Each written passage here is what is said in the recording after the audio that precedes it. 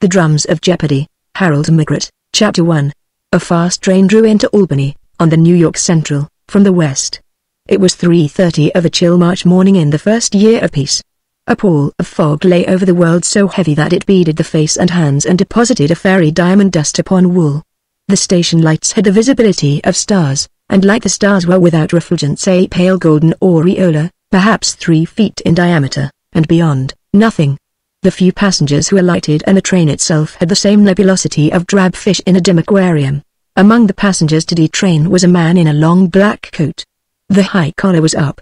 The man wore a derby hat, well down upon his head, after the English mode. An English kit bag, battered and scarred, swung heavily from his hand. He immediately strode for the station wall and stood with his back to it. He was almost invisible. He remained motionless until the other detrained passengers swam past, until the red tail lights of the last coach vanished into the deeps. Then he rushed for the exit to the street. Away toward the far end of the platform there appeared a shadowy patch in the fog. It grew and presently took upon itself the shape of a man. For one so short and squat and thick his legs possessed remarkable agility, for he reached the street just as the other man stopped at the side of a taxicab. The fool! As if such a movement had not been anticipated. 16,000 miles, always eastward, on horses, camels, donkeys, trains, and ships, down China to the sea, over that to San Francisco, thence across this bewildering stretch of cities and plains called the United States, always and ever toward New York, and the fool thought he could escape. Thought he was flying, when in truth he was being driven toward a wall in which there would be no breach. Behind and in front the net was closing. Up to this hour he had been extremely clever in avoiding contact. This was his first stupid act. Thought the fog would serve as an impenetrable cloak. Meantime, the other man reached into the taxicab and awoke the sleeping chauffeur. "A hotel," he said. "Which one?" "Anyone will do." "Yes, sir." $2. "When we arrive?" "No, I'll take the bag inside with me." Inside the cab the fare chuckled. For those who fished there would be no fish in the net. This fog like a kindly hand reaching down from heaven. 5 minutes later the taxicab drew up in front of a hotel. The unknown stepped out, took a leather purse from his pocket and carefully counted out in silver $2.20, which he poured into the chauffeur's palm. "Thank you, sir. You are an American?" "Sure. I was born in this burg." "Like the idea, huh?" "The idea of being an American? I should say yes. This is one grand little gob o' mud, believe me. It's going to be dry in a little while, and then it will be some grand little old brick. Say, let me give you a tip. The gas in this joint is extra if you blow it out." Grinning, the chauffeur threw on a power and wheeled away into the fog. His late fare followed the vehicle with his gaze until it reached the vanishing point, then he laughed. An American cockney. He turned and entered the hotel. He marched resolutely up to the desk and roused the sleeping clerk, who swung round the register. The unknown without hesitance inscribed his name, which was John Hawksley. But he hesitated the fraction of a second before adding his place of residence: London. "A room with a bath, if you please, 2nd flight. Have the man call me at 7. "Yes, sir." "Here, boy." Sleepily the bellboy lifted the battered kit bag and led the way to the elevator. "4th," said the night clerk, as the elevator door slithered to the latch. "4th." "The old dear." He returned to his chair, hoping that he would not be disturbed again until he was relieved. "What do we care, so long as we don't know? What's the stranger to us but a fleeting shadow? The odysseys that pass us every day, and we none the wiser." The clerk had not properly floated away into dreams when he was again roused. Resentfully he opened his eyes. A huge fist covered with a fell of black hair rose and fell. Attached to this fist was an arm, and joined to that were enormous shoulders. The clerk's trailing, sleep-befogged glance paused when it reached the newcomer's face. The jaws and cheeks and upper lip were blue-black with a beard that required extra-tempered razors once a day. Black eyes that burned like opals, a bullet-shaped head well-cropped, and a pudgy nose broad in the nostrils. Because this second arrival wore his hat well forward, the clerk was not able to discern the pinched forehead of the fanatic. Not wholly unpleasant, not particularly agreeable, the sort of individual one preferred to walk around rather than bump into. The clerk offered the register, and the squat man scratched his name impatiently, grabbed the extended key, and trotted to the elevator. "Ah," mused the clerk, "we have with us Mr. Poppy Popo." He stared at the signature close up. "Hanged if I can make it out. It looks like some new brand of soft drink we'll be having after July 1st. Greek or Bulgarian. Anyhow, he didn't ask for a bath. Looks as if he needed one, too. Here, boy, ye are, take a peek at this John Hancock. Gee. That must be the guy who makes the drugstore drink Bulzac. The clerk swung out, but missed the boy's head by a hair. The boy stood off, grinning. Well, you asked me. All right. If anybody else comes in, tell 'em we're full up. I'll be a wreck tomorrow without my usual beauty sleep. The clerk dropped into his chair again and elevated his feet to the radiator. Want me to get a pillow for you? No back talk. Drowsily. Oh. Boy. But I got one on you. What? This Bulzac guy didn't have no baggage, and you give him the key without little old threeper in advance. No grip? Nix. Not a toothbrush in sight. Well. The damage is done. I might as well go to sleep. It was not premeditated on the part of the clerk to give the squat man the room adjoining that of Hawksley's. The key had been nearest his hand. But the squat man trembled with excitement when he noted that it was stamped 214. He had taken particular pains to search the register for Hawksley's number before rousing the clerk. He hadn't counted on any such luck as this. His idea had been merely to watch the door of room 212. He had a feline foot, as they say. He moved about lightly and without sound in the dark. Almost at once he approached one of the two doors and put his ear to the panel. Running water. The fool had time to take a bath. A plan flashed into his head. Why not end the affair here and now, and reap the glory for himself? What mattered the net if the fish swam into your hand? Wasn't this particularly his affair? It was the end, not the means. A close touch in Hong Kong, but the fool had slipped away. But there, in the next room, assured that he had escaped, it would be easy. The squat man tiptoed to the window. Luck of luck, there was a fire escape platform. He would let half an hour pass, then he would act. The ape, with his British mannerisms. Death to the breed, root and branch. He sat down to wait. On the other side of the wall the bather finished his ablutions. His body was graceful, vigorous, and youthful, tinted a golden bronze. His nose was hawky, his eyes a Latin brown, alert and roving, though there was a hint of weariness in them, the pressure of long, racking hours of ceaseless vigilance. His top hair was a glossy black inclined to curl, but the 4 days' growth of beard was as blonde as a ripe chestnut burr. In spite of this mark of vagabondage there were elements of beauty in the face. The expanse of the brow and the shape of the head were intellectual. The mouth was pleasure-loving, but the nose and the jaw neutralized this. After he had toweled himself he reached down for a brown leather pouch which lay on the three-legged bathroom stool. It was patently a tobacco pouch, but there was evidently something inside more precious than Saloniki. He held the pouch on his palm and stared at it as if it contained some gin clamoring to be let out. Presently he broke away from this fascination and rocked his body, eyes closed like a man suffering unremitting pain. God's curse on them, he whispered, opening his eyes. He raised the pouch swiftly, as though he intended dashing it to the tiled floor, but his arm sank gently. After all, he would be a fool to destroy them. They were future bread and butter. He would soon have their equivalent in money that would bring back no terrible recollections. Strange that every so often, despite the horror, he had to take them out and gaze at them. He sat down upon the stool, spread a towel across his knees, and opened the pouch. He drew out a roll of cotton wool, which he unrolled across the towel. Flames. Blue flames, red, yellow, violet, and green precious stones, many of them with histories that reached back into the dim centuries, histories of murder and loot and envy. The young man had imagination, perhaps too much of it. He saw the stones palpitating upon lovely white and brown bosoms, he saw bloody and greedy hands, the red sack of towns, he heard the screams of women and the raucous laughter of drunken men. Murder and loot. At the end of the cotton wool lay 2 emeralds about the size of $half and half an inch in thickness, polished, and as vividly green as a dragonfly in the sun, fit for the turban of Shkriya, spouse of Scheherazade. Rodin would have seized upon the young man's attitude, the limp body, the haggard face hewn it out of marble, and called it conscience. The possessor of the stones held this attitude for 3 or 4 minutes. Then he rolled up the cotton wool, jammed it into the pouch, which he hung to his neck by a thong, and sprang to his feet. No more of this brooding, it was sapping his vitality, and he was not yet at his journey's end. He proceeded to the bedroom, emptied the battered kit bag, and began to dress.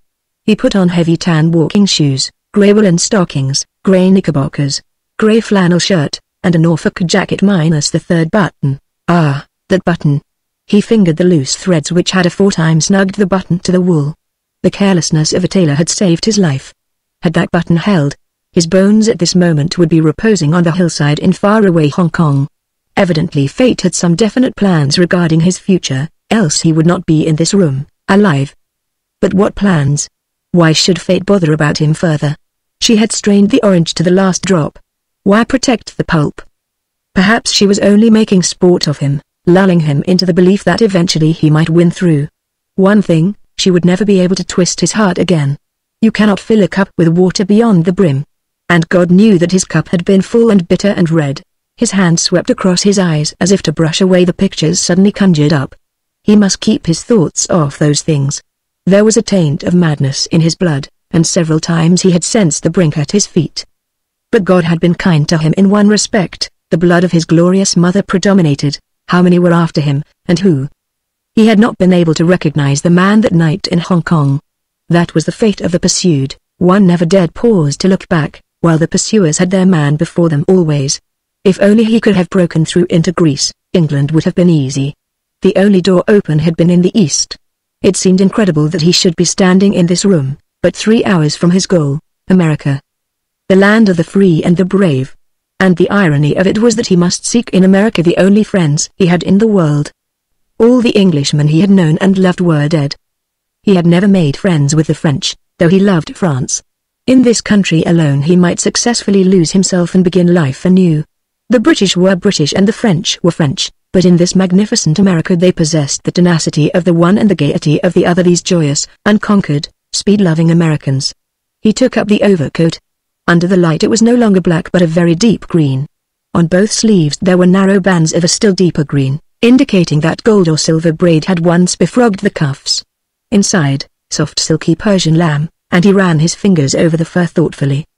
The coat was still impregnated with the strong odor of horse. He cast it aside, never to touch it again. From the discarded small coat he extracted a black wallet and opened it. That passport. He wondered if there existed another more cleverly forged. It would not have served an hour west of the Hindenburg line, but in the east and here in America no one had questioned it.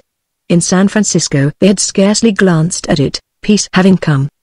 Besides this passport the wallet contained a will, 10 bonds, a custom appraiser's receipt and a sheaf of gold bills. The will, however, was perhaps one of the most astonishing documents conceivable.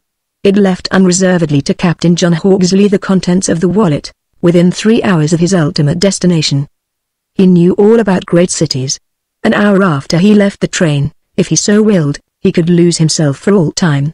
From the bottom of the kit bag he dug up a blue velours case, which after a moment's hesitation he opened. Medals encrusted with precious stones, but on the top was the photograph of a charming girl, blonde as ripe wheat, and arrayed for the tennis court. It was this photograph he wanted. Indifferently he tossed the case upon the center table, and it upset, sending the medals about with a ring and a tinkle.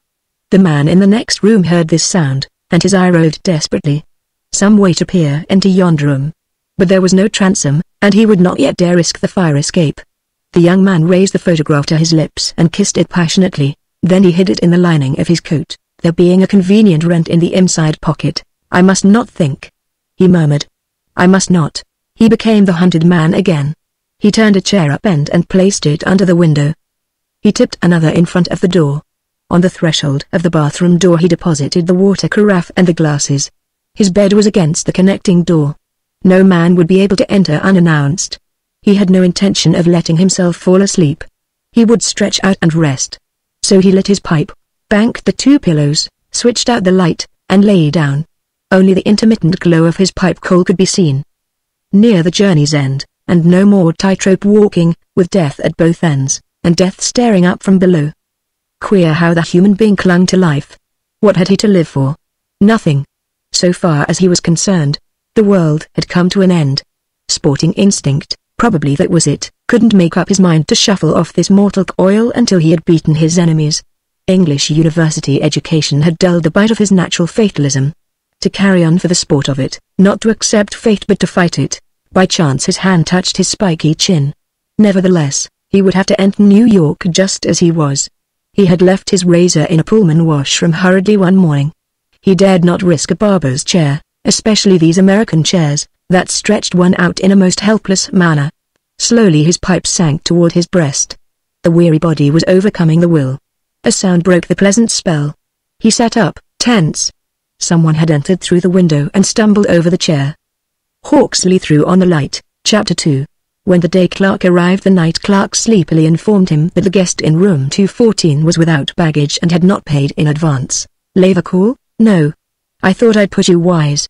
I didn't notice that the man had no grip until he was in the elevator." "All right. I'll send the bellhop captain up with a fake call to see if the man's still there." When the captain late of the AEF in France returned to the office, he was mildly excited. "Gee, there's been a whale of a scrap in room 212. The chambermaid let me in." "Murder?" whispered the clerks in unison. "Murder your granny." "No. Just a fight between 212 and 214, because both of them have flown the roost. But take a peek at what I found on the table." It was a case of blue velours. The boy threw back the lid dramatically. "War medals. If they are, I never piped 'em before. They ain't French or British." The captain of the bellboys scratched his head ruminatively. "Gee, I got it. Orders, that's what they all am. Kings pay 'em out Saturdays when the payroll is nix. Will you pipe the diamonds and rubies?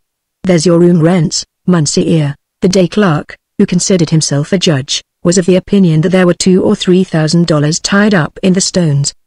It was a police affair. Some ambassador had been robbed, and the Britisher and the Greek or Bulgarian were mixed up in it. "Loot. I thought the war was over," said the night clerk. "The shooting is over, that's all," said the captain of the bellboys, sagely. What had happened in room 212? A duel of wits rather than a physical contact. Hawksley realized instantly that here was the crucial moment. Caught and overpowered, he was lost. If he shouted for help and it came, he was lost. Once the police took a hand in the affair, the newspaper publicity that would follow would result in the total ruin of all his hopes. There was only one chance to finish this affair outside the hotel, in some fog-dimmed street.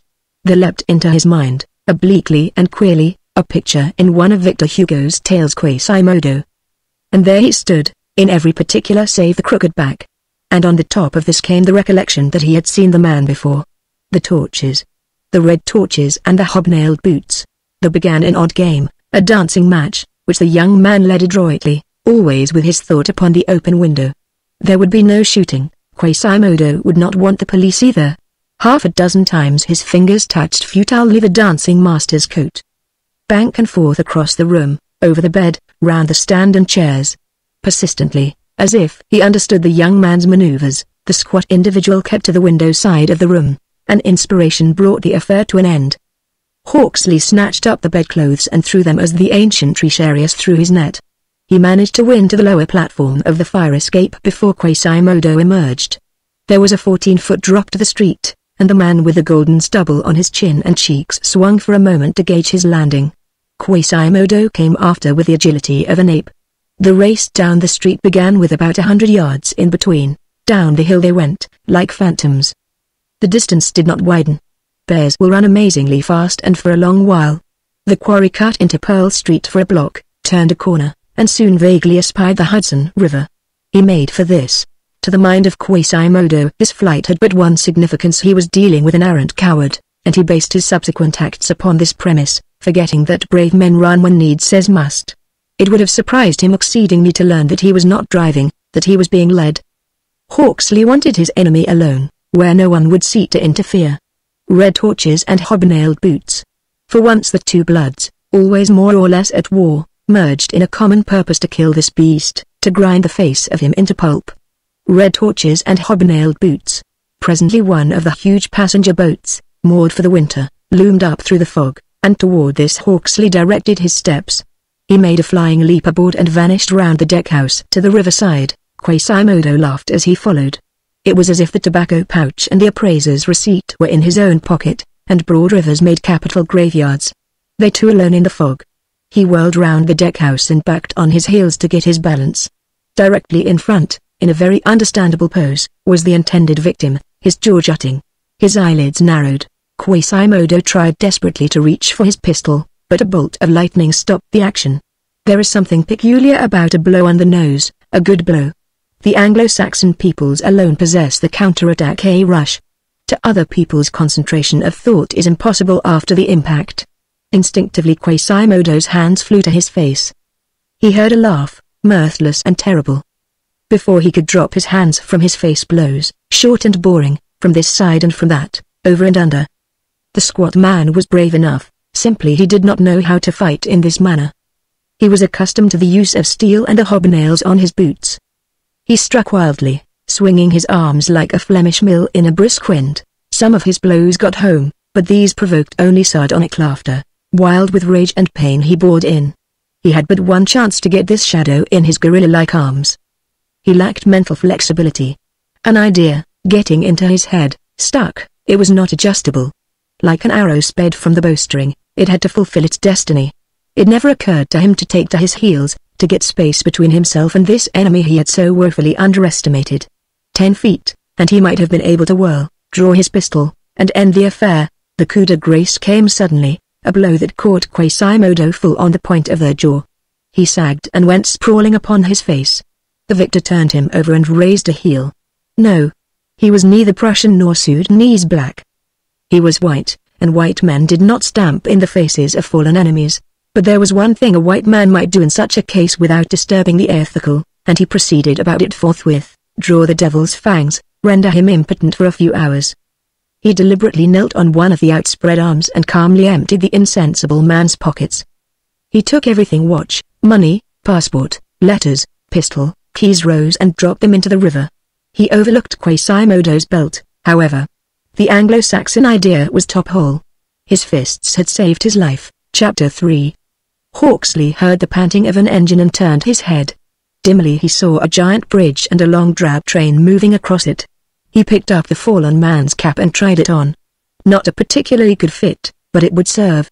He then trotted round the deckhouse to the street side, jumped to the wharf, and sucking the cracked knuckles of his right hand fell into a steady dog trot which carried him to the station he had left so hopefully an hour and a half gone. An accommodation train eventually deposited him in Poughkeepsie, where he purchased a cap and a sturdy walking stick. The stubble on his chin and cheeks began to irritate him intensely, but he could not rid himself of the idea that a barber's chair would be inviting danger.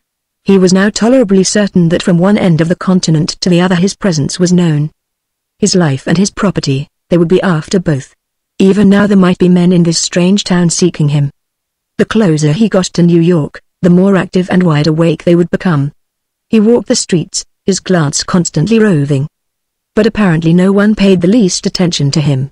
Finally he returned to the railway station, and at 6 o'clock that evening he left the platform of the 125th Street station, and appraised covertly the men who accompanied him to the street. He felt assured that they were all Americans. Probably they were, but there are still some stray fools of American birth who cannot accept the great American doctrine as the only Ararat visible in this present flood. Perhaps one of these accompanied Hawksley to the street. Whatever he was, one had upon order met every south-going train since 7 o'clock that morning, when Quasimodo, paying from the gold hidden in his belt, had sent forth the telegraphic alarm. The man hurried across the street and followed Hawksley by matching his steps. His business was merely to learn the other's destination and then to report. Across the earth a tempest had been loosed, but Ariel did not try it, Caliban did. The scythe of terror was harvesting a type, and the innocent were bending with the guilty. Suddenly Hawksley felt young, revivified, free. He had arrived. Surmounting indescribable hazards and hardships he walked the pavement of New York. In an hour the mutable quicksands of a great city would swallow him forever. Free. He wanted to stroll about, peer into shop windows, watch the amazing electric signs, dally, but he still had much to accomplish. He searched for a telephone sign. It was necessary that he find one immediately. He had once spent 6 weeks in and about this marvelous city, and he had a vague recollection of the blue and white enamel signs. Shortly he found one. It was a pay station in the rear of a news and tobacco shop. He entered a booth, but discovered that he had no 5-cent pieces in his purse. He hurried out to the girl behind the cigar stand. She was exhibiting a box of cigars to a customer, who selected 3, paid for them, and walked away. Hawksley, boiling with haste to have his affair done, flung a silver coin toward the girl. 5-cent pieces. Will you take them with you or shall I send them? Asked the girl, earnestly. I beg pardon. Any particular kind of ribbon you want the box tied with? I beg your pardon. Repeated Hawksley, harried and bewildered. But I'm in a hurry, too much of a hurry to leave out the bark when you ask a favor. I make change out of courtesy. And you all bark at me nickel. Nickel. As if that was my job. 1,000 apologies. Contritely. And don't make it any worse by suggesting a movie after supper. My mother never lets me go out after dark. I rather fancy she's quite sensible. Still, you seem able to take care of yourself. I might suggest, with that black eye? Nay, nay. I'll bet somebody's brother gave it to you. Venus was not on that occasion in ascendancy. Thank you for the change. Hawksley swung on his heel and re-entered the booth. A great weariness oppressed him. A longing, almost irresistible, came to him to go out and cry aloud, "Here I am. Kill me. I'm tired and done." For he had recognized the purchaser of the cigars as one of the men who had left the 125th Street station at the same time as he. He remembered distinctly that this man had been in a hurry. Perhaps the whole dizzy affair was reacting upon his imagination psychologically and turning harmless individuals into enemies. "Hello," said a man's voice over the wire. "Is Mr. Ratburn there?" "Captain Ratburn is with his regiment at Coblenz, sir." "Coblenz?" "Yes, sir. I do not expect his return until near midsummer, sir."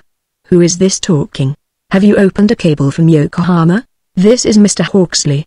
The voice became excited. "Oh, sir. You will come right away. I alone understand, sir. You will remember me when you see me. I'm the captain's butler, Sir Jenkins. He cabled back to give you the entire run of the house as long as you desired it. He advised me to notify you that he had also prepared his banker against your arrival. Have your luggage sent here at once, sir. Dinner will be at your convenience." Hawksley's body relaxed. A lump came into his throat. Here was a friend, anyhow, ready to serve him though he was thousands of miles away. When he could trust himself to speak he said, "Sorry.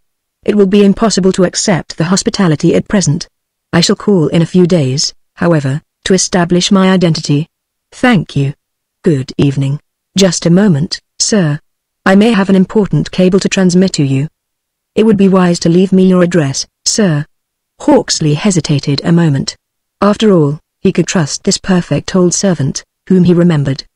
He gave the address. As he came out of the booth the girl stretched forth an arm to detain him. He stopped. "I'm sorry I spoke like that," she said. "But I'm so tired. I've been on my feet all day, and everybody's been barking and growling, and if I'd taken in as many nickels as I've passed out in change the boss would be rich. Give me a dozen of those roses there." She sold flowers also. "The pink ones." "How much?" he asked. $2.50. He laid down the money. "Never mind the box. They are for you. Good evening." The girl stared at the flowers as Ali Baba must have stared at the cask with rubies. "For me," she whispered. "For nothing." Her eyes blurred. She never saw Hawksley again, but that was of no importance. She had a gentle deed to put away in the lavender of recollection. Outside Hawksley could see nothing of the man who had bought the cigars. At any rate, further dodging would be useless. He would go directly to his destination. Old Gregor had sent him a duplicate key to the apartment. He could hide there for a day or two, then visit Ratburn's banker at his residence in the night to establish his identity. Gregor could be trusted to carry the wallet and the pouch to the bank. Once these were walled in steel half the battle would be over. He would have nothing to guard thereafter but his life. He laughed brokenly. Nothing but the clothes he stood in. He never could claim the belongings he had been forced to leave in that hotel back yonder. But there was loyal old Gregor. Somebody would be honestly glad to see him. The poor old chap. Astonishing, but of late he was always thinking in English. He hailed the first free taxicab he saw, climbed in, and was driven downtown. He looked back constantly. Was he followed? There was no way of telling. The street was alive with vehicles tearing north and south, with frequent stoppage for the passage of those racing east and west. The destination of Hawksley's cab was an old-fashioned apartment house in 80th Street. Gregor would have a meal ready, and it struck Hawksley forcibly that he was hungry, that he had not touched food since the night before. Gregor, valeting in a hotel, pressing coats and trousers and sewing on buttons. Groggy old world, wasn't it? Gregor, pressing the trousers of the hoi polloi. Gregor, who could have sent New York mad with that old Stradivarius of his. But Gregor was wise. Safety for him lay in obscurity, and what was more obscure in a hotel valet. He did not seek the elevator but mounted the first flight of stairs. He saw two doors, one on each side of the landing. He sought one, stooped and peered at the card over the bell. Canova. Gregor's was opposite. Having a key he did not knock but unlocked the door and stepped into the dark hall. "Stefani Gregor?" he called, joyously. "Stefani, my old friend, it is I." Silence. But that was understandable.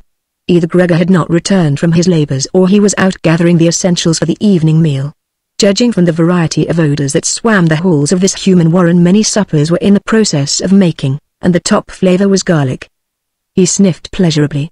Not that the smell of garlic quickened his hunger. It merely sent his thought galloping backward a score of years. He saw Stefani Gregor and a small boy in mountain costume footing it sturdily along the dizzy goat paths of the rugged hills, saw the two sitting on some ruddy promontory and munching black bread rubbed with garlic. Ambrosia. His mother's horror, when she smelt his breath as if garlic had not been one of her birthrights. His uncle, roaring out in his bull's voice that black bread and garlic were good for little boys' stomachs, and made the stuff of soldiers. Black bread and garlic and the golden age. After he had flooded the hall with light, he began a tour of inspection. The rooms were rather bare but clean and orderly. Here and there were items that kept the homeland green in the recollection.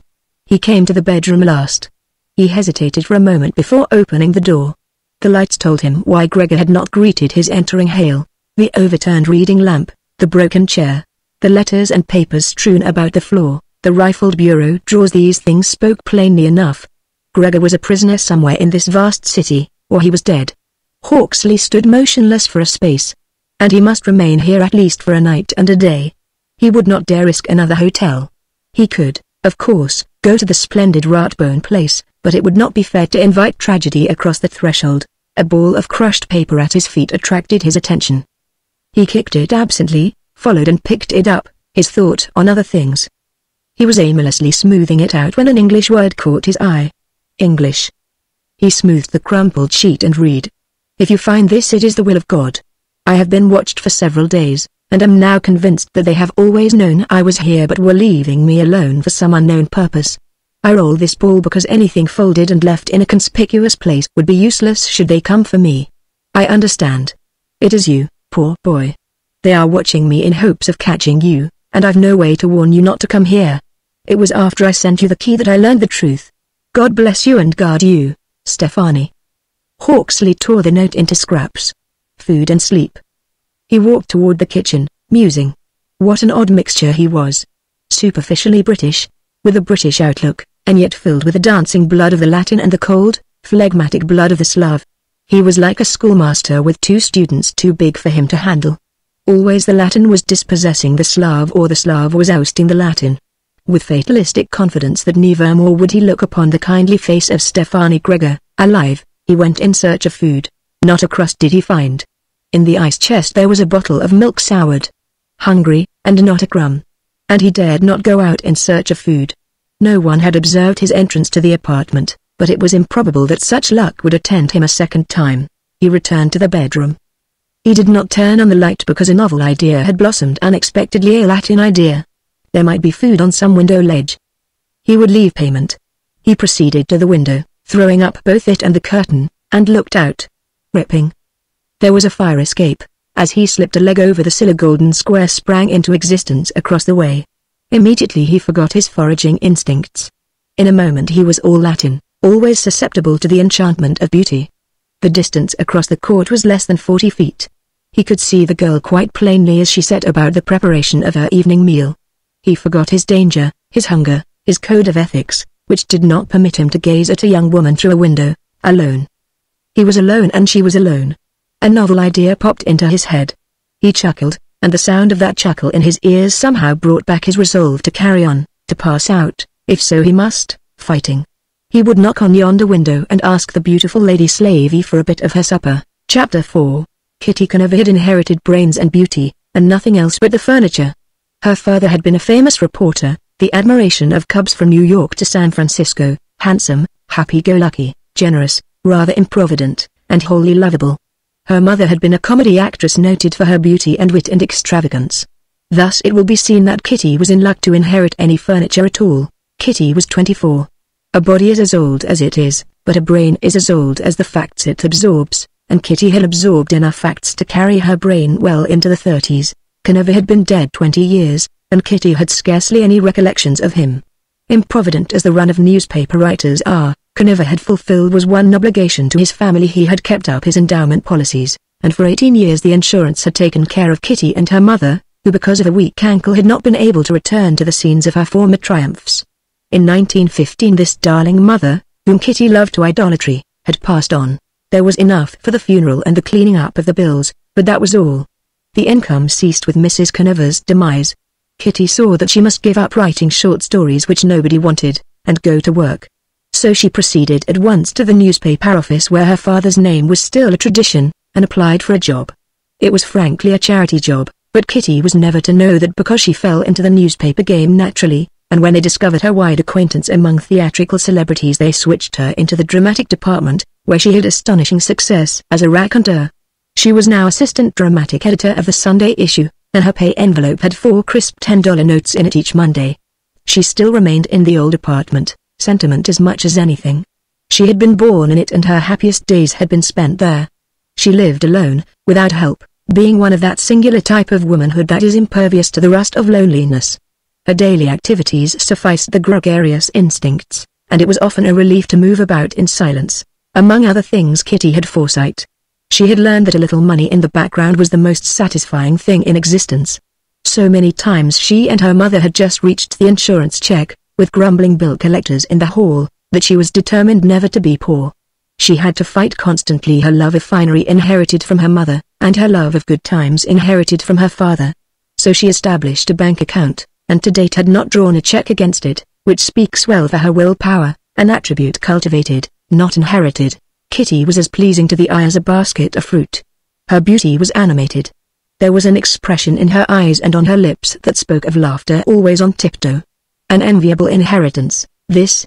The desire to laugh, to be searching always for a vent to laughter. It is something money cannot buy, something not to be cultivated, a true gift of the gods. This desire to laugh is found invariably in the tender and valorous, and Kitty was both. Brown hair with running threads of gold that was always catching light, slate blue eyes with heavy black fringe Irish color that waxed and waned, and a healthy, shapely body. Topped by a sparkling intellect, these gifts made Kitty desirable of men. Kitty had no beau. After the adolescent days beau ceased to interest her. This would indicate that she was inclined toward suffrage. Nothing of the kind. Intensely romantic, she determined to await the grand passion or go it alone. No experimental adventures for her. Be assured that she weighed every new man she met, and finding some flaw discarded him as a matrimonial possibility. Besides, her unusual facilities to view and judge men had shown her masculine phases the average woman would have discovered only after the fatal knot was tied. She did not suspect that she was romantical. She attributed her wariness to common sense. If there is one place where a pretty young woman may labor without having to build a wall of liquid air about her to fend off amatory advances, that place is the editorial room of a great metropolitan daily. One must have leisure to fall in love, and only the office boys could assemble enough idle time to call it leisure. A desk faced Burlingame's, and Burlingame was a dramatic editor, a scholar and a gentleman. He liked to hear Kitty talk, and often he lured her into the open, and he gathered information about theatrical folks that was outside even his wide range of knowledge. A drizzly fog had hung over New York since morning. Kitty was finishing up some Sunday special. Burlingame was reading proofs.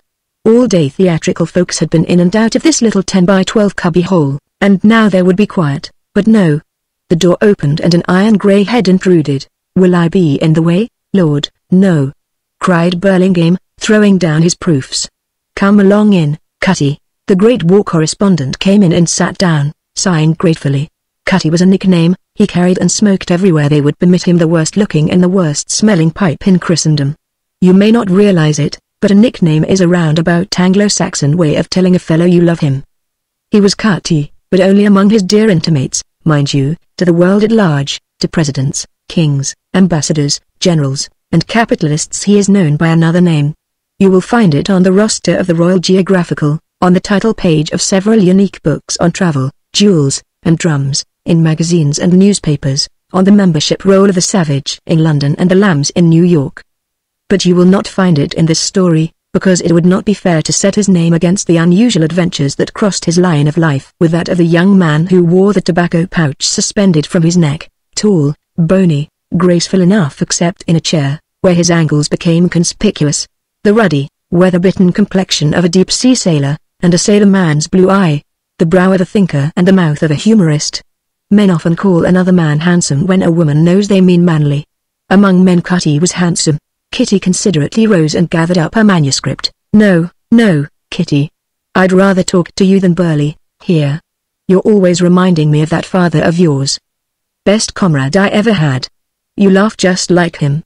Did your mother ever tell you that old Cutty is your godfather? Good gracious, fact. I told your dad I'd watch over you, and a fat lot of watching you've done to date, jeered Burlingame. Couldn't help that. But I can be on the job until I return to the Balkans. Kitty laughed joyously and sat down, perhaps a little thrilled. She had always admired Cutty from afar, shyly. Once in a blue moon he had in the old days appeared for tea, and he and Mrs. Conover would spend the balance of the afternoon discussing the lovable qualities of Tommy Conover. Kitty had seen him but twice during the war. Every so often, began Cutty, I have to find listeners. Fact. I used to hate crowds, listeners, but those 10 days in an open boat, 1,000 miles from anywhere, made me gregarious. I'm always wanting company and hating to go to bed, which is bad business for a man of 52. Cutty's ship had been torpedoed. To Kitty, with his tired eyes and weather-bitten face, his bony, gangling body, he had the appearance of a lazy man. Actually she knew him to be a man of tremendous vitality and endurance. Eagles when they roost are heavy-lidded and clumsy. She wondered if there was a corner on the globe he had not peered into. For 30 years he had been following two gods, rumor and war. For 30 years he had been the slave of cables and telegrams. Even now he was preparing to return to the Balkans, where the Great Fire had started and where there were still some threatening embers to watch. Cutty was not well known in America, his reputation was European. He played the game because he loved it, being comfortably fortified with worldly goods.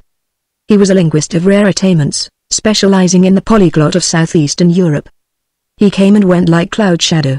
His foresight was so keen he was seldom ordered to go here or there, he was generally on the spot when the orders arrived. He was interested in socialism and its bewildering ramifications, but only as an analytical student. He could fit himself into any environment, interview a prime minister in the afternoon and take potluck that night with the anarchist who was planning to blow up the prime minister. Burlingame, an intimate, often exposed for Kitty's delectation the amazing and colorful facets of Cutty's diamond brilliant mind. Cutty wrote authoritatively on famous gems and collected drums. He had one of the finest collections of chrysoprase in the world. He loved these semi-precious stones because of their unmatchable, translucent green like the pulp of a grape. From Burlingame Kitty had learned that Cutty, rather indifferent to women, carried about with him the photographs large size of famous professional beauties and a case filled with polished chrysoprase. He would lay a photograph on a table and adorn the lovely throat with astonishing necklaces and the head with wonderful tiaras, all the while his brain at work with some intricate political puzzle. And he collected drums. The walls of his apartment, part of the loft of a midtown office building, were covered with a most startling assortment of drums, drums of war, of the dance, of the temples of the feast, ancient and modern, some of them dreadful-looking objects, as Kitty had cause to remember. Though Cutty had known her father and mother intimately, Kitty was a comparative stranger. He recollected seeing her perhaps a dozen times. She had been a shy child, not given to climbing over visitors' knees, not the precocious offspring of the average theatrical mother. So in the past he had somewhat overlooked her. Then one day recently he had dropped in to see Burlingame and had seen Kitty instead, which accounts for his presence here this day. Neither Kitty nor Burlingame suspected the true attraction. The dramatic editor accepted the advent as a peculiar compliment to himself. And it is to be doubted if Cutty himself realized that there was a true magnetic pole in this cubbyhole of a room. Kitty, however, had vivid recollections. Actually the first strange man she had ever met. But not having been visible on her horizon, except in flashes, she knew of the man only what she had read and what Burlingame had casually offered during discussions. Well, anyhow, said Burlingame, complacently, the war is over. Cutty smiled indulgently. That's the trouble with us chaps who tramp round the world for news. We can't bamboozle ourselves like you folks who stay at home.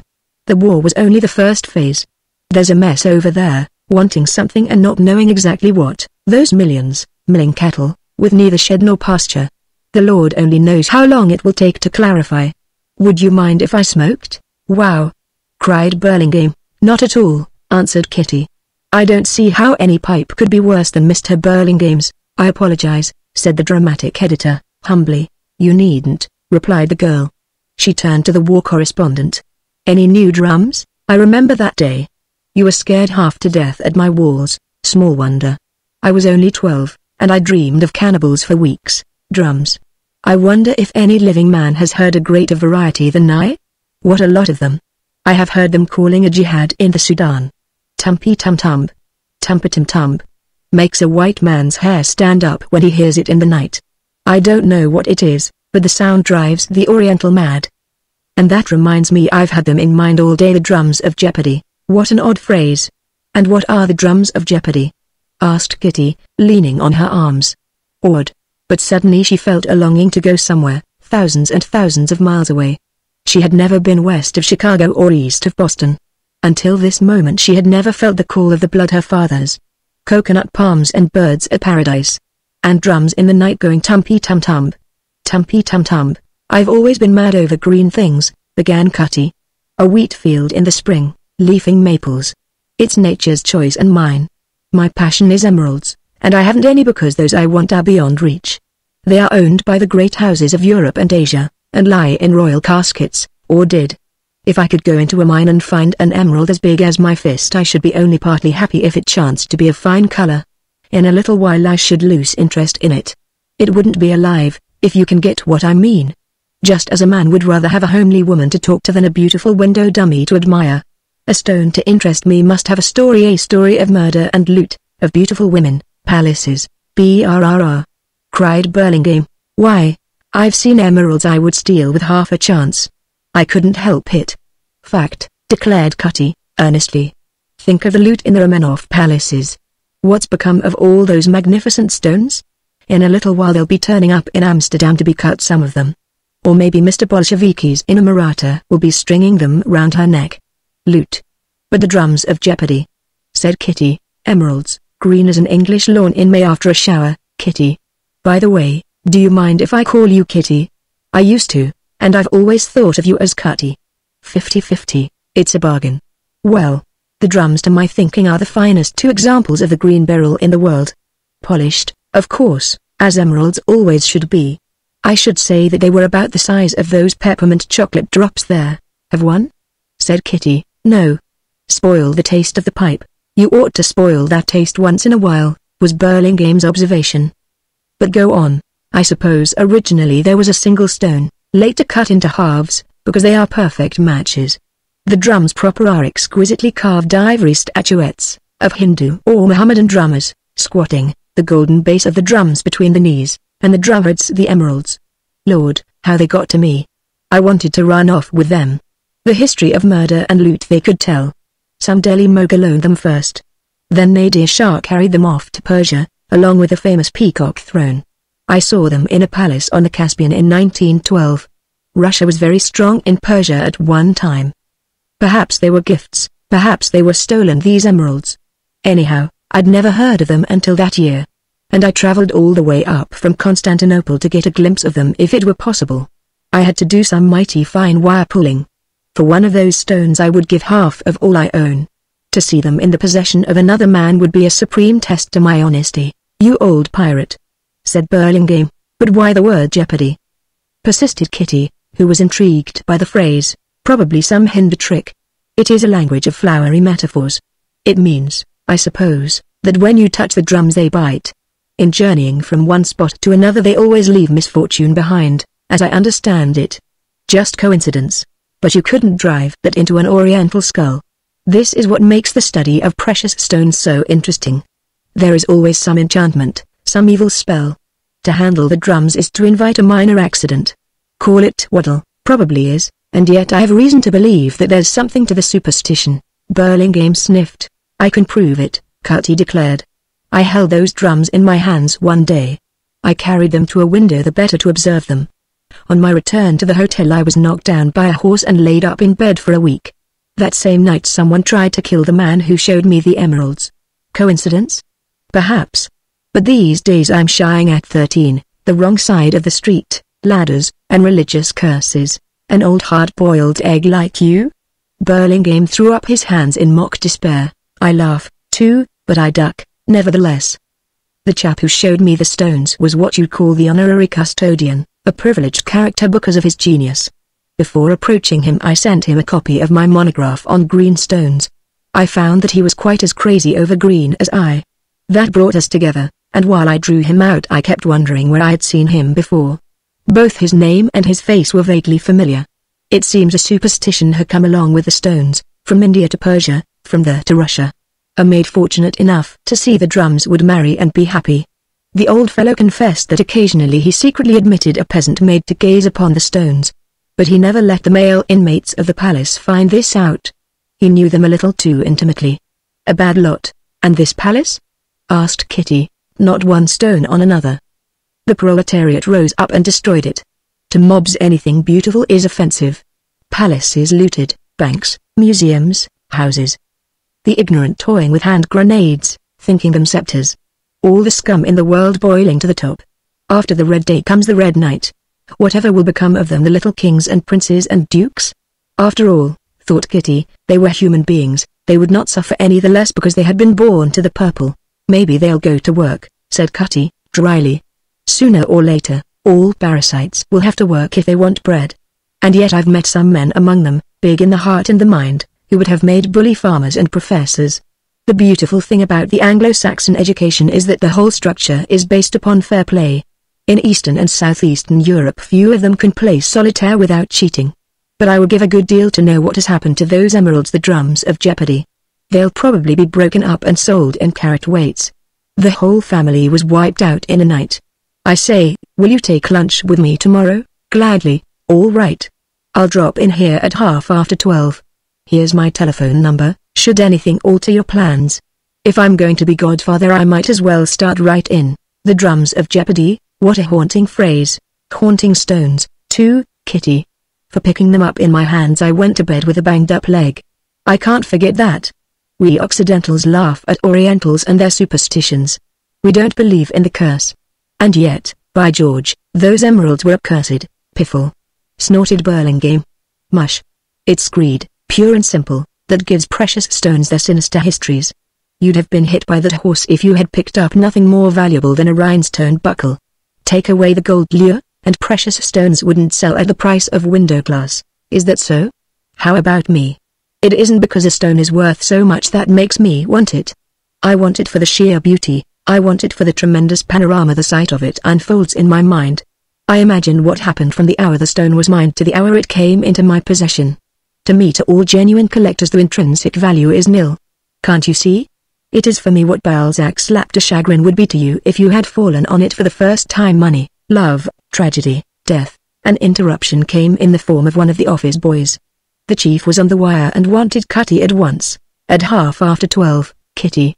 And by the way, added Kitty as he rose, they say about the drums that a beautiful woman is immune to their danger. There's your chance, Kitty, said Burlingame. Am I beautiful?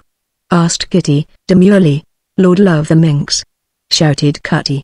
A corner in Mooquins, rain or shine.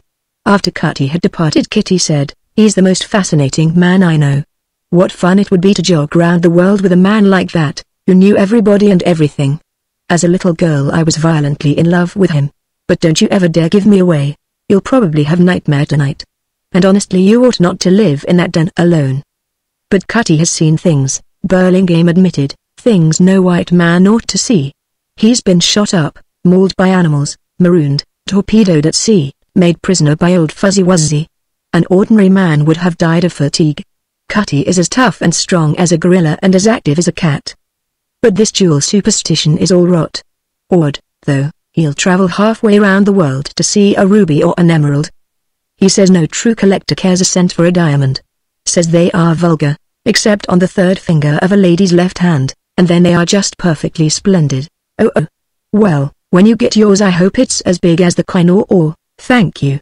You might just as well wish a brick on me. Kitty left the office at 6:15.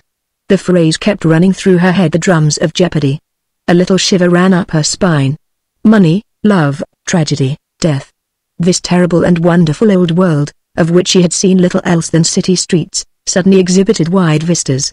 She knew now why she had begun to save travel. Just as soon as she had 1,000 she would go somewhere. A great longing to hear native drums in the night.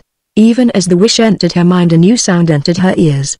The subway car wheels began to beat tump-a-tum-tump. Tump-a-tum-tump. Fudge. She opened her evening paper and scanned the fashions, the dramatic news, and the comics. Being a woman she read the world news last. On the front page she saw a queer story, dated at Albany, mysterious guests at a hotel, how they had fought and fled in the early morning. There had been left behind a case with foreign orders encrusted with several $1,000s worth of gems. Bolsheviki, said the police, just as they said auto bandits a few years ago when confronted with something they could not understand. The orders had been turned over to the federal authorities, from whom it was learned that they were all royal and demi-royal. Neither of the two guests had returned up to noon, and one had fled, leaving even his hat and coat. But there was nothing to indicate his identity. Loot, murmured Kitty. All the scum in the world rising to the top, quoting Cutty. Poor things. As she thought of the gentle ladies who had died horribly in bedrooms and cellars, Kitty was beginning to cast about for more congenial quarters. There were too many foreigners in the apartments, and none of them especially good housekeepers. Always, nowadays, somebody had a washing out on the line, the odor of garlic was continuously in the air, and there were noisy children underfoot in the halls. The families she and her mother had known were all gone, and Kitty was perhaps the oldest inhabitant in the block. The living room windows faced 80th Street, bedrooms, dining room, and kitchen looked out upon the court. From the latter windows one could step out upon the fire escape platform, which ran round the three sides of the court. Among the present tenants she knew but one, an old man by the name of Gregory, who lived opposite. The acquaintance had never ripened into friendship, but sometimes Kitty would borrow an egg and he would borrow some sugar. In the summertime, when the windows were open at night, she had frequently heard the music of a violin swimming across the court. Polish, Russian, and Hungarian music, always speaking with a tragic note, nothing she had ever heard in concerts. Once, however, she had heard him begin something from Ties, and stop in the middle of it, and that convinced her that he was a master. She was fond of good music. One day she asked Gregory why he did not teach music instead of valeting at a hotel. His answer had been illuminative. It was only his body that pressed clothes, but it would have torn his soul to listen daily to the agonized bow of a novice. Kitty was lonely through pride as much as anything. As for friends, she had a regiment of them. But she rarely accepted their hospitality, realizing that she could not return it. No young men called because she never invited them. All this, however, was going to change when she moved. As she turned on the hale light she saw an envelope on the floor. Evidently it had been shoved under the door. It was unstamped. She opened it, and stepped out of the humdrum into the whirligig. Dear Miss Canova, if anything should happen to me, all the things in my apartment I give to you without reservation. Stephen Gregory. She read the letter a dozen times to make sure that it meant exactly what it said. He might be ill. After she had cooked her supper she would run round and inquire. The poor lonely old man. She went into the kitchen and took inventory. There was nothing but bacon and eggs and coffee. She had forgotten to order that morning. She lit the gas range and began to prepare the meal.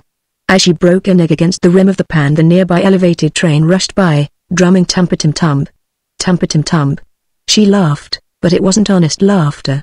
She laughed because she was conscious that she was afraid of something. Impulse drove her to the window. Contact with men, her unusual experiences as a reporter had developed her natural fearlessness to a point where it was aggressive. As she pressed the tip of her nose against the pane, however, she found herself gazing squarely into a pair of exceedingly brilliant dark eyes, and all the blood in her body seemed to rush violently into her throat.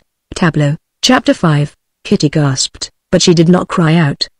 The 5 days' growth of blondish stubble, the discolored eye for all the orb itself was brilliant, and the hawky nose combined to send through her the first great thrill of danger she had ever known. Slowly she backed away from the window. The man outside immediately extended his hands with a gesture that a child would have understood. Supplication. Kitty paused, naturally. But did the man mean it? Might it not be some trick to lure her into opening the window? And what was he doing outside there anyhow? Her mind, freed from the initial hypnosis of the encounter, began to work quickly. If she ran from the kitchen to call for help, he might be gone when she returned, only to come back when she was again alone. Once more the man executed that gesture, his palms upward. It was Latin, she was aware of that, for she was always encountering it in the halls. Another gesture. She understood this also. The tips of the fingers bunched and dabbed at the lips. She had seen Italian children make the gesture and cry, "Ho fame! Hungry." But she could not let him into the kitchen. Still, if he were honestly hungry she had it. In the kitchen table drawer was an imitation revolver. Pressed the trigger, and a fluted fan was revealed, a dance favor she had received during the winter. She plucked it out of the drawer and walked bravely to the window, which she threw up. "What do you want? What are you doing out there on the fire escape?" She instantly demanded to know. "My word, I am hungry." I was looking out of the window across the way and saw you preparing your dinner. A bit of bread and a glass of milk. Would you mind, I wonder? Why didn't you come to the door then? What window? Kitty was resolute. Once she embarked upon an enterprise, that one. Where is Mr. Gregory? Kitty recalled that odd letter. Gregory? I should very much like to know. I have come many miles to see him. He sent me a duplicate key. There was not even a crust in the cupboard. Gregory away? That letter. Something had happened to that poor, kindly old man. Why did you not seek some restaurant? Or have you no money? I have plenty. I was afraid that I might not be able conveniently to return. I am a stranger. My actions might be viewed with suspicion, indeed. Describe Mr. Gregory. Not of the clinging kind, evidently, he thought. A raving beauty Diana domesticated. It is 4 years since I saw him. He was then grey, dapper, and erect. A mole on his chin, which he rubs when he talks. He is a valet in one of the fashionable hotels. He is always the only true friend I have in New York. Was?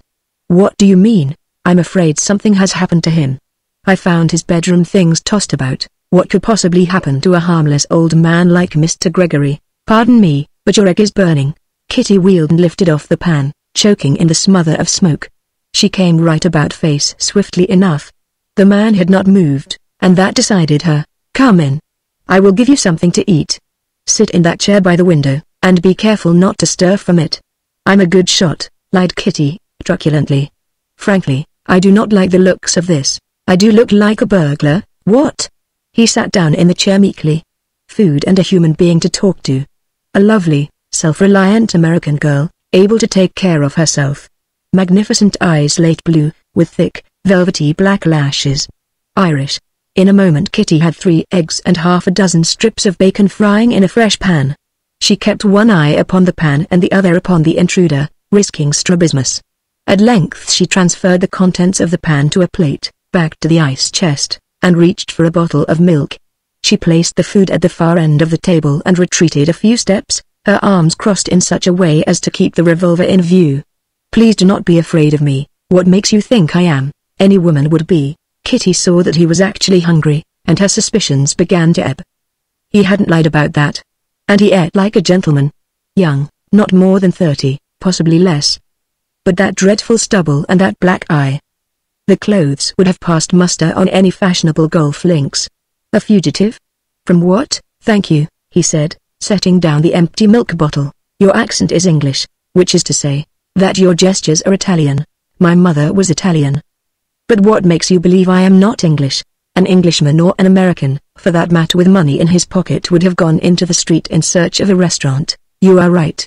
The fundamentals of the blood will always crop out. You can educate the brain but not the blood. I am not an Englishman, I merely received my education at Oxford. A fugitive, however, of any blood might have come to my window. Yes, I am a fugitive, pursued by the god of irony. And irony is never particular. The chase is the thing. What matters it whether the quarry be wolf or sheep? Kitty was impressed by the bitterness of the tone. What is your name? John Hawksley. But that is English. I should not care to call myself two Hawks, literally. It would be embarrassing. So I call myself Hawksley. A pause. Kitty wondered what new impetus she might give to the conversation, which was interesting her despite her distrust. How did you come by that black eye? She asked with embarrassing directness. Hawksley smiled, revealing beautifully white teeth. I say, it is a bit off, isn't it? I received it, a twinkle coming into his eyes in a situation that had moribund perspectives, repeated Kitty, casting the phrase about in her mind in search of an equivalent less academic. I am young and healthy, and I wanted to live, he said, gravely. I am curious to know what is going to happen tomorrow and other tomorrows. Somewhere nearby a door was slammed violently. Kitty, every muscle in her body tense, jumped convulsively, with the result that her finger pressed automatically the trigger of her pistol. The fan popped out gaily. Hawksley stared at the fan, quite as astonished as Kitty. Then he broke into low, rollicking laughter, which Kitty, because her basic corpuscle was Irish, perforce had to join. For all her laughter she retreated, furious and alarmed. Fancy. I say, now, you're jolly plucky to face a scoundrel like me with that. I don't just know what to make of you, said Kitty, irresolutely, flinging the fan into a corner. You have revivified a celestial spark my faith in human beings. I beg of you not to be afraid of me. I am quite harmless. I am very grateful for the meal. Yours is the one act of kindness I have known in weeks.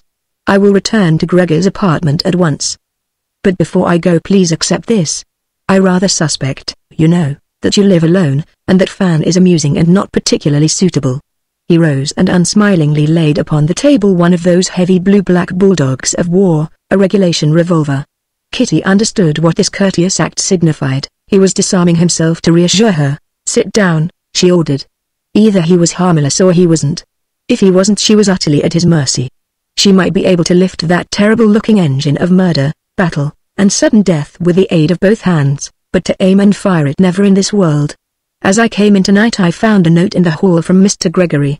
I will fetch it." "But you call him Gregor? His name is Stefani Gregor, and years ago he dandled me on his knees.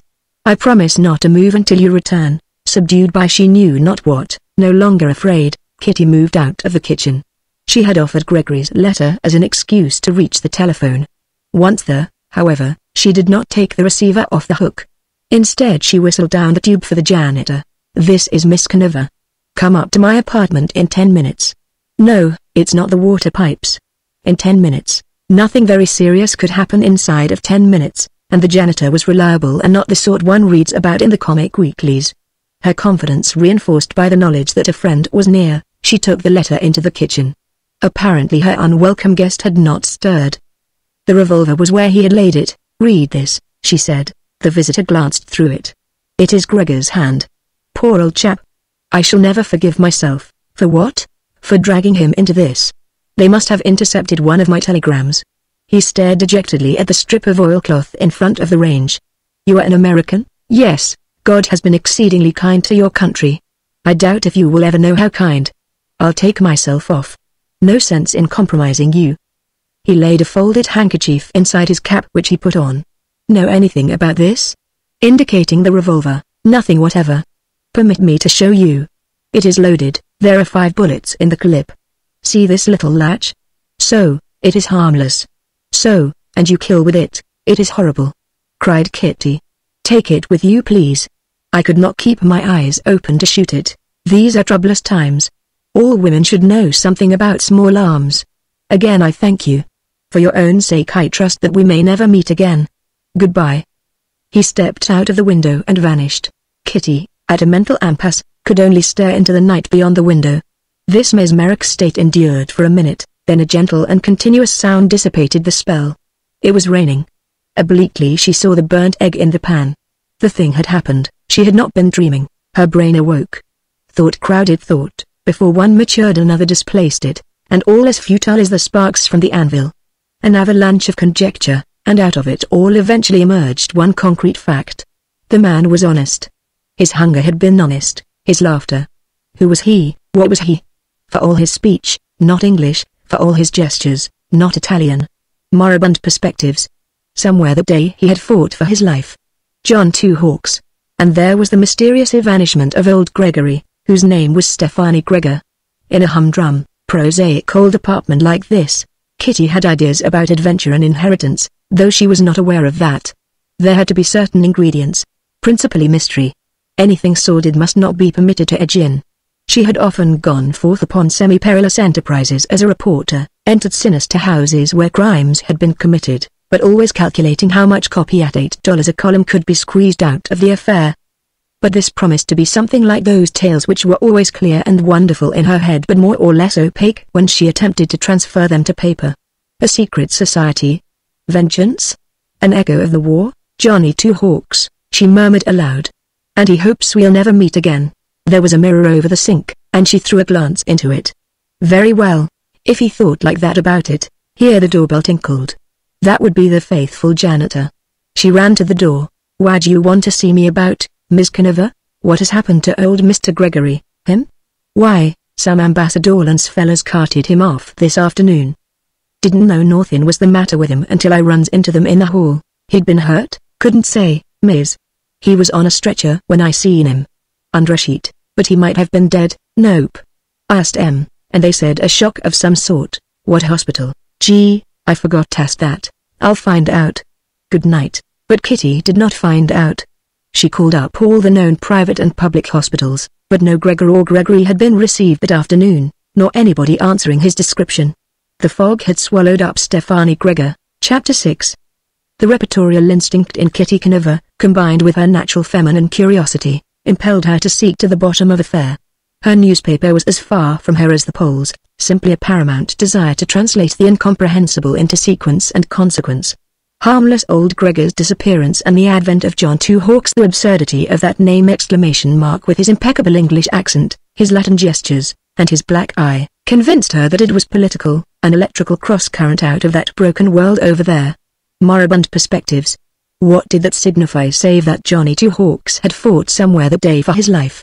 Had Gregor been spirited away so as to leave Two Hawks without support, to confuse and discourage him and break down his powers of resistance? Or had there been something of great value in the Gregor apartment, and Johnny Two Hawks had come too late to save his friend? A word slipped into her mind like a whiff of miasma off an evil swamp. As she recognized the word, she felt the same horror and repugnance one senses upon being unexpectedly confronted by a cobra. Internationalism. The scum of the world boiling to the top. A half-blind viper striking venomously at everything, even itself. A destroyer who tore down but who knew not how or what to build. Kitty knew that lower New York was seething with the species of terrorism, thousands of noisome European rats trying to burrow into the granary of democracy. But she had no particular fear of the result. The reacting chemicals of American humor and common sense would neutralize that virus. Supposing a ripple from this indecent eddy had touched her feet? The torch of liberty in the hands of Johnny Two Hawks. Somehow, even if she never saw him again, she knew she would always remember him by that name. Phases of the encounter began to return. Fine hands, perhaps he painted or played. The oblong head of well-balanced mentality. A pleasant voice. Breeding. To be sure, he had laughed at that fan popping out. Anybody would have laughed. Never had she felt so idiotic. He had gravely expressed the hope that they might never meet again because his life was in danger. What danger? Conceivably the enmity of a society internationalism. The word having found lodgment in her thoughts took root. Internationalism, utopia while you wait. Anarchism and Bolshevism offering nostrums for humanity's ills. And there were sane men who defended the cult on the basis that the intention was honest. Who can say that the rattlesnake does not consider his intentions honorable? The attribute lacking in the ape to make him human is continuity of thought and action in all things save one. He often starts out well, but he never arrives. His interest is never sustained. He drops one thing and turns to another. The exception is his enmity. Savage and cunning, relentless and enduring. Kitty was awake to one fact. She could not venture to dig into this affair alone. On the other hand, she did not want one of the men from the city room, a reporter who had seen nothing but news. If Gregor was only a prisoner, publicity might be the cause of his death, and publicity would certainly react hardily against Johnny Two Hawks. To whom might she turn? Cutty! With his great physical strength, his shrewd and alert mentality, and his wide knowledge of peoples and tongues. There was the man for her, Kitty Canova's godfather. She dumped the contents of her handbag upon the stand in the hallway in her impatience to find Cutty's card with his telephone number. It was not in the directory. She might catch him before he went out for the evening. A Japanese voice answered her call. Souse, but he is out. Where? No, tell me, how long has he been gone? Excuse. Kitty heard the click of the receiver as it went down upon the hook. But she wasn't the daughter of Canova for nothing. She called up the University Club. No. The Harvard Club. No. The Players, the Lambs, and in the latter club she found him. Who is it? Cutty spoke impatiently. Kitty Canova. Oh. What's the matter? Can't you have lunch with me? Something very strange is happening in this old apartment house, Cutty. I'm afraid it is a matter of life and death. Otherwise I shouldn't have bothered you. Can you come up right away, as soon as a taxi can take me? Thanks. Kitty then went through the apartment and turned out all the lights. Next she drew up a chair to the kitchen window and sat down to watch. All was dark across the way. But there was nothing singular in this fact. Johnny Two Hawks would have sense enough to realize that it would be safer to move about in the dark. It was even probable that he was lying down. Tumpa-tum-tump. Tumpa-tum-tump. Went the racing elevated, and Kitty's heart raced along with it. Queer how the echo of Cutty's description of the drums calling a jihad a holy war should adapt itself to that elevated drums. Perhaps the echo clung because she had been interested beyond measure in his tale of those two emeralds, the drums of Jeopardy. Mobs sacking palaces and museums and banks and homes, all the scum of the world boiling to the top, The red night that wasn't over. She uttered a shaky little laugh. She would tell Cutty. The real drums of Jeopardy weren't emeralds but the roll of warning that prescience taps upon the spine, the occult sense of impending danger. That was why the elevator went tump-a-tum-tump. Tump-a-tum-tump. She would tell Cutty. The drums of fear. He over there and she here, in darkness, both of them waiting for something to happen, and the invisible drumsticks beating the tattoo of fear. If he were in her thoughts, might not she be a little in his? She stood up. She would do it. Convention in a moment like this was nonsense. Hadn't he kept his side of the line scrupulously? Nonchalance. It occurred to her for the first time that there must be good material in a man who could come through in a contest with death, nonchalant. She would fetch him and have him here to meet Cutty, this rather forlorn Johnny Two Hawks, with his unshaven face, his black eye, and his nonchalance. She would fetch him at once. It would save a good deal of time. There were but 10 apartments in the building, 2 on a floor. The living room formed an L. Kitty's buttressed Gregor's. The elevator shaft was inside, facing the court, and the stairhead was on the Gregor side of the elevator. The 2 entrances faced each other across the landing. As Kitty opened her door to step outside, she was nonplussed to see 2 men issue cautiously from the Gregor door. The moment they espied her, however, there was a mad rush for the stairhead. She could hear the thud of their feet all the way down to the ground floor, and every footfall seemed to touch her heart. One of them carried a bundle. She breathed quickly, and she knew that she was afraid. Neither man was Johnny Two Hawks. Something dreadful had happened, she was sure of it. Reinforcing her sinking courage with nerve energy, she ran across to the Gregor door and knocked. No answer. She knocked again, then she tried the door. Locked. The flutter in her breast died away, she became quite calm. She was going to enter this apartment by the way of the fire escape. The window he had come out of was still up. She had made note of this from the kitchen. In returning he had stepped onto the springe of a snare. She hurried back to her kitchen for the automatic. She hadn't the least idea how to manipulate it, but she was no longer afraid of it. Bravely she stepped out onto the fire escape. To reach her objective she had to walk under the ladder. Danger often puts odd irrelevancies into the human brain. As she moved forward she wondered if there was anything in the superstition regarding ladders. When she reached the window she leaned against the brick wall and listened. Silence, an ominous silence. The window was open. The curtain up. Within, what? For as long as 5 minutes she waited, then she climbed in. Now as this bedroom was a counterpart of her own she knew where the light button would be. She might stumble over a chair or two, but in the end she would find the light. The fingers of one hand spread out before her and the other clutching the impossible automatic, she succeeded in navigating the uncharted reefs of an unfamiliar room. She blinked for a moment after throwing on the light, and stood with her back to the wall, the automatic wobbling at nothing in particular. The room was empty so far as she could see. There was evidence of a physical encounter, but she could not tell whether it was due to the former or to the latter invasion. Where was he? From where she stood she could not see the floor on the far side of the bed. Timidly she walked past the foot of the bed and the transient paralysis of horror laid hold of her. She became bereft of the power to grasp and hold, and the automatic slipped from her fingers and thudded on the carpet.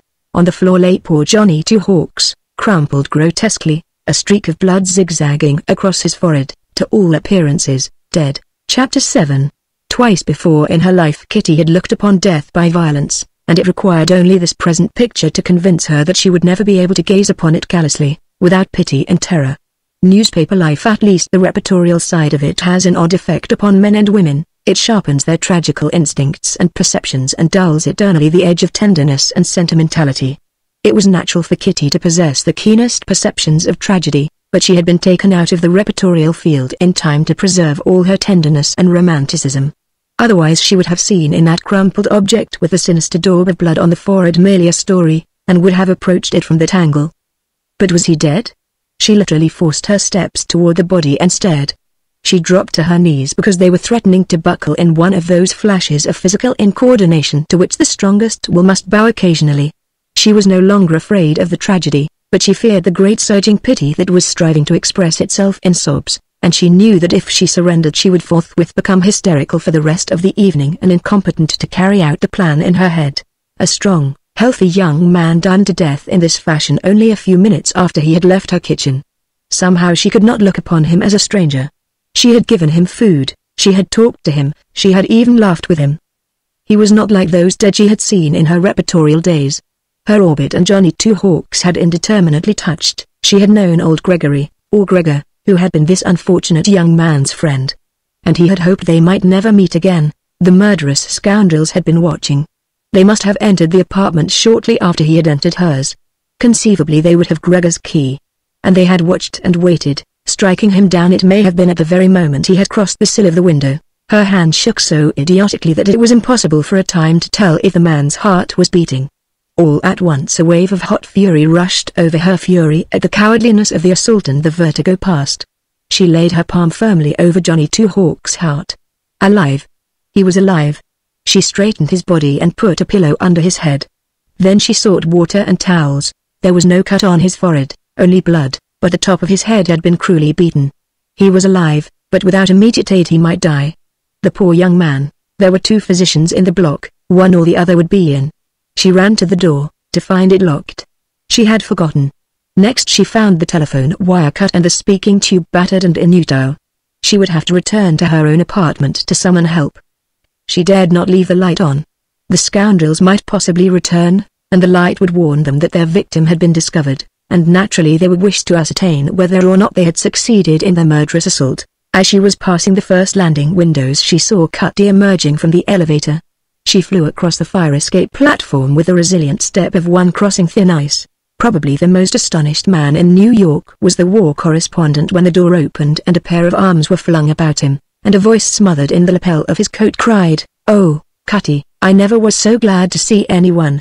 What in the name of, come. We'll handle this ourselves. Hurry." She dragged him along by the sleeve. "But, it is life and death. No talk now." Cutty, immaculate in his evening clothes, very much perturbed, went along after her. As she passed through the kitchen window and beckoned him to follow, he demurred. "Kitty, what the deuce is going on here? I'll answer your questions when we get him into my apartment." They tried to murder him, left him there to die. Cutty possessed a great art, an art highly developed only in explorers and newspaper reporters of the first order, adaptability, of being able to cast aside instantly the conventions of civilization and let down the bars to the primordial, the instinctive, and the natural. Thus the Cutty who stepped out beside Kitty into the drizzle was not the Cutty she had admitted into the apartment. She did not recognize this remarkable transition until later, and then she discovered that Cutty, the suave and lackadaisical in idleness, was a tremendous animal hibernating behind a crackle shell. Ordinarily Cutty would have declined to come through this shell, thin as it was. He liked these catnaps between great activities. But this lovely creature was Kennever's daughter, and she would have the 7th sense divination of the born reporter. Something big was in the air. "Go on," he said, briskly. "I'm at your heels. And stoop as you pass those hall windows. No use throwing a silhouette for somebody in those rear houses to see. Old Tommy Kennever's daughter, sure pop. There you go, under the ladder. You've dished the whole affair, whatever it is." "No, no. Just spoofing, Kitty. A long face is no good anywhere, even at a funeral. This window? All right. Know where the lights are? Very good." When Cutty saw the man on the floor he knelt quickly. "Nasty bang on the head, but he's alive. What's this?" "His cap. Poor keepsy. By George, padded with his handkerchief. Must have known something was going to fall on him. Now, what's it all about? When we get him to my apartment, yours? Good Lord, what's the matter with this? They tried to kill him here. They might return to see if they had succeeded. They mustn't find where he has gone. I'm strong. I can take hold of his knees. Tut. Neither of us could walk backward over that fire escape. He looks husky, but I'll try it. Now obey me without question or comment. You'll have to help me get him outside the window and in through yours. Between the 2 windows I can handle him alone. I only hope we shan't be noticed, for that might prove awkward. Now take hold. That's it. When I'm through the window just push his legs outside." Panting, Kitty obeyed. "All right," said Cutty. "I like your pluck. You run along ahead and be ready to help me in with him. A healthy beggar. Here goes." With a heave and a hunch and another heave Cutty stood up, the limp body disposed scientifically across his shoulders. Kitty was quite impressed by this exhibition of strength in a man whom she considered as elderly old. There was an underthought that such feats of bodily prowess were reserved for young men. With the naive conceit of 24 she ignored the actual mathematics of 50 years of clean living and thinking, missed the physiological fact that often men at 50 are stronger and tougher than men in the 20s. They never waste energy, their precision of movement and deliberation of thought conserve the residue against the supreme moment. As a parenthesis, to a young woman, what is a hero? Generally something conjured out of a book she has read. The unknown, handsome young man across the street, the leading actor in a society drama, the idol of the movie. A hero must of necessity be handsome, that is the first essential. If he happens to be brave and debonair, rich and aristocratic, so much the better.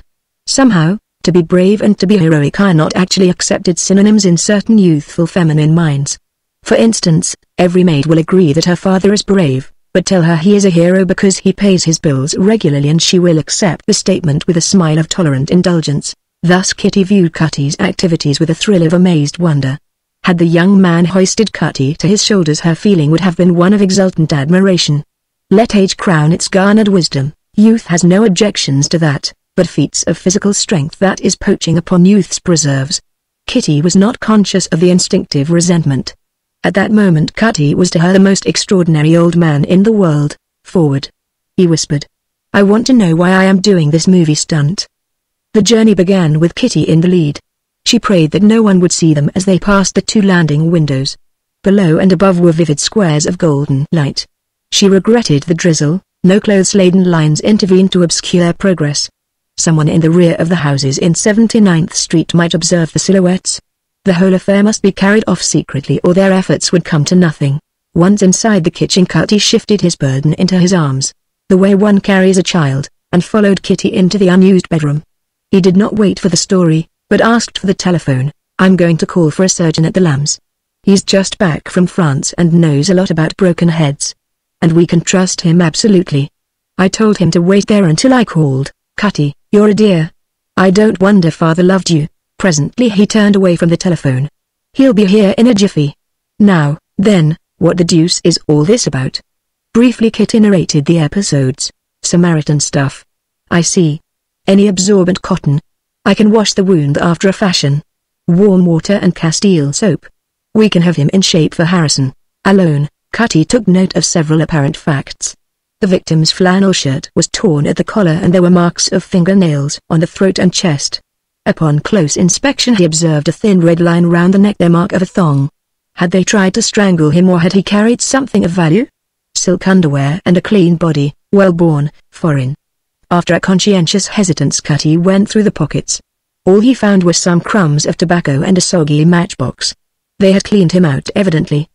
There were no tailor's labels in any of the pockets, but there were signs that these had once existed. The man on the bed had probably ripped them out himself, did not care to be identified. A criminal in flight? Cutty studied the face on the pillow. Shorn of that beard, it would be handsome, not the type criminal, certainly. A bit of natural cynicism edged into his thoughts. Kitty had seen through the beard, otherwise she would have turned the affair over to the police. Not at all like her mother, yet equally her mother's match in beauty and intelligence. Canaver's girl, whose eyes had nearly popped out of her head at the first sight of those drum-lined balls of his. Two hawks. What was it that was trying to stir in his recollection? Two hawks. He was sure he had heard that name before. Hawksley meant nothing at all, but two hawks possessed a strange attraction. He stared off into space. He might have heard the name in a tongue other than English, a sound. It came from the lips of the young man. Cutty frowned. The poor chap wasn't breathing in a promising way, he groaned after each inhalation. And what had become of the old fellow Kitty called Gregory? A queer business. Kitty came in with a basin and a roll of absorbent cotton. He is groaning. She whispered. Pretty rocky condition, I should say. That handkerchief in his cap doubtless saved him. Now, little lady, I frankly don't like the idea of his being here. Suppose he dies? In that event there'll be the very devil to pay. You're all alone here, without even a maid. Am I all alone? Softly. Well, no, come to think of it, I'm no longer your godfather in theory. Give me the cotton and hold the basin. He was very tender. The wound bled a little, but it was not the kind that bled profusely.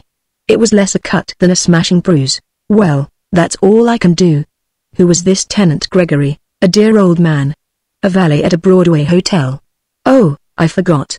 Johnny Two Hawks called him Stefani Gregor. Stefani Gregor? Yes. What is it? Why do you say it like that? Say it like what? Sparring for time, as if you had heard the name before? Just as I thought. Cried Cutty, his nimble mind pouncing upon a happy invention. You're romantic, Kitty. You're imagining all sorts of nonsense about this chap, and you must not let the situation intrigue you. If I spoke the name oddly this Stefani Gregor, it was because I sensed in a moment that this was a bit of the overflow. Southeastern Europe, where the Good Samaritan gets kicked instead of thanked. Now, here's a good idea. Of course we can't turn this poor chap loose upon the public, now that we know his life is in danger. That's always the trouble with this Samaritan business. When you commit a fine action you assume an obligation. You hoist the old man of the sea on your shoulders, as it were. The chap cannot be allowed to remain here. So, if Harrison agrees, we'll take him up to my diggings, where no Bolshevik will ever lay eyes upon him. Bolshevik? For the sake of a handle. They might be Chinamen, for all I know. I can take care of him until he is on his feet. And you will be saved all this annoyance, but I don't believe it's going to be an annoyance. I'm terribly interested, and want to see it through. If he can be moved, out he goes. No arguments. He can't stay in this apartment. That's final. Exactly why not? Kitty demanded, rebelliously. Because I say so, Kitty. Is Stefani Gregor an undesirable? You knew him. What do you say? Countered her godfather, evading the trap. The innocent child. He smiled inwardly. Kitty was keen. She sensed an undercurrent, and her first attempt to touch it had failed. The mere name of Stefani Gregor had not roused Kitty's astonishment. She was quite positive that the name was not wholly unfamiliar to her father's friend. Still, something warned her not to press in this direction.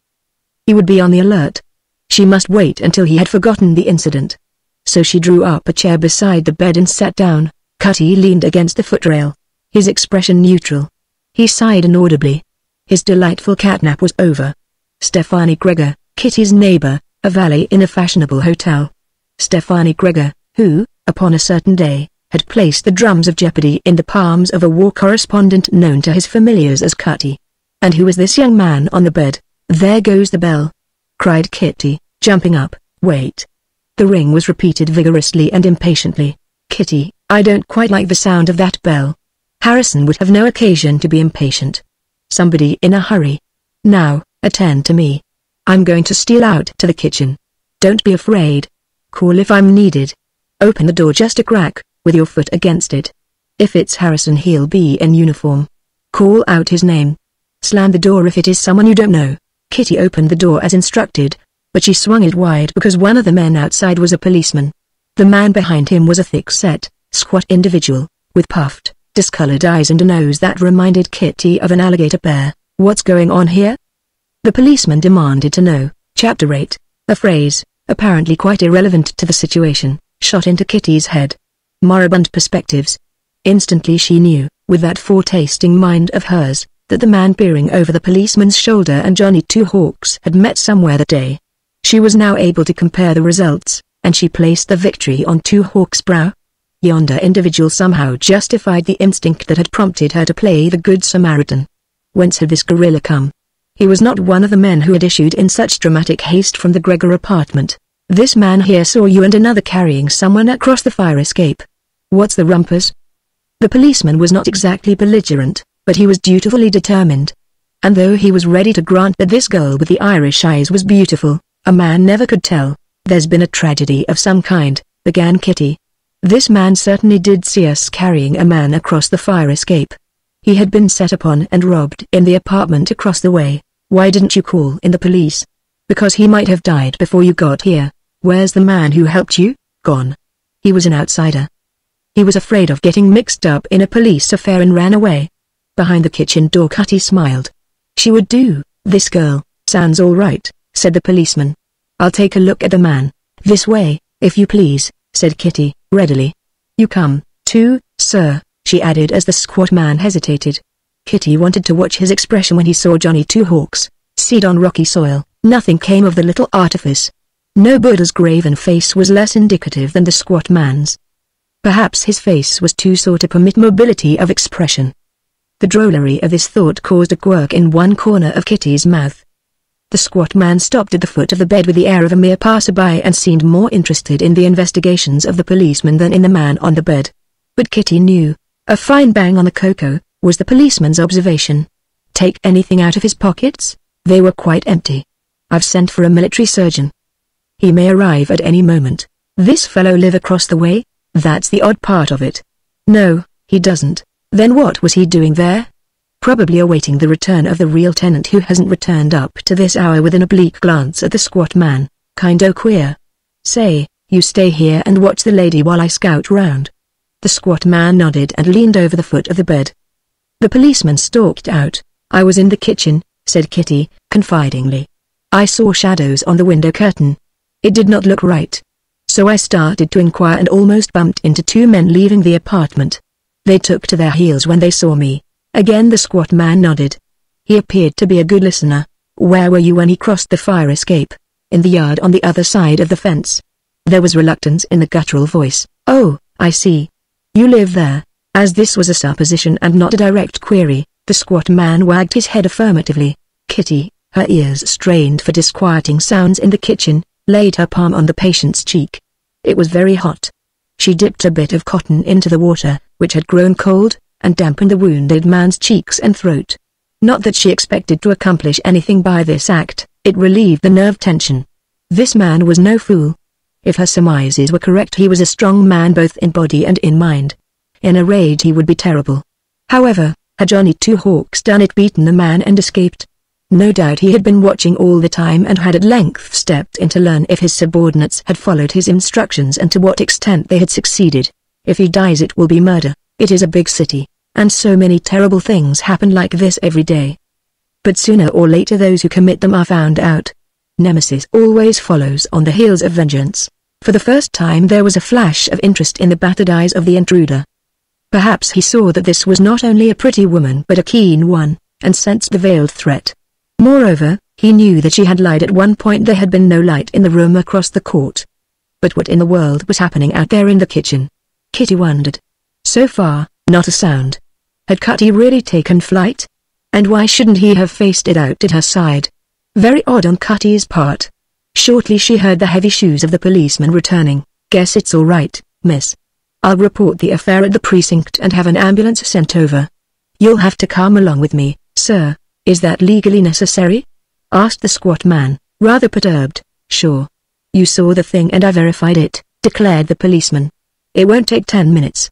Your name and address, in case this man dies. I see. Very well. Kitty wasn't sure, but the policeman seemed embarrassed about something. The directness was gone from his eyes and his speech was no longer brisk. My name is Canova, said Kitty. I got that coming in, replied the policeman. We'll be on our way. Not once again did the squat man glance at the man on the bed. He followed the policeman into the hall, his air that of one who had accepted a certain obligation to community welfare and cancelled it.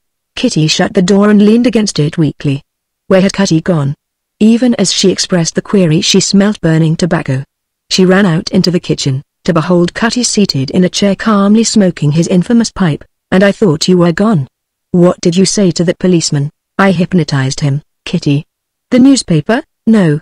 Just looked into his eye and made a few passes with my hands. Of course, if you believe you ought not to tell me, said Kitty, which is the way all women start their wheedling. Cutty looked into the bowl of his pipe. Kitty, when you throw a cobble into a pond, what happens? A splash. But did you ever notice the way the ripples have of running on and on, until they touch the farthest shore? Yes. And this is a ripple from some big stone cast into the pond of southeastern Europe. I understand. That's just the difficulty. If you understood nothing it would be much easier for me. But you know just enough to want to follow up on your own hook. I know nothing definitely, I have only suspicions. I calmed that policeman by showing him a blanket police power issued by the commissioner. I want you to pack up and move out of this neighborhood. It's not congenial to you. I'm afraid I can't afford to move until May. I'll take care of it gladly, to get you out of this garlicky ruin. No, Cutty, I'm going to stay here until the lease is up. Gee whiz. The Irish are all alike, cried the war correspondent, hopelessly. Petticoat or pantaloon, always looking for trouble. No, Cutty, simply we don't run away from it. And there's just as much Irish in you as there is in me. Sure. And for 30 years I've gone hunting for trouble, and never failed to find it. I don't like this affair, Kitty, and because I don't I'm going to risk my Samson locks in your lily white hands. I am going to tell you two things. I am a secret foreign agent of the United States government. Now don't light up that way. Dark alleys and secret papers and beautiful adventuresses and bang bang have nothing at all to do with my job. There isn't a grain of romance in it. Ostensibly I am a war correspondent. I have handled all the big events in Serbia and Bulgaria and Greece and southwestern Russia. Boiled down, I am a census taker of undesirables. Socialist, anarchist and Bolshevik. I photograph them in my mental films and transmit to Washington. Thus, when Fodoslovsky lands at Ellis Island with the idea of blowing up New York, he is returned with thanks. I didn't ask for the job, it was thrust upon me because of my knowledge of the foreign tongues. I accepted it because I am a loyal American citizen, and you left me because you didn't know who might be at the door. Precisely. I am known in Lower New York under another name. I'm a rabid internationalist. Down with everything. I don't go out much these days, keep undercover as much as I can. Once recognized, my value would be nil. In a flannel shirt I'm a dangerous codger. And Gregor and this poor young man are in some way mixed up with internationalism. Victims, probably. What is the other thing you wish to tell me? Because your eyes are slate blue like your mother's.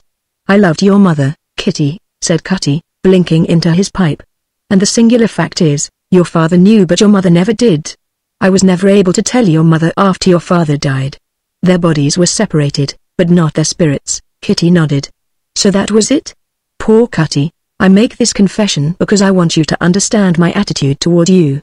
I am going to elect myself as your special guardian so long as I'm in New York. From now on, when I ask you to do something, understand that I believe it best for you. If my suspicions are correct, we are not dealing with fools but with madmen. The most dangerous human being, Kitty, is an honest man with a half-baked or crooked idea, and that's what this world Bolshevism, is honest men with crooked ideas, carrying the torch of anarchism and believing it enlightenment. What makes them tear down things? Every beautiful building is only a monument to their former wretchedness, and so they annihilate. None of them actually knows what he wants. 1,000 will-o'-the-wisps in front of them, and all alike. 1,000 years to throw off the shackles, and they expect utopia in 10 minutes. It makes you want to weep. Socialism, the brotherhood of man, is a beautiful thing theoretically. But it is like some plays they read well but do not act. Lopping off heads, believing them to be ideas, the poor things, that's it. Though I betray them I pity them. Democracy. Slowly and surely. As prickly with faults as a cactus bear, but every year there are less prickles. We don't stand still or regress, we keep going on and up. Take this town. Think of it today and compare it with the town you're further knew. There's a bell. I imagine that will be Harrison. If we can move this chap, will you go to a hotel for the night? I'm going to stay here, Cutty. That's final, Cutty sighed. Chapter 9. At the precinct station the squat man gave a name and an address to the board sergeant at the desk, passed out a cigar, lit one himself, expressed some innocuous opinions upon one or two topics of the day, and walked leisurely out of the precinct. He wanted to laugh. These pigheads had never thought to question his presence in the backyard of the house in 79th Street. It was the way he had carried himself. Those years in New York, prior to the war, had not been wasted. The brass-buttoned fools, serenely unconscious that he was at liberty by explicit orders, because the Department of Justice did not care to trap a werewolf before ascertaining where the pack was and what the kill, he proceeded leisurely to the corner, turned, and broke into a run, which carried him to a drugstore in 80th Street. Here he was joined by two men, apparently coal-heavers by the look of their hands and faces. They will take him to a hospital. Find where, then notify me. Remember, this is your business, and woe to you if you fail. Where is it? One of the men extended an object wrapped in ordinary grocer's paper. Ha. That's good. I shall enjoy myself presently. Remember, telephone me the moment you learn where they take him. He is still alive, Bungalas. And you came away empty-handed. There was nothing on him. We searched. He has hidden them in one of those rooms. I'll attend to that later. Watch the hospital for an hour or so, then telephone for information regarding his condition. Is that motor for me? Very good. Remember. Inside the taxicab the squat man patted the object on his knees, and chuckled from time to time audibly. It would be worth all that journey, all he had gone through since dawn that morning. Stefani Gregor. After these 7 long years the man who had betrayed him. To reach into his breast and squeeze his heart as one might squeeze a bit of cheese. Many things to tell, many pictures to paint. He rode far downtown, wound in and out of the warehouse district for a while, then dismissed the taxi and proceeded on foot to his destination, a decayed brick mansion of the 40s sandwiched in between 2 deserted warehouses. In the hall of the first landing a man sat in a chair under the gas, reading a newspaper. At the approach of the squat man he sprang to his feet, but a phrase dissipated his apprehension and he nodded toward a door. "Unlock it for me and see that I am not disturbed." Presently the squat man stood inside the room, which was dark. He struck a match and peered about for the candle. The light discovered a room barren of all furniture excepting the table upon which stood the candle, and a single chair. In this chair was a man, bound. He was small and dapper, his grey hair swept back a list. His chin was on his breast, his body limp. Apparently the bonds alone held him in the chair. The squat man laid his bundle on the table and approached the prisoner. "Stefani Gregor, look up, it is I." He drummed on his chest like a challenging gorilla. "I, Boris Karloff." Slowly the eyelids of the prisoner went up, revealing mild blue eyes. But almost instantly the mildness was replaced by an agate hardness, and the body became upright. "Yes, it is Boris, whom you betrayed. But I escaped by a hair, Stefani, and we meet again." What good to tell this poor madman that Stefani Gregor had not betrayed him, that he had only warned those marked for death. There was no longer reason inside that skull. To die, probably in a few moments. So be it. Had he not been ready for 7 years? But that poor boy to have come all these thousands of miles, only to walk into a trap. Had he found that note? Had they killed him? Doubtless they had, or Boris Karloff would not be in this room. "We killed him tonight, Stefani, in your rooms. We threw out the food so he would have to seek something to eat. The last of that breed, stem and branch. We are no longer the mud, we ourselves are the heels. We are conquering the world. Today Europe is ours, tomorrow, America." A wintry little smile stirred the lips of the man in the chair. America, with its keen perceptions of the ridiculous, its withering humor. No more the dissolute opera dancers will dance to your fiddling, Stefani, while we starve in the town. Fiddler, valley, tutor, the rivers and seas of Russia are red. We roll east and west, and our emblem is red. Stem and branch. We ground our heels in their faces as for centuries they ground theirs in ours. He escaped us there, but I was nemesis. He died tonight. The body in the chair relaxed a little. He was clean and honest, Boris. I made him so. He would have done fine things if you had let him live. That breed? Why, you yourself loved him when he was a boy. Stem and branch. I loved my little sister Anna, too. But what did they do to her behind those marble walls? Did you fiddle for her? What was she when they let her go? My pretty little Anna. The fires of hell for those damned green stones of yours, Stefani. She heard of them and wanted to see them, and you promised. I never promised Anna. So that was it? Boris, I only saw her there. I never knew what brought her. But the boy was in England then. The breed, roared the squat man. Ha! But you should have seen. Those gay officers and their damned master, we left them with their faces in the mud, Stefani, in the mud. And the women begged. Fine music. Those proud hearts, begging Boris Karloff for their lives, their faces in the mud. You, born of us in those Astrakhan hills, you denied us because you liked your fiddle and a full belly, and to play keeper of those emeralds. The winding paths of torture and misery and death by which they came into the possession of that house. And always the proletariat has had to pay in blood and daughters. You, of the people, to betray us. I did not betray you. I only tried to save those who had been kind to me. A cunning light shot into Karloff's eyes. The emeralds. He struck his pocket. Here, Stefani, and they shall be broken up to bite bread for our people. That poor boy. So he brought them. What are you going to do with me? Watch you grow thin, Stefani. You want death, you shall want food instead. Oh, a little, enough to keep you alive. You must learn what it is to be hungry. The squat man picked up the bundle from the table and tore off the wrapping paper. A violin the color of old burgundy lay revealed. Boris. The man in the chair writhed. Have I waked you, Stefani? Tenderly. The Stradivarius, the very Grand Duke of Fiddles. And he and his damned officers, how they used to call out, get Stefani to fiddle for us. And you fiddled, dragged your genius through the mud to keep your belly warm, to save a soul, Boris the boys. When I fiddled, his uncle forgot to drag him into an orgy. Yes, I fiddled because I had promised his mother. The Italian singer. She was lucky to die when she did. She did not see the torch, the bayonet, and the mud. But the boy did with his English accent. How he escaped I don't know, but he died tonight, and the emeralds are in my pocket. See. Karloff held the instrument close to the other's face. Look at it well, this Grand Duke of Fiddles.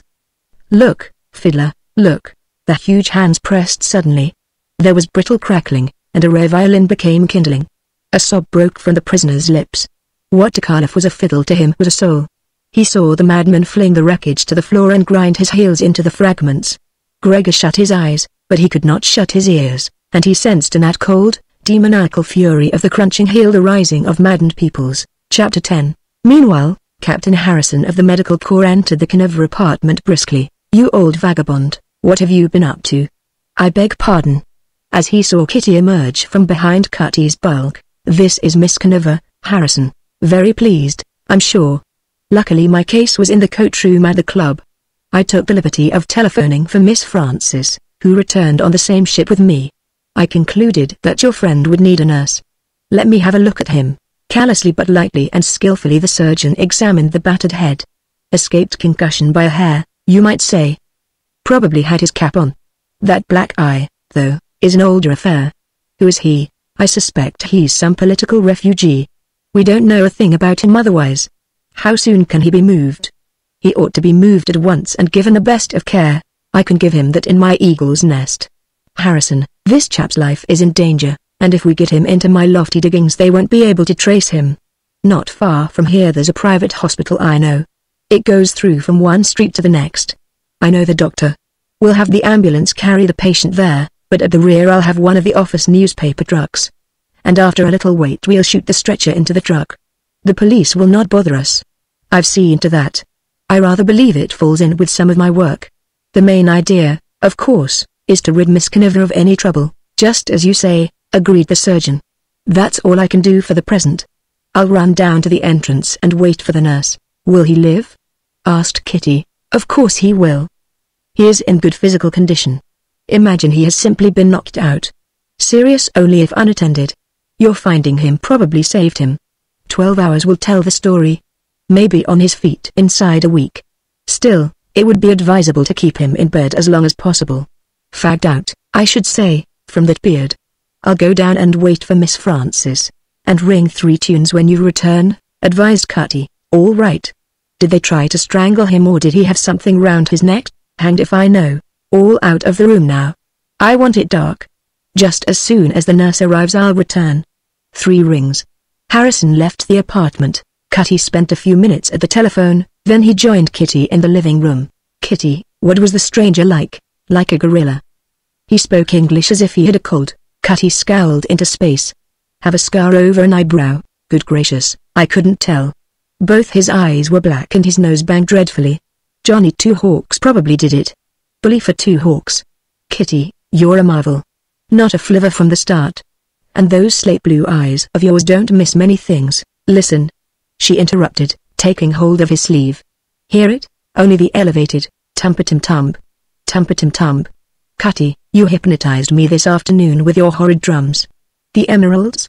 He managed to repress the start. I don't know what it is, drums, anyhow. Maybe it is the emeralds. Something has been happening ever since you told me about them, the misery and evil that follow their wake. But the story goes that women are immune, Kitty. Nonsense. No woman is immune where a wonderful gem is concerned. And yet I've common sense and humor. And a lot more besides, Kitty. You're a raving, howling little beauty, and how you've remained out of captivity this long is a puzzler to me. Haven't you got a bow somewhere? No, Cutty. Perhaps I'm one of those who are quite willing to wait patiently. If the one I want doesn't come, why, I'll be a jolly, philosophical old maid. No seconds or culls for me, as the magazine editor says. Exactly what do you want? Cutty was keenly curious, for some reason he could not define. He did not care for diamonds as stones, but he admired any personality that flashed differently from each new angle exposed. Oh, a man, among other things. I don't mean one of those godlike chromos in the frontispiece of popular novels. He hasn't got to be handsome. But he must be able to laugh when he's happy, when he's hurt. I must be his business in life. He must know a lot about things I know. I want a comrade who will come to me when he has a joke or an ache. A gay man and whimsical. The law can make any man a husband, but only God can make a good comrade. Kitty, said Cutty, his fine eyes sparkling, I shan't have to watch over you so much as I thought. On the other hand, you have described me to a dot, quite possibly. Vanity has its uses. It keeps us in contact with bathtubs and nice clothes. I imagine that you would make both husband and comrade, or you would have, 20 years ago without intentional cruelty. Wasn't Cutty 52? Kitty, you've touched a vital point. It took those 20 years to make me companionable. Experience is something we must buy, it isn't left in somebody's will. Let us say that I possess all the necessary attributes save one. And what is that? Youth, Kitty. And take the word of a senile old dotard, your young man, when you find him, will lack many of the attributes you require. On the other hand, there is always the possibility that these will develop as you jog along. The terrible pity of youth is that it has the habit of conferring these attributes rather than finding them. You put garlands on the heads of snow images, and the first glare of sunshine poof. Cutty, I'm beginning to like you immensely. Smiling. Perhaps women ought to have two husbands, one young and handsome and the other old and wise like yourself. Cutty wished he were alone in order to analyze the stab. Old. When he knew that mentally and physically he could take and break a dozen two hawks. Old. He had never thought himself that. 52 years, they had piled up on him without his appreciation of the fullness of the score. And yet he was more than a match for any ordinary man of 30 in sinew and brain, and no man met the new morning with more zest than he himself met it. But to Kitty he was old. Lavender and oak leaves were being draped on his doorknob. He laughed. Why do you laugh? Oh, because hark. The two of them ran to the bedroom door. Olga. Olga. And then a guttural level jumble of sounds. Kitty's quick brain reached out for a similitude: water rushing over ragged boulders. Olga. She whispered. He is a Russian. There are Serbian Olgas and Bulgarian Olgas and Romanian Olgas. Probably his sweetheart, the poor thing, sounds like Russian, added Cutty, his conscience pricking him. But he welcomed that Olga. It would naturally put a damper on Kitty's interest. There's Harrison with the nurse. Quarter of an hour later the patient was taken down to the ambulance and conveyed to the private hospital. Cutty had no way of ascertaining whether they were followed, but he hoped they would be. The knowledge that their victim was in a nearby hospital would naturally serve to relax the enemy vigilance temporarily, and this would permit safely and secretly the second leg of the journey, that to his own apartment. He decided to let an hour go past, then two hawks was taken through the building to the rear and transferred to the truck. Cutty sat with the driver while Captain Harrison and the nurse rode inside with the patient. On the way Cutty was rather disturbed by the deep impression Kitty Conover had made upon his heart and mind. That afternoon he had looked upon her with fatherly condescension, as the pretty daughter of the two he had loved most. From the altitude of his 52 he had gazed down upon her 24, weighing her as like all young women of 24, pleasure-loving and bow-hunting and fashion-scorched, and in a flash she had revealed the formed mind of a woman of 30. Altitude. He had forgotten that relative to altitudes there are always two angles of vision, that from the summit and that from the green valley below. Kitty saw him beyond the tree line, but just this side of the snows, and matched his condescension with pity. He chuckled. Doddering old ass, what did it matter how she looked at him? Beautiful and young and full of common sense, yet dangerously romantical. To wait for the man she wanted, what did that signify but romance? And there was her Irish blood to consider. The association of pretty nurse and interesting patient always afforded excellent background for sentimental nonsense. The obligations of the one and the gratitude of the other. Well, he had nipped that in the bud. And why hadn't he taken this two hawks person? How easy it was to fall into Kitty's way of naming the chap! Why hadn't he taken him directly to the Roosevelt? Why all this bother and secrecy over a total stranger? Stefani Gregor, who lived opposite Kitty and who hadn't prospered particularly since the day he had exhibited the drums of Jeopardy, he was the reason.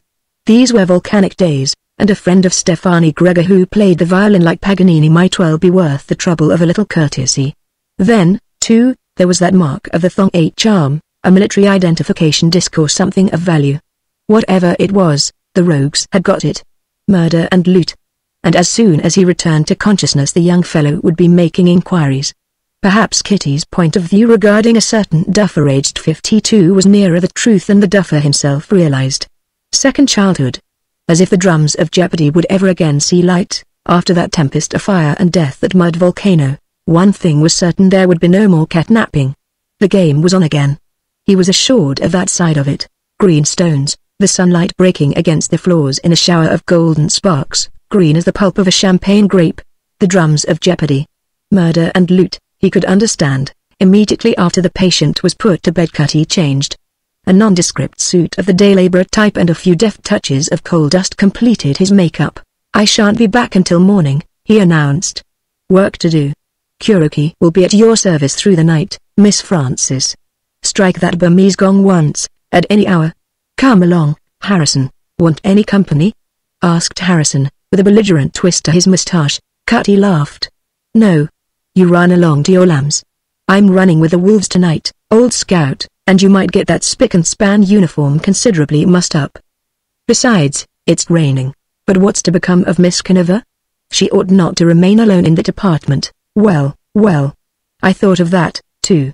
But she can take care of herself. Those ruffians may call up the hospital and learn that we tricked them, and then try to force the truth from Miss Conover.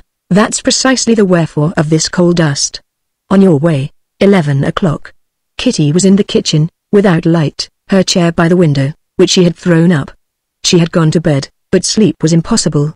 So she decided to watch the Gregor windows. Sometimes the mind is like a movie camera set for a double exposure. The whole scene is visible, but the camera sees only half of it. Thus, while she saw the windows across the court, there entered the other side of her mind a picture of the immaculate Cutty crossing the platform with Johnny Two Hawks thrown over his shoulder. The mental picture obscured the actual. She had called him old. Well, he was old. And no doubt he looked upon her as a child, wanting her to spend the night at a hotel. The affair was over. No one would bother Kitty Conover. Why should they? But it took strength to shoulder a man like that. What fun he and her father must have had together. And Cutty had loved her mother. That made Kitty exquisitely tender for a moment. All alone, at the age when new friendships were impossible. A lovable man like that going down through life alone. Census take Ravalian undesirables, a queer occupation for a man so famous as Cutty. Patriotism to plunge into that seething revolutionary scum to sort the dangerous madmen from the harmless madmen. Courage and strength and mental resource, yes, Cutty possessed these, and he would be the kind to laugh at a joke or a hurt. One thing, however, was indelibly printed on her mind. Stefani Gregor, either Cutty had met and known the man or he had heard of him. Suddenly she became conscious that she was blinking as one blinks from mirror-reflected sunlight. She cast about for the source of this phenomenon. Obliquely from between the interstices of the fire escape platform came a point of moving white light. She craned her neck. A battery lamp. The round spot of light worked along the cement floor, vanished occasionally, reappeared, and then vanished altogether. Somebody was down the hunting for something. What? Kitty remained with her head out of the window for some time, unmindful of the spatter of rain. But nothing happened. The man was gone. Of course the incident might not have the slightest bearing upon the previous adventures of this amazing night, still, it was suggestive. The young man had worn something round his neck. But if his enemies had it, why should this man comb the court, unless he was a tenant and had knocked something off a window ledge? She began to appreciate that she was very tired, and decided to go back to bed. This time she fell asleep. Her disordered thoughts rearranged themselves in a dazzling dream. She found herself wandering through a glorious translucent green cavern, a huge emerald. And in the distance she heard that unmistakable tumpa-tum-tump. Tumpa-tum-tump. It drew her irresistibly. She fought and struggled against the fascinating sound, but it continued to draw her on. Suddenly from round a corner came the squat man, his hair a la fuzzy-wuzzy. He caught her savagely by the shoulder and dragged her toward a fire of blazing diamonds. On the other side of that fire was a blonde young woman with a tiara of rubies on her head. "Save me. I am Olga, Olga." Kitty struggled fiercely and awoke. The light was on. At the side of her bed were two men. One of them was holding her bare shoulder and digging his fingers into it cruelly. "They looked like coal heavers. We do not wish to harm you, and won't if you're sensible." "Where did they take the man you brought?" Chapter 11. Kitty did not wrench herself loose at once. She wasn't quite sure that this was not a continuance of her nightmare. She knew that nightmares had a way of breaking off in the middle of things, of never arriving anywhere. The room looked natural enough and the pain in her shoulder seemed real enough, but one never could tell. She decided to wait for the next episode. "Answer!" cried the spokesman of the two, twisting Kitty's shoulder. "Where did they take him?" "Awake." Kitty wrenched her shoulder away and swept the bedclothes up to her chin. She was thoroughly frightened, but her brain was clear. The spark of self-preservation flew hither and about in search of expediencies, temporizations. She must come through this somehow with the vantage on her side. She could not possibly betray that poor young man, for that would entail the betrayal of Cutty also.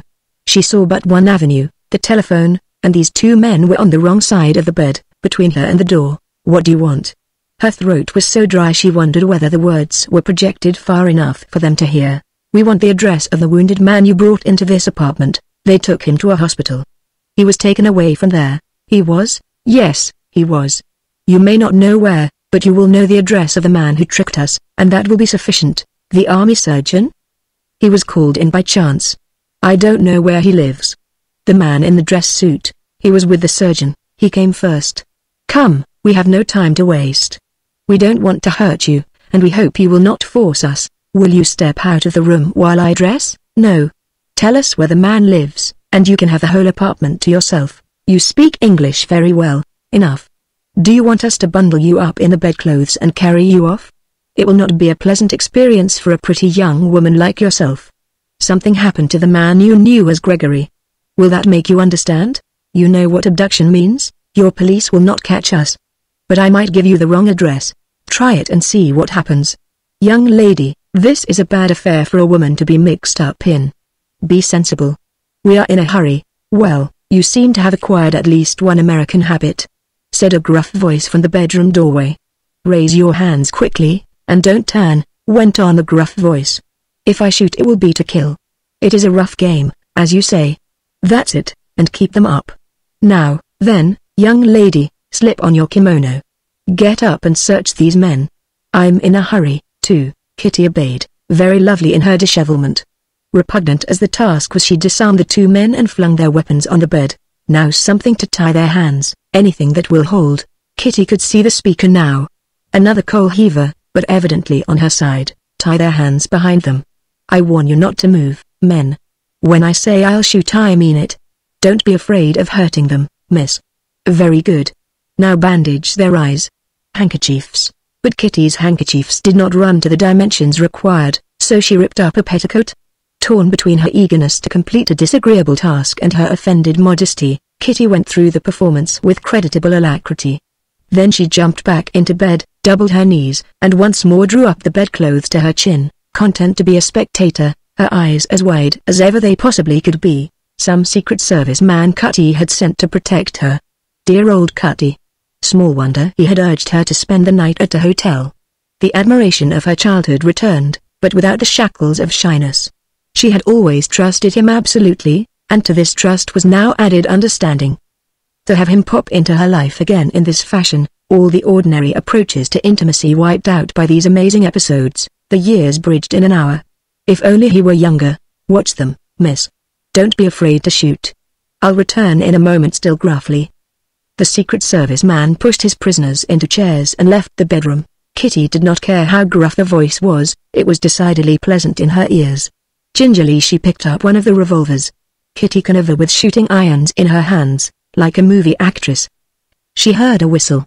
After this an interval of silence, save for the ticking of the alarm clock on the stand. She eyed the blindfolded men speculatively, swung out of bed, and put on her stockings and sandals. Then she sat on the edge of the bed and waited for the sequence. Kitty Canova was going to have some queer recollections to tell her grandchildren, providing she had any. That morning she had risen to face a humdrum normal day. And here she was, at midnight, hobnobbing with quiescent murder and sudden death. Tomorrow Burlingame would ask her to hustle up the Sunday stuff, and she would hustle. She wanted to laugh, but was a little afraid that this laughter might degenerate into incipient hysteria. There was still in her mind a vivid recollection of her dream, the fire of diamonds and the blonde girl with the tiara of rubies. Olga. Russian, the whole affair was Russian. She shivered. Always that land and people had appeared to her in sinister aspect, no doubt an impression acquired from reading melodramas written by Englishmen who, once upon a time, had given Russia preeminence as a political menace. Russia, in all things music, art, literature, the tragic note. Stefani Gregor and Johnny Two Hawks had roused the enmity of some political society with this result. Nihilist or Bolshevist or socialist, there was little choice, and Cutty sensibly did not want her drawn into the whirlpool. What a pleasant intimacy hers and Cutty's promised to be. And if he hadn't casually dropped into the office that afternoon, she would have surrendered the affair to the police, and that would have been the end of it. Amazing thought, you might jog along all your life at the side of a person and never know him half so well as someone you met him. A tense episode, like that of the immaculate Cutty crossing the fire escape with Two Hawks on his shoulders. She heard the friendly coal heaver going down the corridor to the door. When he returned to the bedroom, two men accompanied him. Not a word was said. The two men marched off with the prisoners and left Kitty alone with her savior. Thank you, she said, simply. You poor little chicken, Did you believe I had deserted you? The voice wasn't gruff now. Cutty. Kitty ran to him, flinging her arms round his neck. Oh, Cutty. Cutty's heart, which had bumped along an astonishing number of million times in 52 years, registered a memorable bump against his ribs. The touch of her soft arms and the faint, indescribable perfume which emanates from a dainty woman's hair thrilled him beyond any thrill he had ever known. For Kitty's mother had never put her arms round old Cutty's neck. Of course he understood readily enough, Molly's girl, flesh of her flesh. And she had rushed to him as she would have rushed to her father. He patted her shoulder clumsily, still a little dazzled for all the revelation in the analysis. The sweet intimacy of it. The door of paradise opened for a moment, and then shut in his face. I did not recognize you at all, she cried, standing off. I shouldn't have known you on the street. And it is so simple. What a wonderful man you are, for an old codger. Cutty's heart registered another sizable bump. Kitty laughed. Never call yourself old to me again. Are you always doing these things? Well, I keep moving. I suspected something like this might happen. Those two will go to the tombs to await deportation if they are aliens. Perhaps we can dig something out of them relative to this man Gregor. Anyhow, we'll try. Cutty, I saw a man in the court with a pocket lamp before I went to bed. He was hunting for something. I didn't find anything but a lot of fresh food someone had thrown out. It was you, then? Yes. There was a vague possibility that your protégé might have thrown out something valuable during the struggle. What? Lord knows. A queer business, Kitty. You've lugged me into my own. And there is one thing I want you to remember particularly, life means nothing to the men opposed, neither chivalry nor ethics. Annihilation is their business. They don't want civilization. They want chaos. They have lost the sense of comparisons or they would not seek to thrust Bolshevism down the throats of the rest of the world. They say democracy has failed, and their substitute is murder and loot.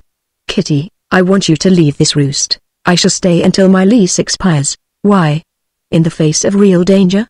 Because I intend to, Cutty, unless you kidnap me. Have you any good reason? You'll laugh, but something tells me to stay here. But Cutty did not laugh. Very well. Tomorrow an assistant janitor will be installed. His name is Antonio Bernini. Every night he will whistle up the tube. Whistle back. If you are going out for the evening, notify him where you intend to go and when you expect to be back.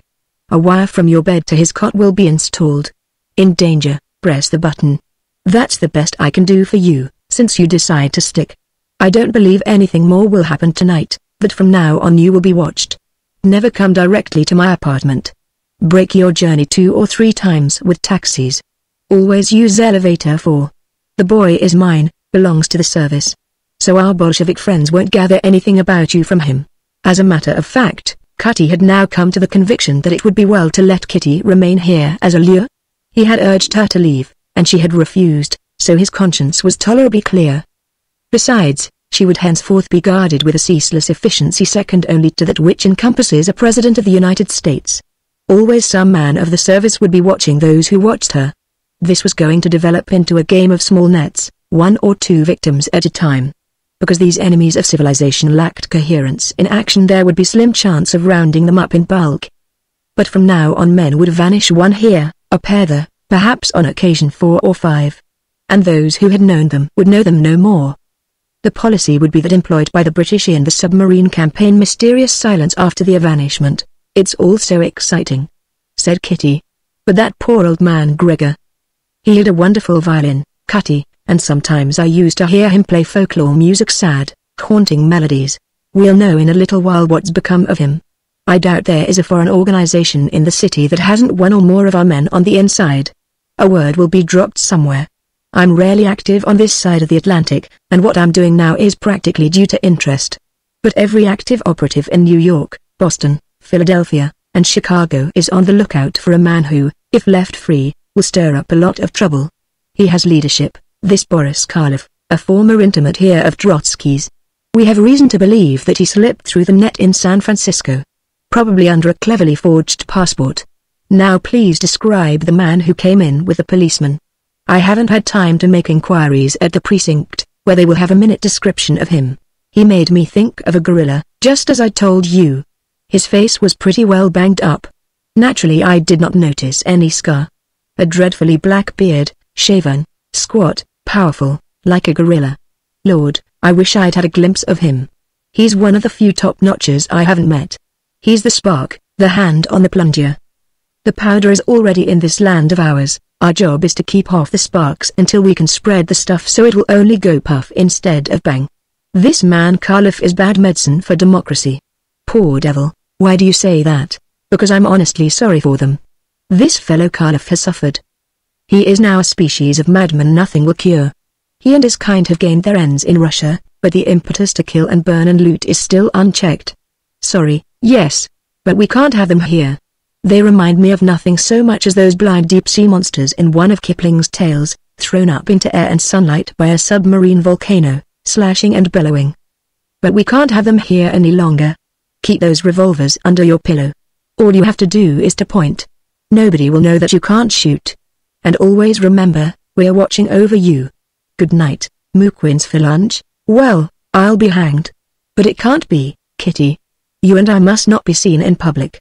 If that was Khalif you will be marked, and so will anyone who travels with you. Good gracious, fact. But come up to the Roost changing taxis tomorrow at 5 and have tea. Down in the street cut he bore into the slanting rain, no longer a drizzle. With his hands jammed in his side pockets and his gaze on the sparkling pavement he continued downtown, in a dangerously ruminative frame of mind, dangerous because had he been followed he would not have known it. Molly Conover's girl.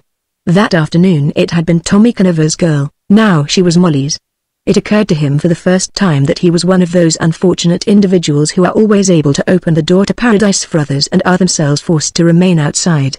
Hadn't he introduced Conover to Molly, and hadn't they fallen in love on the spot?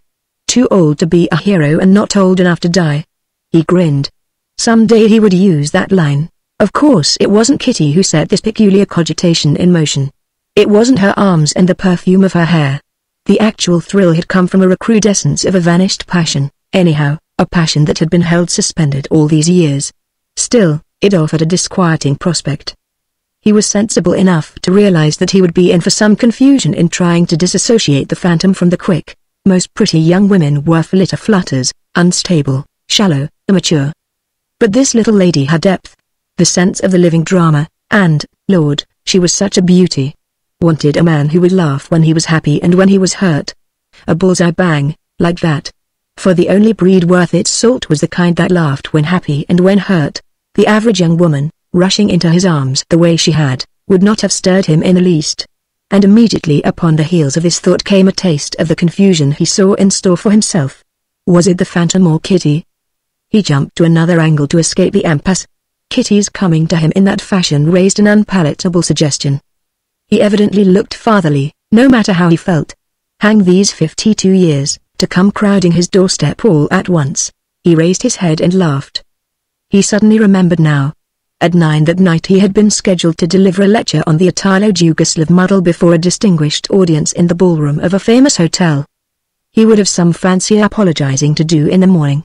He stepped into a doorway, then peered out cautiously. There was not a single pedestrian in sight. No need of hiking any further in this rain, so he hunted for a taxi. Tomorrow he would set the wires humming relative to old Stefani Gregor. Boris Karloff, if indeed it were he, would lead the way. Hadn't Stefani and Boris been boyhood friends, and hadn't Stefani betrayed the latter in some political affair? He wasn't sure, but a glance among his 1912 notes would clear up the fog. But that young chap? Who was he? Cutty set his process of logical deduction moving. Karloff, always supposing that gorilla was Karloff, had come in from the west. So had the young man. Gregor's inclinations had been toward the aristocracy, at least, that had been the impression. A Bolshevik would not seek haven with a man like Gregor, as this young man had. But Two Hawks bothered him, the name bothered him, because it had no sense either in English or in Russian. And yet he was sure he had heard it somewhere. Perhaps his notes would throw some light on that subject, too. When he arrived home, Miss Francis, the nurse, informed him that the patient was babbling in an outlandish tongue. For a long time Cutty stood by the bedside, translating, Olga. Olga. And she gave me food, Stefani, this charming American girl. Never must we forget that. I was hungry, and she gave me food. But I paid for it. You, gone, there was no one else. And she is poor. The torches. I'm burning, burning. Olga, what does he say? Asked the nurse. It is Russian. Is it a crisis? He evaded. Not necessarily. Dr. Harrison said he would probably return to consciousness sometime tomorrow. But he must have absolute quiet. No visitors. A bad blow, but not a fatal consequence. I've seen hundreds of cases much worse pull out in a fortnight. You'd better go to bed, sir. All right, said Cutty, gratefully. He was tired. The ball did not rebound as it used to, the resilience was petering out. But look alive, there. Big events were toward, and he must not stop to feel of his pulse. 3 o'clock in the morning. The man in the MacGregor bedroom sat down on the bed, the pocket lamp dangling from his hairy fingers.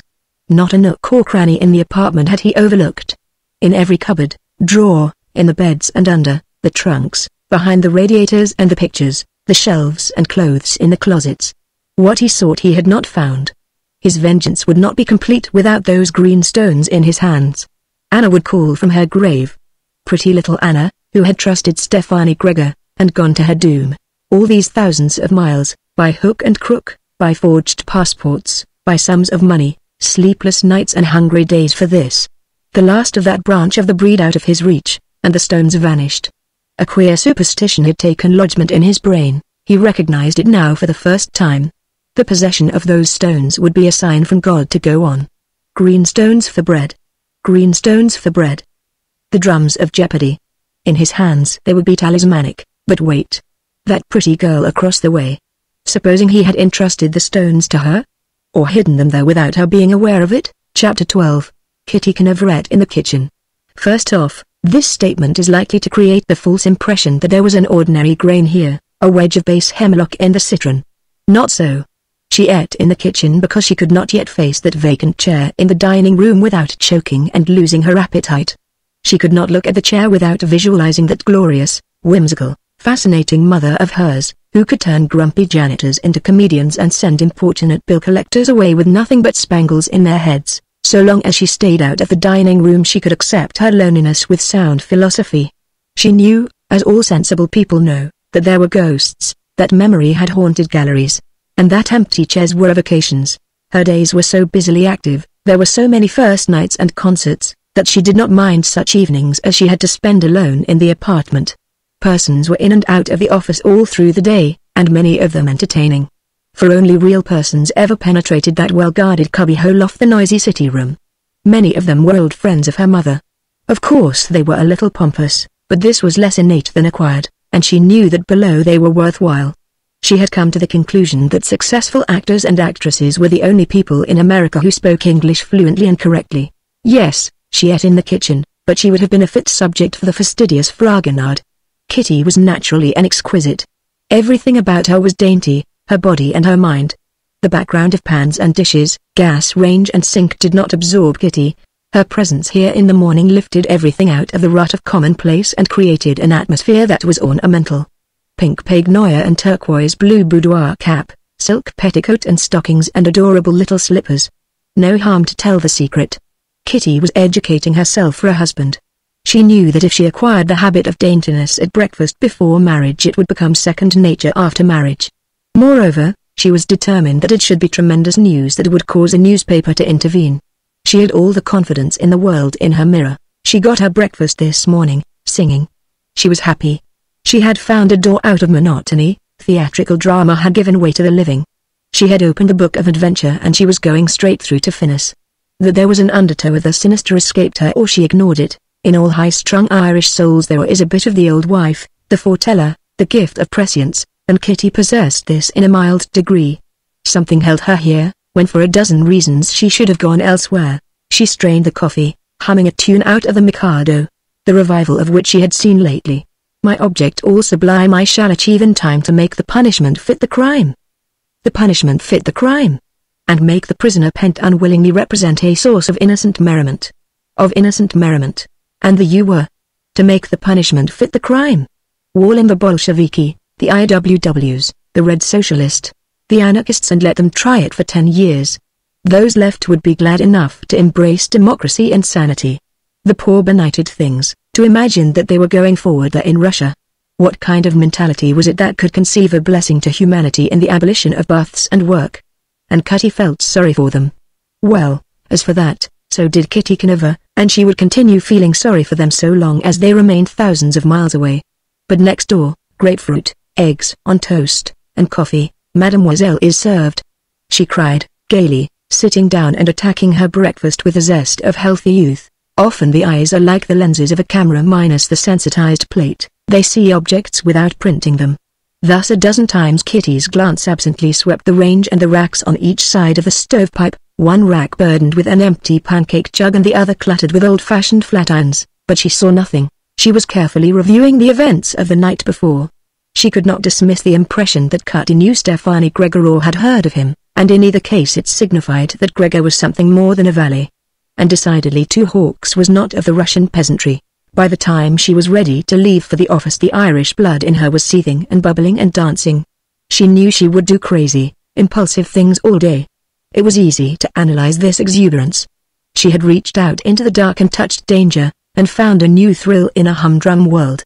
The great dramatist had produced a tremendous drama, and she had watched curtain after curtain fall from the wrong side of the lights.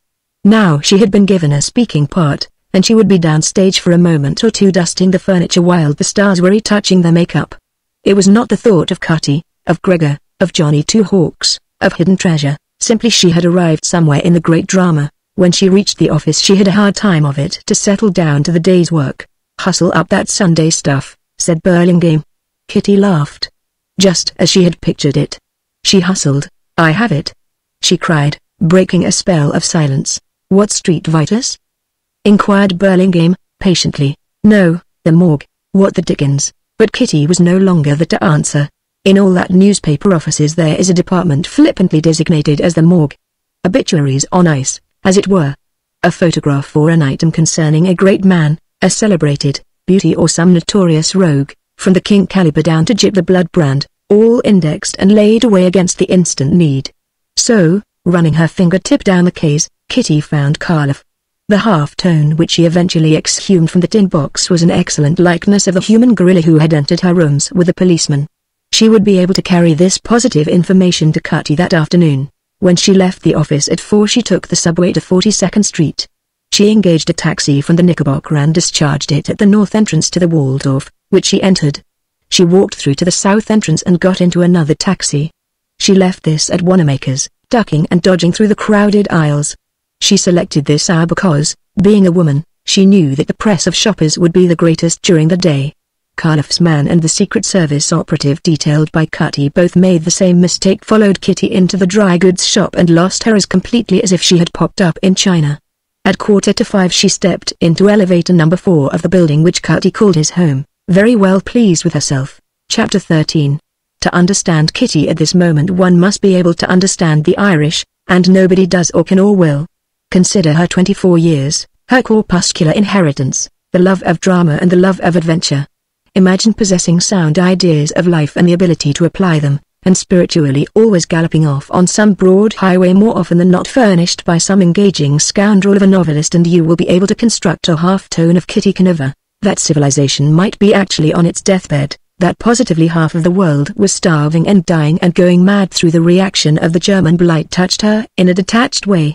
She felt sorry, dreadfully sorry, for the poor things, but as she could not help them she dismissed them from her thoughts every morning after she had read the paper, the way most of us do here in these United States.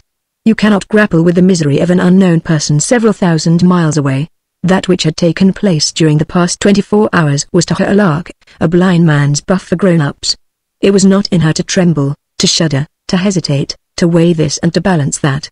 Irish curiosity. Perhaps in the original that immortal line read, "The Irish rush in where angels fear to tread," and some proofreader had a particular grudge against the race. When the elevator reached the 17th floor, the passengers surged forth. All except Kitty, who tarried. "We don't carry to the 18th, miss." "I am Miss Canova," she replied. "I dared not tell you until we were alone." "I see." The boy nodded, swept her with an appraising glance, and sent the elevator up to the loft. "You understand? If anyone inquires about me, you don't remember?" "Yes, miss." "The boss's orders, and if anyone does inquire you are to report at once." "That, too." The boy rolled back the door and Kitty stepped out upon a Laristan runner of rose hues and cobalt blue. She wondered what it cost Kitty to keep up an establishment like this. There were 14 rooms, 7 facing the north and 7 facing the west, with glorious vistas of steam-wreathed roofs and brick Matterhorns and the dim horizon touching the sea. Fine rugs and tapestries and furniture gathered from the four ends of the world, but wholly livable and in no sense atmospheric of the museum. Cutty had excellent taste. She had visited the apartment but twice before, once in her childhood and again when she was 18. Cutty had given a dinner in honor of her mother's birthday. She smiled as she recalled the incident. Cutty had placed a box of candles at the side of her mother's plate and told her to stick as many into the cake as she thought best. "Hello," said Cutty, emerging from one of the doors. "What the dickens have you been up to?" "My man has just telephoned me that he lost track of you in Wanamaker's," Kitty explained. Delighted. Well, if you can lose a man such as I set to watch you, you'll have no trouble shaking the others." It was Carlef. "Cutty, how did you learn?" Searched the morgue and found a half-tone of him. "Positively Carlef." "How is the patient?" "Harrison says he's pulling round amazingly. A tough skull. He'll be up for his meals in no time." "How do you do it?" she asked with a gesture. "Do what?" "Manage a place like this?" "In a busy office district. It's the most wonderful apartment in New York. Riverside has nothing like it. It must cost like 60. The building is mine, Kitty. That makes it possible. An uncle who knew I hated money and the responsibilities that go with it, died and left it to me." "Why, Cutty, you must be rich." "I'm sorry. What can I do? I can't give it away." "But you don't have to work." "Oh, yes, I do. I'm that kind. I'd die of a broken heart if I had to sit still. It's the game." "Did Mother know?" "Yes." With the toe of a snug little bronze boot Kitty drew an outline around a pattern in the rug. "Love is a funny thing," was her comment. "It sure is, old-timer. But what put the thought into your head?" "I was thinking how very much Mumsy must have been in love with Father, but she never knew that I loved her." "Kitty, what's that got to do with it? If she had wanted money you wouldn't have had the least chance in the world." "Probably not. But what would you have done in your mother's place? Snapped you up like that?" Kitty flashed back. "You cheerful little liar." "Say it." Kitty laughed. "But am I a cheerful little liar?" "I don't know. It would be an awful temptation. Somebody to wait on you, heaps of flowers when you wanted them, beautiful gowns and thingamies and furs and limousines. I've often wondered what I should do if I found myself with love and youth on one side and money and attraction on the other. I've always been in straitened circumstances. I never spent $1 in all my days when I didn't think I ought to have held back 3 or 4 cents of it. You can't know, Cutty, what it is to be poor and want beautiful things and good times. Of course. I couldn't marry just money. There would have to be some kind of a man to go with it. Someone interesting enough to make me forget sometimes that I'd thrown away a lover for a pocketbook. Would you marry me, Kitty? Are you serious?" "Let's suppose I am." "No. I couldn't marry you, Cutty. I should always be having my mother's ghost as a rival. But supposing I fell in love with you, then I'd always be doubting your constancy." "But what queer talk, Kitty, you're a joy. Lordy, my luck in dropping in to see you yesterday. And a little whippersnapper like me calling a great man like you Cutty. Well, if it embarrasses you, you might switch to Papa once in a while." Kitty's laughter rang down the corridor. "I'll remember that whenever I want to make you mad." "Who's here?" "Nobody but Harrison and the nurse. Both good citizens, and I've taken them into my confidence to a certain extent. You can talk freely before them." "Am I to see the patient?" "Harrison says not. About Wednesday your 2 hawks will be sitting up. I've determined to keep the poor devil here until he can take care of himself. But he is flat broke. He said he had money. Well, Carlef's men stripped him clean. Have you any idea who he is? To be honest, that's one of the reasons why I want to keep him here. He's Russian, for all his Oxford English and his Italian gestures, and from his babble I imagine he's been through 7 kinds of hell. Tortures and hobnailed boots and the incessant call for a woman named Olga, a young woman about 18. How did you find that out?" "From a photograph I found in a lining of his coat. A pretty blonde girl, good heavens." Recollecting her dream. "Where was it printed?" "Amateur photography. I'll pick it up on the way to the living room." It was nothing like the blonde girl of her dream. Still, the girl was charming. Kitty turned over the photograph. There was writing on the back, Russian? "What does it say?" "To Ivan from Olga with all her love." Cutty was conscious of the presence of an indefensible malice in his tones. Why the deuce should he be bitter glad that the chap had left behind a sweetheart? He knew exactly the basis of Kitty's interest, as utterly detached as that of a reporter going to a fire.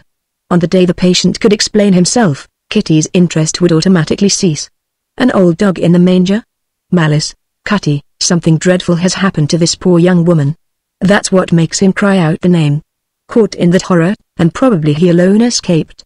Is it heartless to be glad I'm an American? Do they let in these Russians? Not since the Trotsky regime. I imagine 2 hawks slipped through on some British passport. He'll probably tell us all about it when he comes round. But how do you feel after last night's bout? Alive.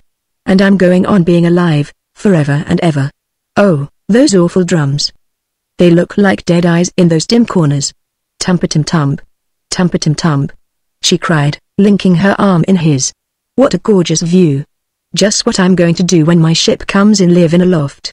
I really believe I could write up here, I mean worthwhile things I could enjoy writing and sell. It's yours if you want it when I leave, and I'd have a fine time explaining to my friends. You old innocent. Or are you so innocent? We do live in a cramped world. But I meant it.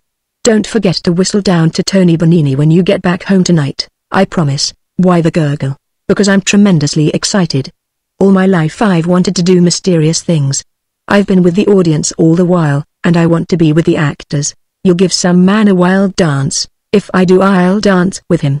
Now lead me to the cookies. She was the life of the tea table. Her wit, her effervescence, her whimsicalities amused even the prim Miss Frances. When she recounted the exploit of the camouflaged fan, Cutty and Harrison laughed so loudly that the nurse had to put her finger on her lips. They might wake the patient. I'm really interested in him, went on Kitty. I won't deny it. I want to see how it's going to turn out. He was very nice after I let him into the kitchen. A perfectly English manner and voice, and Italian gestures when off his guard. I feel so sorry for him. What strangers we races are to each other. Until the war we hardly knew the Canadians. The British didn't know us at all, and the French became acquainted with the British for the first time in history. And the German thought he knew us all and really knew nobody. All the Russians I ever saw were peasants of the cattle type, so that the word Russian conjures up 2 pictures: the Grand Duke at Monte Carlo and a race of men who wear long beards and never bathe except when it rains. Think of it. For the first time since God set mankind on earth, peoples are becoming acquainted. I never saw a Russian of this type before. A leaf in the whirlpool. Anyhow, we'll keep him here until he's on his feet. By the way, never answer any telephone call, I mean, go anywhere on a call unless you are sure of the speaker. I begin to feel important. You are important. You have suddenly become a connecting link between this caliph and the man we wish to protect. I'll confess I wanted you out of that apartment at first, but when I saw that you were bent on remaining, I decided to make use of you. You are going to give me a part in the play? Yes. You are to go about your affairs as always, just as if nothing had happened. Only when you wish to come here will you play any game like that of today. Then it will be advisable. Switch your route each time. Your real part is to be that of Lure. Through you we shall gradually learn who Caliph's associates are. If you don't care to play the role, all you have to do is to move. The idea. I'm grateful for anything. You men will never understand. You go forth into the world each day: politics, diplomacy, commerce, war, while we women stay at home and knit or dance socks or take care of the baby or make over our clothes and hats or do household work or play the piano or read. Never any adventure. Never any games. Never any clubs. The leaving your house to go to the office is an adventure. A train from here to Philadelphia is an adventure. We women are always craving it. And about all we can squeeze out of life is shopping and hiding the bills after marriage, and going to the movies before marriage with young men our fathers don't like. We can't even stroll the street and admire the handsome gowns of our more fortunate sisters the way you men do. When you see a pretty woman on the street, do you ever stop to think that there are 10 at home eating their hearts out? Of course you don't. So I'm going through with this, to satisfy suppressed instincts, and I shan't promise to trot along as usual. They may attempt to kidnap you, Kitty, that doesn't frighten me, so I observe. But if they ever should have the luck to kidnap you, tell all you know at once. There's only one way up here, the elevator. I can get out to the fire escape, but none can get in from that direction, as the door is of steel, and, of course, you'll take me into your confidence completely, when the time comes. Half the fun in an adventure is the element of the unexpected, said Cutty. Where did you first meet Stephanie Gregor? Captain Harrison laughed. He liked this girl. She was keen and could be depended upon, as witness last night's work. Her real danger lay in being conspicuously pretty, in looking upon this affair as merely a kind of exciting game, when it was tragedy. What makes you think I know Stephanie Gregor? Asked Cutty, genuinely curious. When I pronounced that name you whirled upon me as if I had struck you. Very well. When we learn who Two Hawks is, I'll tell you what I know about Gregor. And in the meantime you will be ceaselessly under guard. You are an asset, Kitty, to whichever side holds you. Captain Harrison is going to stay for dinner. Won't you join us? I'm going to a studio potluck with some girls. And it's time I was on the way. I'll let your Tony Bonini know. Home probably at 10. Cutty went with her to the elevator, and when he returned to the tea table he sat down without speaking. Why not kidnap her yourself, suggested Harrison. If you don't want her in this, she would never forgive me. If she found it out, she's the kind who would. What do you think of her, Miss Francis? I think she is wonderful. Frankly, I should tell her everything if there is anything more to be told. When dinner was over, the nurse gone back to the patient and Captain Harrison to his club, Cutty lit his odoriferous pipe and patrolled the windows of his study. Ever since Kitty's departure he had been mulling over in his mind a plan regarding her future to add a codicil to his will, leaving her $5,000 a year, so Molly's girl might always have a dainty frame for her unusual beauty. The pity of it was that convention denied him the pleasure of settling the income upon her at once, while she was young. He might outlive her, you never could tell. Anyhow, he would see to the codicil. An accident might step in. He got out his chrysoprase. In one corner of the room there was a large portfolio such as artists use for their proofs and sketches, and from this he took a dozen 12 by 14-inch photographs of beautiful women, most of them stage beauties of bygone years. The one on top happened to be Patty. The adorable Patty. Linda, Violetta, Lucia. Lord, what a nightingale she had been. He laughed, laid the photograph on the desk, and dipped his hand into a canvas bag filled with polished green stones which would have great commercial value if people knew more about them, for nothing else in the world is quite so beautifully green. He built tiaras above the lovely head and laid necklaces across the marvelous throat. Suddenly a phenomenon took place. The roguish eyes of the prima donna receded and vanished and slate blue ones replaced them. The odd part of it was, he could not dissipate the fancied eyes for the replacement of the actual Patty, with slate blue eyes. He discarded the photograph and selected another. He began the game anew and was just beginning the attack on the problem uppermost in his mind when the phenomenon occurred again. Kitty's eyes. What infernal nonsense. Kitty had served merely to enliven his tender recollections of her mother. 24 and 52. And yet, hadn't he just read that Madeline, 56, had married Mademoiselle Duane, many years younger? In a kind of resentful fury he pushed back his chair and fell to pacing, eddies and loops and spirals of smoke whirling and sweeping behind him. The only light was centered upon the desk, so he might have been some god-pacing cloud-riven Olympus in the twilight. By and by he laughed, and the atmosphere mental cleared. Madeline, 56, and Cutty, 52, were two different men. Cutty might mix his metaphors occasionally, but he wasn't going to mix his ghosts. He returned to his singular game. More tiaras and necklaces, and his brain took firm hold of the theme which had in the beginning lured him to the green stones, Two Hawks. That name bothered him. He knew he had heard it before, but never in the Russian tongue. It might be that the chap had been spoofing Kitty. Still, he had also called himself Hawksley. The smoke thickened, there were frequent flares of matches. One by one Cutty discarded the photographs, dropping them on the floor beside his chair, his mind boring this way and that for a solution. He had now come to the point where he ceased to see the photographs or the green stones.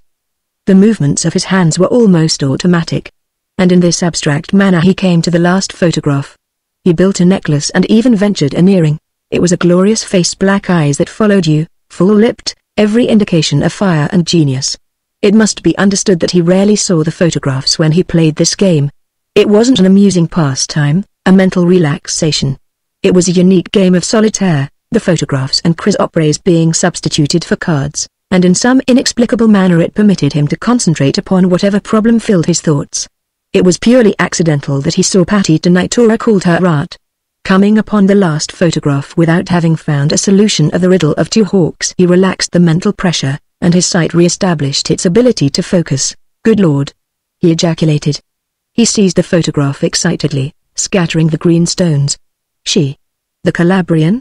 The enchanting coloratura who had vanished from the world at the height of her fame, 30-odd years gone. Two Hawks. Cutty saw himself at 20, in the pit at La Scala, with music Mad Milan all about him.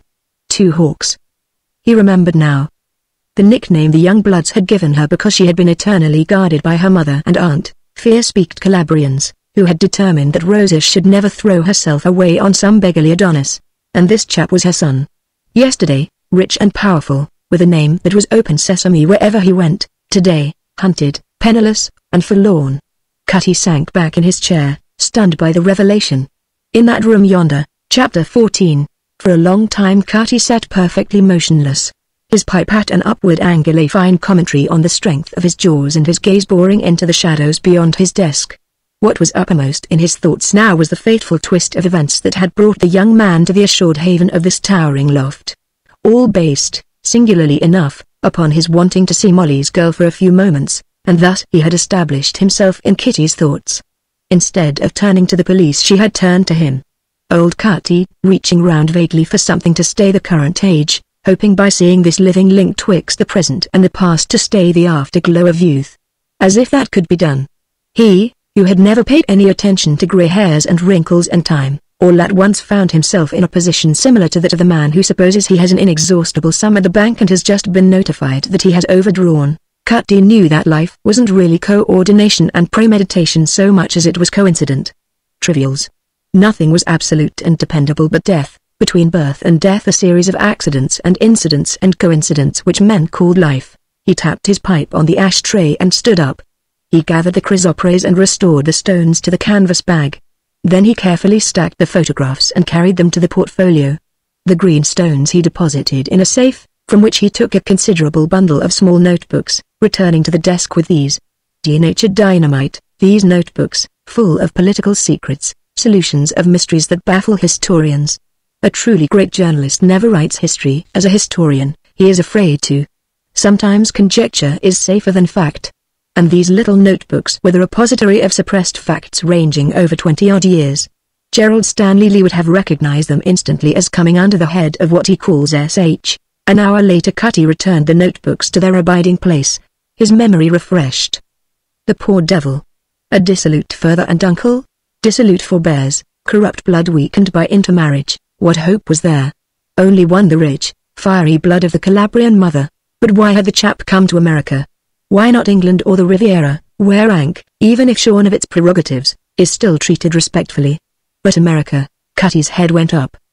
Perhaps that was it, to barter his phantom greatness for money, to dazzle some rich fool of an American girl. In that case Cardiff would be welcome. But wait a moment. The chap had come in from the west. In that event there should be an odyssey of some kind tucked away in the affair. Cutty resumed his pacing. The moment his imagination caught the essentials, he visualized the odyssey. Across mountains and deserts, rivers and seas, he followed two hawks in fancy, pursued by an implacable hatred, more or less historical, of which the lad was less a cause than an abstract object. And Cardiff, Cutty understood Cardiff now always span near, his hatred energizing his faltering feet. There was evidently some iron in this two hawks' blood. Fear never would have carried him thus far. Fear would have whispered, futility. Futility. And he would have bent his head to the stroke. So then there was resource and there was courage. And he lay in yonder room, beaten and penniless. The top piece in the grim irony to have come all these thousands of miles unscathed, to be dropped at the goal. But America? Well, that would be solved later, by the Lord Harry. Cutty stopped and struck his hands together. The drums. From the hour Kitty had pronounced the name Stefani Gregor, an idea had taken lodgment, an irrepressible idea, that somewhere in this drama would be the drums of Jeopardy. The mark of the thong. Never any doubt of it now.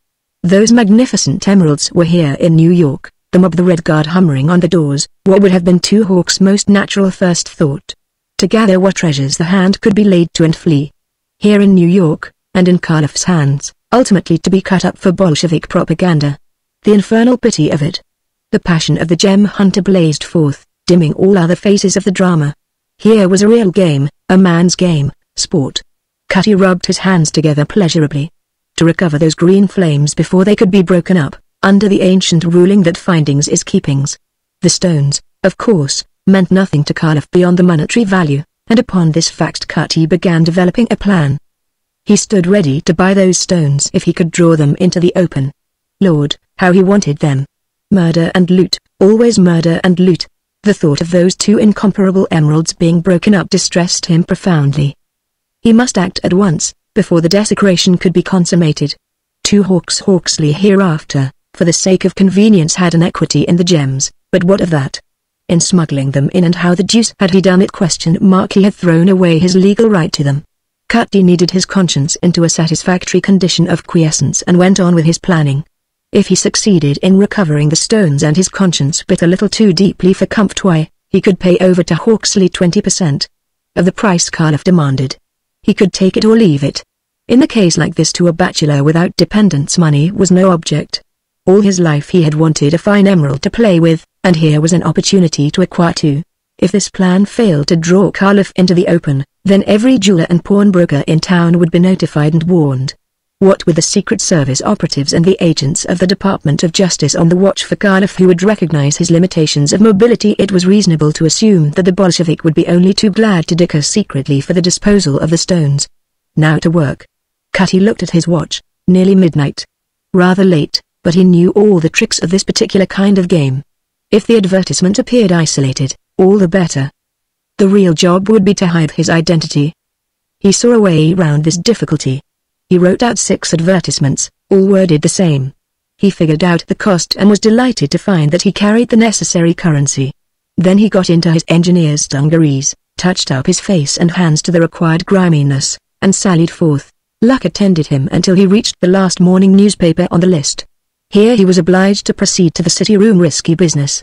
A queer advertisement coming into the city room late at night was always pried into, as he knew from experience. Still, he felt that he ought not to miss any chance to reach Carliff. He explained his business to the sleepy gate boy, who carried the advertisement and the cash to the Night City editor's desk. Ordinarily the Night City editor would have returned the advertisement with the crisp information that he had no authority to accept advertisements. But the drums of Jeopardy caught his attention, and he sent a keen glance across the busy room to the rail where Cutty stood, perhaps conspicuously, Humphrey. He called to one of the reporters. "This looks like a story. I'll run it. Follow that guy in the overalls and see what's in it." Cutty appreciated the interlude for what it was worth. Someone was going to follow him. When the gate boy returned to notify him that the advertisement had been accepted, Cutty went down to the street. "Hey, there, just a moment," hailed the reporter. "I want a word with you about that advertisement." Cutty came to a standstill. "I paid for it, didn't I?" "Sure. But what's this about the drums of Jeopardy?"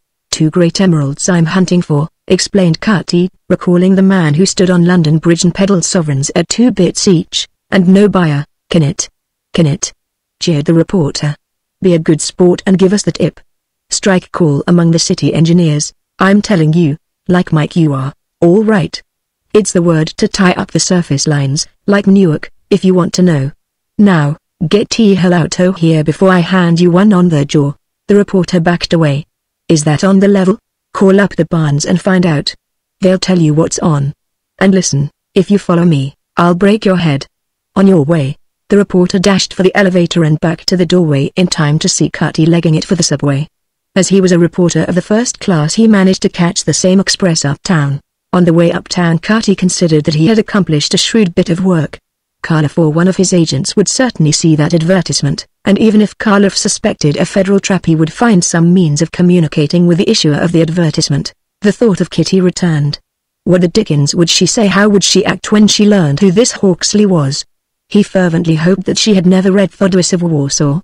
There would be all the difference in the world between an elegant refugee Pole and a derelict of the Russian autocracy. Perhaps the best course to pursue would be to say nothing at all to her about the amazing discovery. Upon leaving elevator 4, Cutty said, "Bob, I've been followed by a sharp reporter. Shear him off with any tale you please, and go home. Good night." "I'll fix him, sir." Cutty took a bath, put on his lounging robe, and tiptoed to the threshold of the patient's room. The shaded light revealed the nurse asleep with a book on her knees. The patient's eyes were closed and his breathing was regular.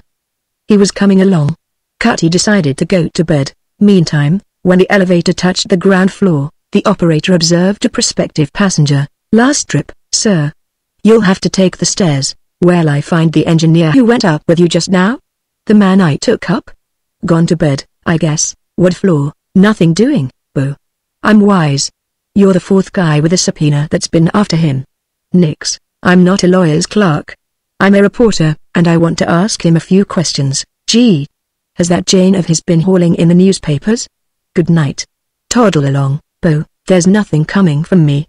"Nix. Would $10 make you talk?" asked the reporter, desperately. "Ye are about the Kaiser and his wood sawing." Bye-bye. The operator, secretly enjoying the reporter's discomfiture, shut off the lights, slammed the elevator door to the latch, and walked to the revolving doors, to the tune of Gary Owen. The reporter did not follow him but sat down on the first step of the marble stairs to think, for there was a lot to think about. He sensed clearly enough that all this talk about street railway strikes and subpoenas was rot. The elevator man and the engineer were in cahoots. There was a story here, but how to get to it was a puzzler. He had one chance in 100 of landing it. Tip the mail clerk in the business office to keep an eye open for the man who called for double C mail. Eventually, the man who did call for that mail presented a card to the mail clerk. At the bottom of this card was the name of the Chief of the United States Secret Service, and say to the reporter who has probably asked to watch hands off. Understand? Absolutely off. When the reporter was informed, he blew a kiss into air and sought his city editor for his regular assignment. He understood, with the wisdom of his calling, that one didn't go whale fishing with trout rods. Chapter 15. Early the next morning, in a bedroom in a rooming house for aliens in 15th Street, a man sat in a chair scanning the want columns of a newspaper. Occasionally he jotted down something on a slip of paper. This man's job was rather an unusual one. He hunted jobs for other men, jobs in steel mills, great factories, in the textile districts, the streetcar lines, the shipping yards and docks, any place where there might be a grain or two of the powder of unrest and discontent. His business was to supply the human matches. No more parading the streets, no more haranguing from soap boxes. The proper place nowadays was in the yard or shop corners at noontime. A word or two dropped at the right moment, perhaps a printed pamphlet, little wedges wherever there were men who wanted something they neither earned nor deserved. Here and there across the land little flares, one running into the other, like wildfire on the plains. And then an upheaval. As in Russia, so now in Germany, later, England and France, and here. The proletariat was gaining power. He was no fool, this individual. He knew his clay, the day laborer, with his parrot-like mentality. Though the victim of this peculiar Potter absorbs sounds, he doesn't often absorb meanings. But he takes these sounds and respouts them and convinces himself that he is some kind of Moses, headed for the promised land. Inflammable stuff. Hence, the strikes which puzzle the average intelligent American citizen. What is it all about? Nobody seems to know. Once upon a time men went on a strike because they were being cheated and abused. Now they strike on the principle that it is excellent policy always to be demanding something. It keeps capitalism where it belongs, on the ragged edge of things. No matter what they demand, they never expect to give an equivalent, and a just cause isn't necessary. Thus the present-day agitator has only one perplexity, that of eluding the iron hand of the Department of Justice. Suddenly the man in the chair brought the newspaper close up and stared. He jumped to his feet, ran out and up the next flight of stairs. He stopped before a door and turned the knob a certain number of times. Presently the door opened the barest crack, then it was swung wide enough to admit the visitor. "Look," he whispered, indicating Cutty's advertisement. The occupant of the room snatched the newspaper and carried it to a window. "Will purchase the drums of Jeopardy at top price. No questions asked. Address this office, Double C. Very good. I might have missed it. We shall sell the accursed drums to this gentleman." "Sell them? But, imbecile, what we must do is to find out who this man is. In the end he may lead us to him, but it may be a trap. Leave that to me. You have work of your own to do, and you had best be about it. Do you not see beneath? Who but a man who harbors him would know about the drums? The man in the evening clothes. I was too far away to see his face. Get me all the morning newspapers. If the advertisement is in all of them, I will send a letter to each. We lost the young woman yesterday. And nothing has been heard of Vladimir and Stemler. Bad. I do not like this place. I move to the house tonight. My old friend Stefani may be lonesome. I dare not risk daylight. Some fool may have talked. To work. All of us have much to do to wake up the proletariat in this country of the blind. But the hour will come. Get me the newspapers." Karloff pushed his visitor from the room and locked and bolted the door.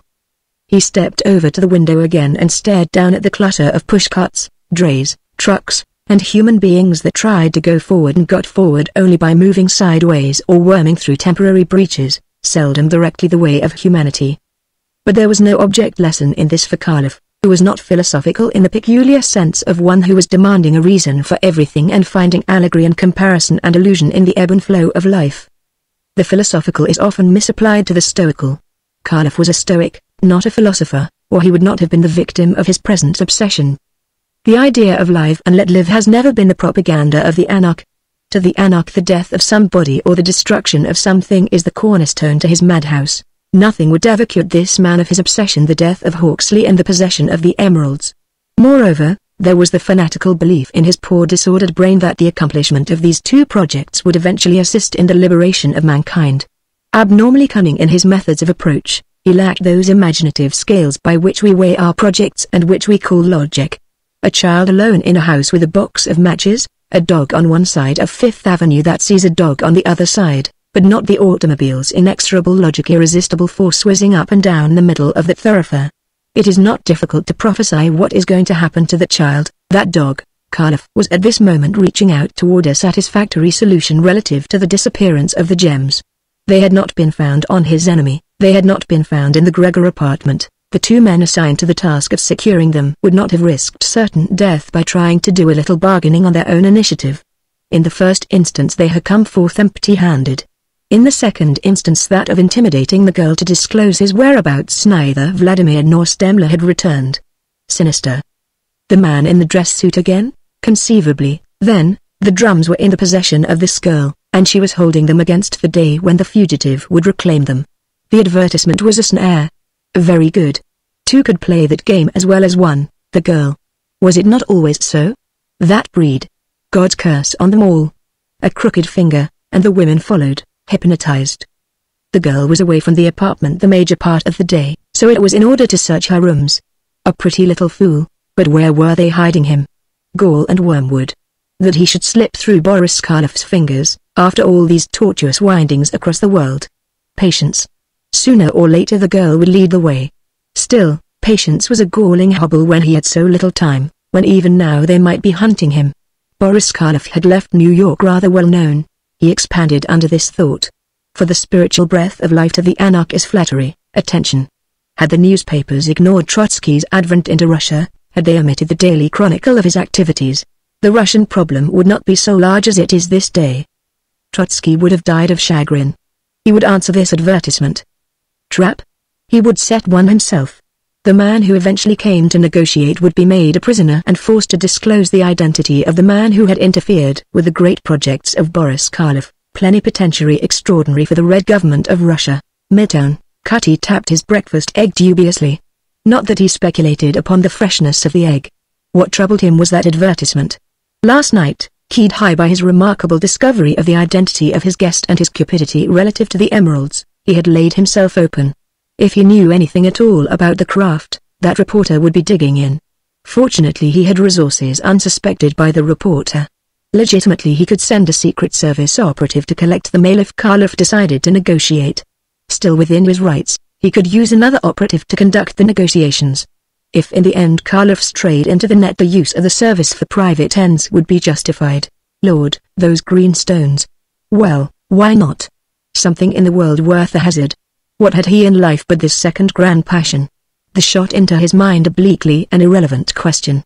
Supposing, in the old days, he had proceeded to reach for Molly as he was now reaching for the emeralds a bit lawlessly?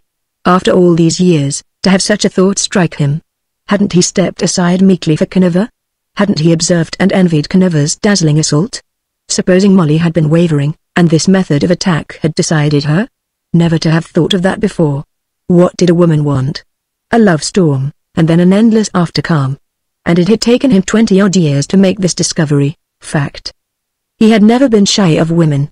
He had somehow preferred to play comrade instead of gallant, and all the women had taken advantage of that, used him callously to pair with old maids, faded wives, and homely debutantes.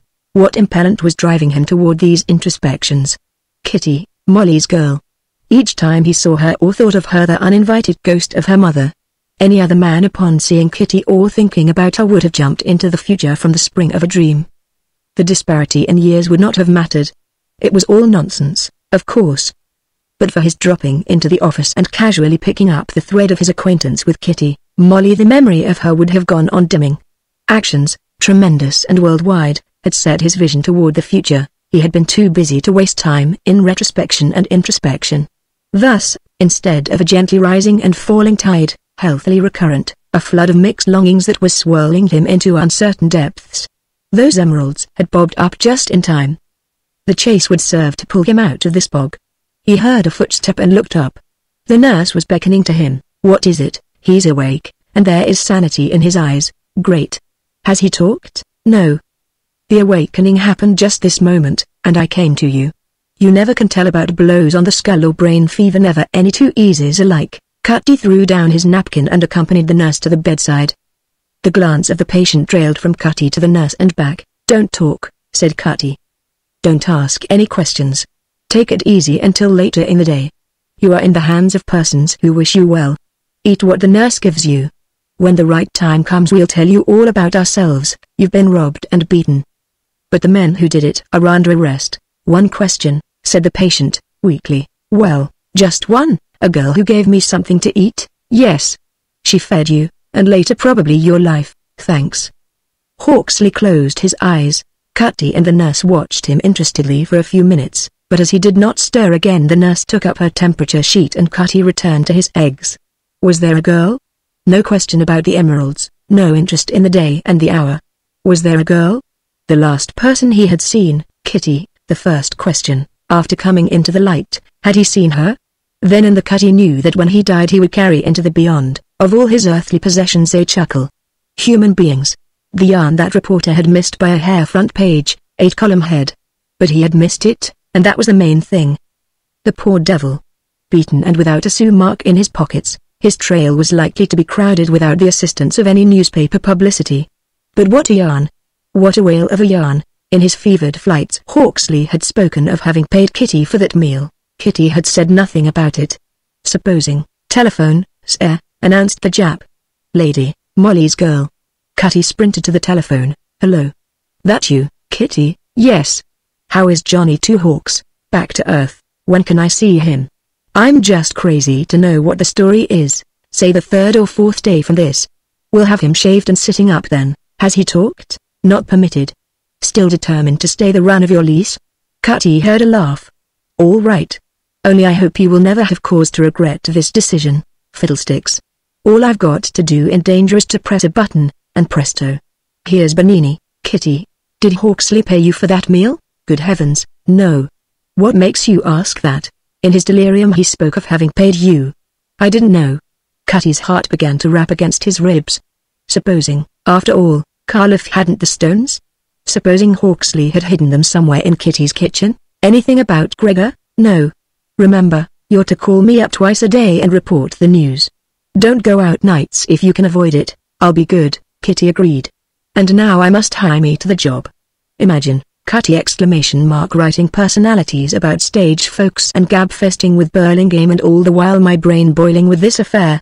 The city room will kill me, Cutty, if it ever finds out that I held back such a yarn. But it wouldn't be fair to Johnny Two Hawks. Cutty, did you know that your wonderful drums of Jeopardy are here in New York? What? Barked Cutty, somebody is offering to buy them. There was an advertisement in the paper this morning. Cutty, yes, the first problem in arithmetic is 2 and 2 make 4. Bye-bye. Dizzily Cutty hung up the receiver. He had not reckoned on the possibility of Kitty seeing that damn fool advertisement. 2 and 2 made 4, and 4 and 4 made 8, so on indefinitely. That is to say, Kitty already had a glimmer of the startling truth. The initial misstep on his part had been made upon her pronouncement of the name Stefani Gregor. He hadn't been able to control his surprise. And yesterday, having frankly admitted that he knew Gregor, all that was needed to complete the circle was that advertisement. Cutty tore his hair, literally. The very door he hoped she might overlook he had thrown open to her, Fodus of Warsaw. But it should not be. He would continue to offer a haven to the chap, but no nonsense. None of that sinister and unfortunate blood should meddle with Kitty Conover's happiness. Her self-appointed guardian would attend to that. He realized that his attitude was rather inexplicable, but there were some adventures which hypnotized women, and one of this sort was now unfolding for Kitty. That she had her share of common sense was negligible in face of the facts that she was imaginative and romantical and adventuresome, and that for the first time she was riding one of the great middle currents in human events. She was Molly's girl, Cutty was going to look out for her. Mighty odd that this fear for her should have sprung into being that night, quite illogically. Prescience? He could not say. Perhaps it was a borrowed instinct, fatherly, the same instinct that would have stirred her father into action, the protection of that dearest to him. If he told her who Hawksley really was, that would intrigue her. If he made a mystery of the affair, that, too, would intrigue her. And the you were, twixt the devil and the deep blue sea. Hang it, what evil luck had stirred him to tell her about those emeralds? Already she was building a story to satisfy her dramatic fancy. 2 and 2 made 4, which signified that she was her father's daughter, that she would not rest until she had explored every corner of this dark room, wanting to keep her out of it, and then dragging her into it through his cupidity. Devil take those emeralds. Always the same, trouble wherever they were. The real danger would rise during the convalescence. Kitty would be contriving to drop in frequently, not to see Hawksley especially, but her initial success in playing hide-and-seek with secret agents, friendly and otherwise, had tickled her fancy. For a while it would be an exciting game, then it might become only a means to an end. Well, it should not be. Was there a girl? Already Hawksley had recorded her beauty. Very well, the first sign of sentimental nonsense, and out he should go, Caliph or no Caliph. Kitty wasn't going to know any hurt in this affair. That much was decided. Cutty stormed into his study, growling audibly. He filled a pipe and smoked savagely. Another side, Kitty's entrance into the drama promised to spoil his own fun. He would have to play 2 games instead of 1. A fine muddle. He came to a stand before one of the windows and saw the glory of the morning flashing from the myriad spires and towers and roofs, and wondered why artists bothered about cows in pastures. Touching his knees was an antique Florentine bridal chest, with exquisite carving and massive lock. He threw back the lid and disclosed a miscellany never seen by any eye save his own. It was all the garret he had. He dug into it and at length resurrected the photograph of a woman whose face was both roguish and beautiful. He sat on the floral lattice and studied the face, his own tender and wistful. No resemblance to Kitty except in the eyes. How often he had gone to her with the question burning his lips, only to carry it away unspoken. He turned over the photograph and read, "To the nicest man I know. With love from Molly." With love. And he had stepped aside for Tommy Conover, by George. He dropped the photograph into the chest, let down the lid, and rose to his feet. Not a bad idea, that. To intrigue Kitty himself, to smother her with attentions and gallantries, to give her out of his wide experience, and to play the game until this intruder was on his way elsewhere. He could do it, and he based his assurance upon his experiences and observations. Never a squire of dames, he knew the part. He had played the game occasionally in the capitals of Europe when there had been some information he had particularly desired. Clever, scheming women, too. A clever, passably good-looking elderly man could make himself peculiarly attractive to young women and women in the 30s. Dazzlement for the young, the man who knew all about life, the trivial little courtesies a younger man generally forgot, the moving of chairs, the holding of wraps, the grey hairs which served to invite trust and confidence, which lulled the eternal feminine fear of the male. To the older women, no callow youth but a man of discernment, discretion, wit and fancy and daring, who remembered birthdays husbands forgot, who was always round when wanted. There was no vanity back of these premises. Cutty was merely reaching about for an expedient to thwart what to his anticipatory mind promised to be an inevitability. Of course the glamour would not last, it never did, but he felt he could sustain it until yonder chap was off and away. That evening at 5:30 Kitty received a box of beautiful roses, with Cutty's card. "Oh, the lovely things!" she cried. She kissed them and set them in a big copper jug, arranged and rearranged them for the simple pleasure it afforded her. What a dear man this Cutty was, to have thought of her in this fashion. Her father's friend, her mother's, and now hers, she had inherited him. This thought caused her to smile, but there were tears in her eyes. A garden some day to play in, this mad city far away, a home of her own, would it ever happen? The bell rang. She wasn't going to like this caller for taking her away from these roses, the first she had received in a long time, roses she could keep and not toss out the window. For it must not be understood that Kitty was never besieged. Outside stood a well-dressed gentleman, older than Cutty, with shrewd, inquiring grey eyes and a face with strong salience. "Pardon me, but I am looking for a man by the name of Stephen Gregory. I was referred by the janitor to you." "You are Miss Conover?" "Yes," answered Kitty. "Will you come in?" She ushered the stranger into the living room and indicated a chair. "Please excuse me for a moment." Kitty went into her bedroom and touched the danger button, which would summon Bernini. She wanted her watchdog to see the visitor. She returned to the living room. "What is it you wish to know? Where I may find this Gregory, that nobody seems able to answer. He was carried away from here in an ambulance, but we have been unable to locate the hospital. If you will leave your name." "That is not necessary. I am out of bounds, you might say, and I'd rather my name should be left out of the affair, which is rather peculiar. In what way? I am only an agent, and am not at liberty to speak. Could you describe Gregory? Then he is a stranger to you? Absolutely. Kitty described Gregor deliberately and at length. It struck her that the visitor was becoming bored, though he nodded at times. She was glad to hear Bernini's ring. She excused herself to admit the Italian. A false alarm, she whispered. Someone inquiring for Gregor. I thought it might be well for you to see him. I'll work the radiator stuff. Very well. Bernini went into the living room and fussed over the steam cock of the radiator. Nothing the matter with it, miss. Just stuck. Sorry to have troubled you, said the stranger, rising and picking up his hat. Bernini went down to the basement, obfuscated, for he knew the visitor. He was one of the greatest bankers in New York, that is to say, in America. Asking questions about Stefani Gregor. Chapter 16. About 9 o'clock that same night a certain rich man, having established himself comfortably under the reading lamp, a fine book in his hands and a fine after-dinner cigar between his teeth, was exceedingly resentful when his butler knocked, entered, and presented a card. My orders were that I was not at home to anyone. Yes, sir. But he said you would see him because he came to see you regarding a Mr. Gregory. What? Yes, sir. Damn these newspapers. Wait. The banker called, for the butler was starting for the door to carry the anathema to the appointed head. Bring him in. He's a big bug, and I can't afford to affront him. Yes, sir, with the colorless tone of a perfect servant. When the visitor entered he stopped just beyond the threshold. He remained there even after the butler closed the door. Blue iron grey clashed, two masters of fence who had executed the same stroke. The banker laughed and Cutty smiled. I suppose, said the banker, you and I ought to sign an armistice, too. Agreed. And you've always been rather a puzzle to me. A rich man, a gentleman, and yet sticking to the newspaper game. And you're a puzzle to me, too. A rich man, a gentleman, and yet sticking to the banking game. What the devil was I row about?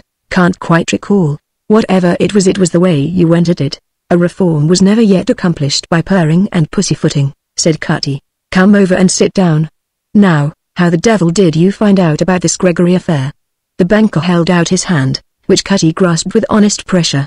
If you are here in the capacity of a newspaper man, not a word out of me. Have a cigar? I never smoke anything but pipes that ruin curtains. You should have given your name to Miss Canova. I was under promise not to explain my business. But before we proceed, an answer. Newspaper? No. I represent the Department of Justice.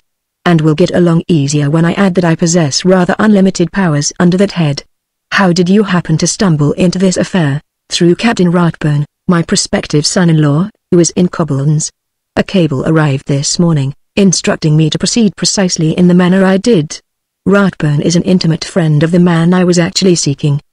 The apartment of this man Gregory was mentioned to Ratburn in a cable as a possible temporary abiding place.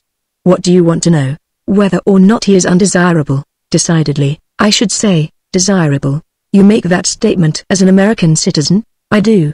I make it unreservedly because my future son-in-law is rather a difficult man to make friends with. I am acting merely as Ratburn's agent. On the other hand, I should be a cheerful liar if I told you I wasn't interested. What do you know? Everything, answered Cutty, quietly. You know where this young man is? At this moment he is in my apartment, rather seriously battered and absolutely penniless. Well, I'll be tinkerdamned. You know who he is, of course? Yes. And I want all your information so that I may guide my future actions accordingly. If he is really undesirable he shall be deported the moment he can stand on his 2 feet. The banker pyramided his fingers, rather pleased to learn that he could astonish this interesting beggar. He is on account at my bank $500,000. Originally he had 800,000. The 300,000, under cable orders from Yokohama, was transferred to our branch in San Francisco. This was withdrawn about 2 weeks ago. How does that strike you? All in a heap, confessed Cutty. When was this fund established with you? Shortly before Kerensky's government blew up. The funds were in our London bank. There was, of course, a lot of red tape, excessive charges in exchange, and all that. Anyhow, about 800,000 arrived. What brought him to America? Why didn't he go to England? That would have been the safest haven. I can explain that. He intends to become an American citizen. Some time ago he became the owner of a fine cattle ranch in Montana. Well, I'll be tinkerdamned, too. Exploded Cutty. A young man with these ideas in his head ought eventually to become a first-rate citizen. What do you say? I am considerably relieved. His forebears, the blood. His mother was a healthy Italian peasant, a famous singer in her time. His fortune, I take it, was his inheritance from her. She made a fortune singing in the capitals of Europe and speculating from time to time. She sent the boy, at the age of 10, to England. Afraid of the home influence. He remained there, under the name of Hawksley, for something like 14 years, under the guardianship of this fellow Gregory. Of Gregory I know positively nothing. The young fellow is, to all purposes, methods of living, points of view, an Englishman. Rathbone, who was educated at Oxford, met him there and they shared quarters. But it was only in recent years that he learned the identity of his friend. In 1914 the young fellow returned to Russia. Military obligations. That's all I know. Mighty interesting, though. I am much obliged to you. The white elephant becomes a normal drab pachyderm, said Cutty, still something of an elephant on your hands. I see. Bring him here if you wish, and sick the Bolshevik at your door. That's so. You spoke of his having been beaten and robbed. Bolshevik, yes. An old line of reasoning first put into effect by Oliver Cromwell. The axe? The poor devil, fact. I'm sorry for him. But I wish he would blow away conveniently. Rathbone says he's handsome, gay, but decent, considering. Humanity is being knocked about some.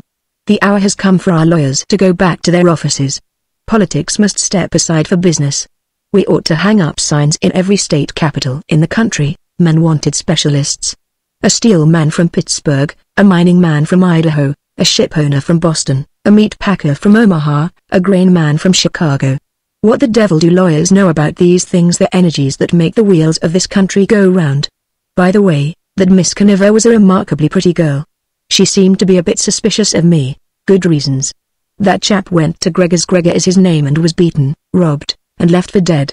She saved his life, good Lord. Does she know? No. And what's more, I don't want her to. I am practically her guardian. Then you ought to get her out of that roost. Hang it, I can't get her to leave. I'm not legally her guardian, self-appointed. But she has agreed to leave in May. I'm glad you dropped in. Command me in any way you please. That's very good of you, considering. The war is over. We'd be a fine pair of fools to let an ancient grudge go on. They tell me you've a wonderful apartment on top of that skyscraper of yours. Will you come to dinner some night? Any time you say. I should like to bring my daughter. She doesn't know. No. Heard of Hawksley, thinks he's English. I am certainly agreeable. This would be a distinct advantage to Kitty. I see you have a good book there. I'll take myself off. In the avenue Cutty loaded his pipe. He struck a match on the flagstone and cupped it over the bowl of his pipe, thereby throwing his picturesque countenance into ruddy relief. Opposite emotions filled the hearts of the two men watching him, in one, chagrin, in the other, exultation. Cutty decided to walk downtown, the night being fine. He set his foot to a long, swinging stride. An elephant on his hands, truly. Poor devil, for a fad. Nobody wanted him, not even those who wished him well. Wanted to become an American citizen. He would have been tolerably safe in England. Here he would never be free of danger. A ranch. The beggar would have a chance out there in the West. The anarchist and the Bolshevik were town cooties. His one chance, actually. The poor devil. Kitty had the right idea. It was a mighty fine thing, these times, to be a citizen under the protection of the American doctrine. 300,000. And Karloff had got that along with the drums. The devil's own for luck. The fool would be able to start some fine ructions with all that capital behind him. Episodes in the night. Kitty dreamed of wonderful rose gardens, endless and changing, but strive as she would she could not find Cutty anywhere, which worried her, even in her dream. The nurse heard the patient utter a single word several times before he fell asleep. "What is it?" she asked. "Fan." And he smiled. She hunted for the palm leaf, but with a slight gesture he signified that that was not what he wanted. Cutty played solitaire with his chrysoprase until the telephone broke in upon his reveries. What he heard over the wire disturbed him greatly. "You were followed from the avenue to the apartment. How do you know?" "I am Henderson. You assigned me to watch the apartment in 80th through the night. I followed the man who followed you. He saw your face when you lit the pipe. When the banker left Miss Conover he was followed home. That established him in the affair. The follower hung round, and so did I. You appeared. He took a chance shot in the dark. Not sure, but doing a bit of clever guessing. You still followed him?" Yes, where did he wind up? A house in the warehouse district. Vacant warehouses on each side. Some new nest. I can lead you to it, sir, any time you wish, thanks. Cutty pushed aside the telephone and returned to his greenstones. After all, why worry? It was unfortunate, of course, but the apartment was more inaccessible than the top of the Matterhorn. Still, they might discover what his real business was and interfere seriously with his future work on the other side. A ruin in the warehouse district? A good place to look for Stefani Gregor if he was still alive. He was. And in his dark room he cried piteously for water, water, water. Chapter 17. A March day, sunny and cloudless, with fresh, bracing winds. Green things pushed up from the soil, an eternal something was happening to the tips of the tree branches, an eternal something was happening in young hearts. A robin shook the dust of travel from his wings and bathed publicly in a park basin. Here and there under the 10,000 roofs of the great city poets were busy with inkpots, trying to say an old thing in the new way. Woe to the pinched soul that did not expand this day, for it was spring. Expansion. Nature, perhaps she was relenting a little. Perhaps she saw that humanity was sliding down the scale, withering, and a bit of extra sunshine would serve to check the dissension and breed a little optimism. Cutty's study. The sunlight, thrown westward, turned windows and roofs and towers into incomparable bijou. The double reflection cast a white light into the room, lifting out the blue and old rose tints of the Ispahan rug. Cutty shifted the chrysoprase, irresolutely for him. A dozen problems, and it was mighty hard to decide which to tackle first. Principally there was Kitty. He had not seen her in 4 days, deeming it advisable for her not to call for the present. The Bolshevik agent who had followed him from the bankers might decide, without the aid of some connecting episode, that he had wasted his time. It did not matter that Kitty herself was no longer watched and followed from her home to the office, from the office home. Was Karloff afraid, or had he some new trick up his sleeve? It was not possible that he had given up Hawksley. He was probably planning an attack from some unexpected angle. To be sure that Karloff would not find reason to associate him with Kitty, Cutty had remained indoors during the daytime and gone forth at night in his dungarees. Problem 2 was quite as formidable. The secret agent who had passed as a negotiator for the drums of Jeopardy had disappeared. That had sinister significance. Karloff did not intend to sell the drums, merely wanted precise information regarding the man who had advertised for them. If the Secret Service man weakened under torture, Cutty recognized that his own usefulness would be at an end. He would have to step aside and let the great currents sweep on without him. In that event these 52 years would pile upon his head, full measure, for the only thing that kept him vigorous was action, interest. Without some great incentive he would shrivel up and blow away like some exhumed mummy. Problem 3. How the deuce was he going to fascinate Kitty if he couldn't see her? But there was a bit of silver lining here. If he couldn't see her, what chance had Hawksley? The whole sense and prompting of this problem was to keep Kitty and Hawksley apart. How this was accomplished was of no vital importance. Problem 3, then, hung fire for the present. Funny, how this idea stuck in his head, that Hawksley was a menace to Kitty. One of those fool ideas, probably. But worth trying out. Problem 4. That night, all on his own, he would make an attempt to enter that old house sandwiched between the 2 vacant warehouses. Through pressure of authority he had obtained keys to both warehouses. There would be a trap on the roof of that house. Doubtless it would be covered with tin, fairly impregnable if latched below. But he could find out. From the 3rd floor windows of either warehouse the drop was not more than 6 feet. If anywhere in town poor old Stefani Gregor would be in one of those rooms. But to storm the house frontally, without being absolutely sure, would be folly. Gregor would be killed. The house was in fact an insane asylum, occupied by super-insane men. Warned, they were capable of blowing the house to kingdom come, themselves with it. Problem 5 was a mere vanishing point. He doubted if he would ever see those emeralds. What an infernal pity. He built a coronet and leaned back, a wisp of smoke darting up from the bowl of his pipe. I say, you know, but that's a ripping game to play. Drawled a tired voice over his shoulder. Cutty turned his head, to behold Hawksley, shaven, pale, and handsome, wrapped in a bed quilt and swaying slightly. What the deuce are you doing out of your room? Growled Cutty, but with the growl of a friendly dog. Hawksley dropped into a chair weakly. End of my rope. Got to talk to someone. Go dotty, else. Questions. Skull aches with M. Want to know whether this is a foretaste of the life I have the right to live or the beginning of death. Be a good sport, and let's have it out. What is it you wish to know? Asked Cutty, gently. "The poor beggar, where I am. Who you are. What happened to me. What is going to happen to me," rather breathlessly. "Don't want any more suspense. Don't want to look over my shoulder anymore. Straight ahead. All the cards on the table, please." Cutty rose and pushed the invalid's chair to a window and drew another up beside it. "My word. The top of the world. Bally odd roost. You will find it safer here than you would on the shores of Kaspuskoimor," replied Cutty, gravely. "The Caspian wouldn't be a healthy place for you now." With wide eyes Hawksley stared across the shining, wavering roofs. A pause. "What do you know?" he asked, faintly. "Everything. But wait." Cutty fetched one of the photographs and laid it upon the young man's knees. "Know who this is to Hawks?"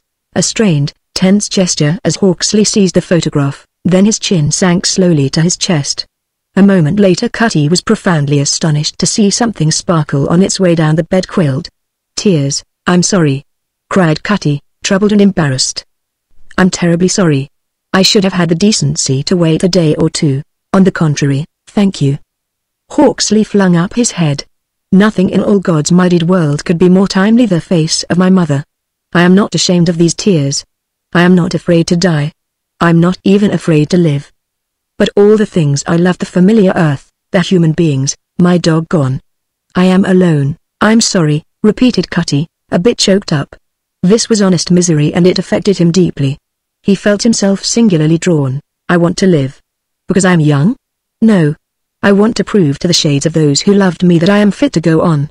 So my identity is known to you?" Dejectedly, "Yes."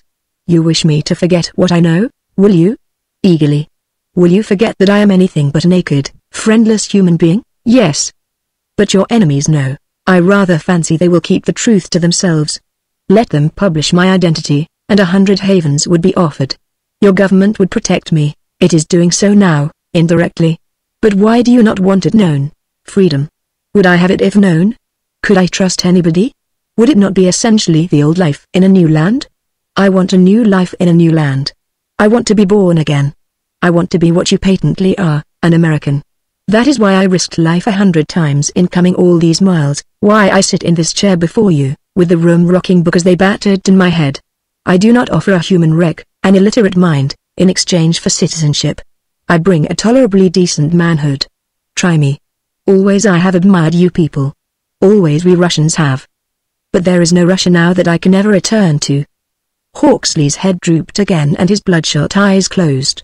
Cutty sensed confusion, indecision, all his deductions were upset in the face of this strange appeal. Russian, born of an Italian mother and speaking Oxford English as if it were his birthright, and wanting citizenship. Wasn't ashamed of his tears. Wasn't afraid to die or to live. Cutty searched quickly for a new handhold to his antagonism, but he found only straws. He was honest enough to realize that he had built this antagonism upon a want, a desire. There was no foundation for it.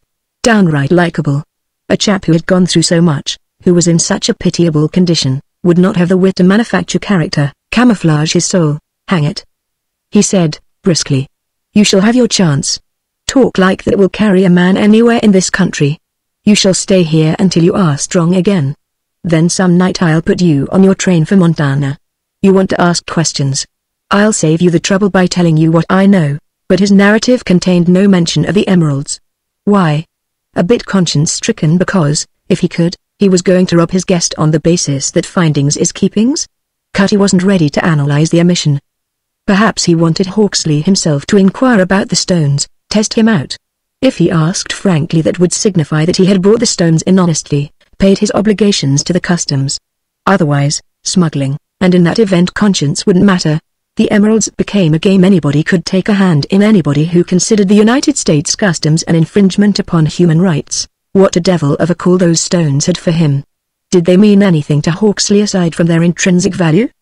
But from the nebulous idea, originally, that the emeralds were mixed up somewhere in this adventure, Cutty knew that he would have sent Hawksley to a hospital, left him to his fate, and never known who he was. All through the narration Hawksley listened motionless, with his eyes closed, possibly to keep the wavering instability of the walls from interfering with his assimilation of this astonishing series of fact.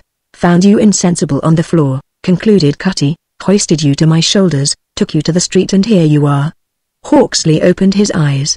"I say, you know, What a devil of an old Sherlock you must be. And you carried me on your shoulders across that fire escape? Ripping. When I stepped back into that room I heard a rushing sound. I knew. But I didn't have the least chance. You and that bully girl, Cutty swore under his breath. He had taken particular pains to avoid mentioning Kitty, and here, first off, the fat was in the fire. He remembered now that he had told Hawksley that Kitty had saved his life. Fortunately, the chap wasn't keen enough with that banged-up head of his to apply reason to the omission. Saved my life. Suppose she doesn't want me to know. Cutty jumped at this. Doesn't care to be mixed up with the Bolshevik end of it. Besides, she doesn't know who you are. The fewer that know the better. But I'll always remember her kindness and that bally pistol with a fan in it. But you? Why did you bother to bring me up here? Couldn't decently leave you where Karloff could get to you again. Is Stefani Gregor dead? Don't know. Probably not. But we are hunting for him. Cutty had not explained his interest in Gregor. Those plaguey stones again. They were demoralizing him. Loot, you spoke of Karloff. Who is he? Why, the man who followed you across half the world. There were many. What is he like? A gorilla? Ah. Hawksley became galvanized and extended his fists. God let me live long enough to put my hands on him. I had the chance the other day to blot out his face with my boots. But I couldn't do it. I couldn't do it. He sagged in the chair. No, no. Just a bit groggy. All right in a moment, by the Lord Harry, I'll see you through. Now buck up. Hear that? Cried Cutty, throwing up a window. Music, look through that street there. See the glint of bayonets? American soldiers, marching up Fifth Avenue, thousands of them, freemen who broke the vaunted Hindenburg Line. God bless them. Americans, every mother's son of them, who went away laughing, who returned laughing, who'll go back to their jobs laughing. The ability to laugh, that's America. Do you know how to laugh? I used to. I'm jolly weak just now. But I'll grin if you want me to. And Hawksley grinned. That's the way.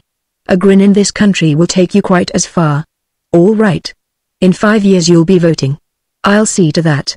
Now back to bed with you, and no more leaving it until the nurse says so. What you need is rest. Cutty sent a call to the nurse, who was standing undecidedly in the doorway, and together they put the derelict back to bed. Then Cutty fetched the photograph and set it on top of the dresser, where Hawksley could see it. Now, no more gallivanting about, I promise, old top. This bed is a little bit of all right. I say, what? How long am I to be here? If you're good, 2 weeks, interposed the nurse. 2 weeks? I say, would you mind doing me a trifling favor? I'd like a violin to amuse myself with. A fiddle? I don't know a thing about 'em except that they sound good. Cutty pulled at his chin. Whatever it costs I'll reimburse you the day I'm up. All right. I'll bring you a bundle of them, and you can do your own selecting. Out in the corridor the nurse said, I couldn't hold him. But he'll be easier now that he's got the questions off his mind. He will have to be humored a lot. That's one of the characteristics of head wounds. What do you think of him? He seems to be gentle and patient, and I imagine he's hard to resist when he wants anything. Winning, you'd call it. I suppose I mustn't ask who he really is? No. Poor devil. The fewer that know, the better. I'll be home round 3. Once in the street, Cutty was besieged suddenly with the irresistible desire to mingle with the crowd over in the avenue, to hear the military bands, the shouts, to witness the gamut of emotions which he knew would attend this epochal day. Of course he would view it all from the aloof vantage of the historian, and store away commentaries against future needs. And what a crowd it was! He was elbowed and pushed, jostled and trod on, carried into the surges, relegated to the eddies, and always the metallic tap-tap of steel-shod boots on the asphalt, the bayonets throwing back the radiant sunshine in sharp, clear flashes. The keen, joyous faces of those boys. God, to be young like that? To have come through that hell on earth with the ability still to smile. Cutty felt the tears running down his cheeks. Instinctively he knew that this was to be his last thrill of this order. He was 52. Quit your crowding there.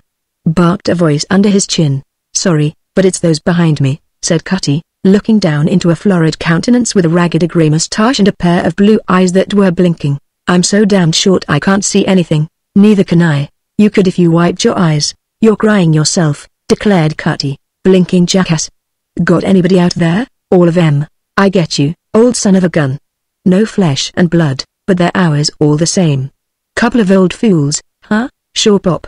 What right have 2 old codgers got here, anyhow? What brought you out? What brought you? Same thing. Damn it. If I could only see something. Cutty put his hands upon the shoulders of this chance acquaintance and propelled him toward the curb.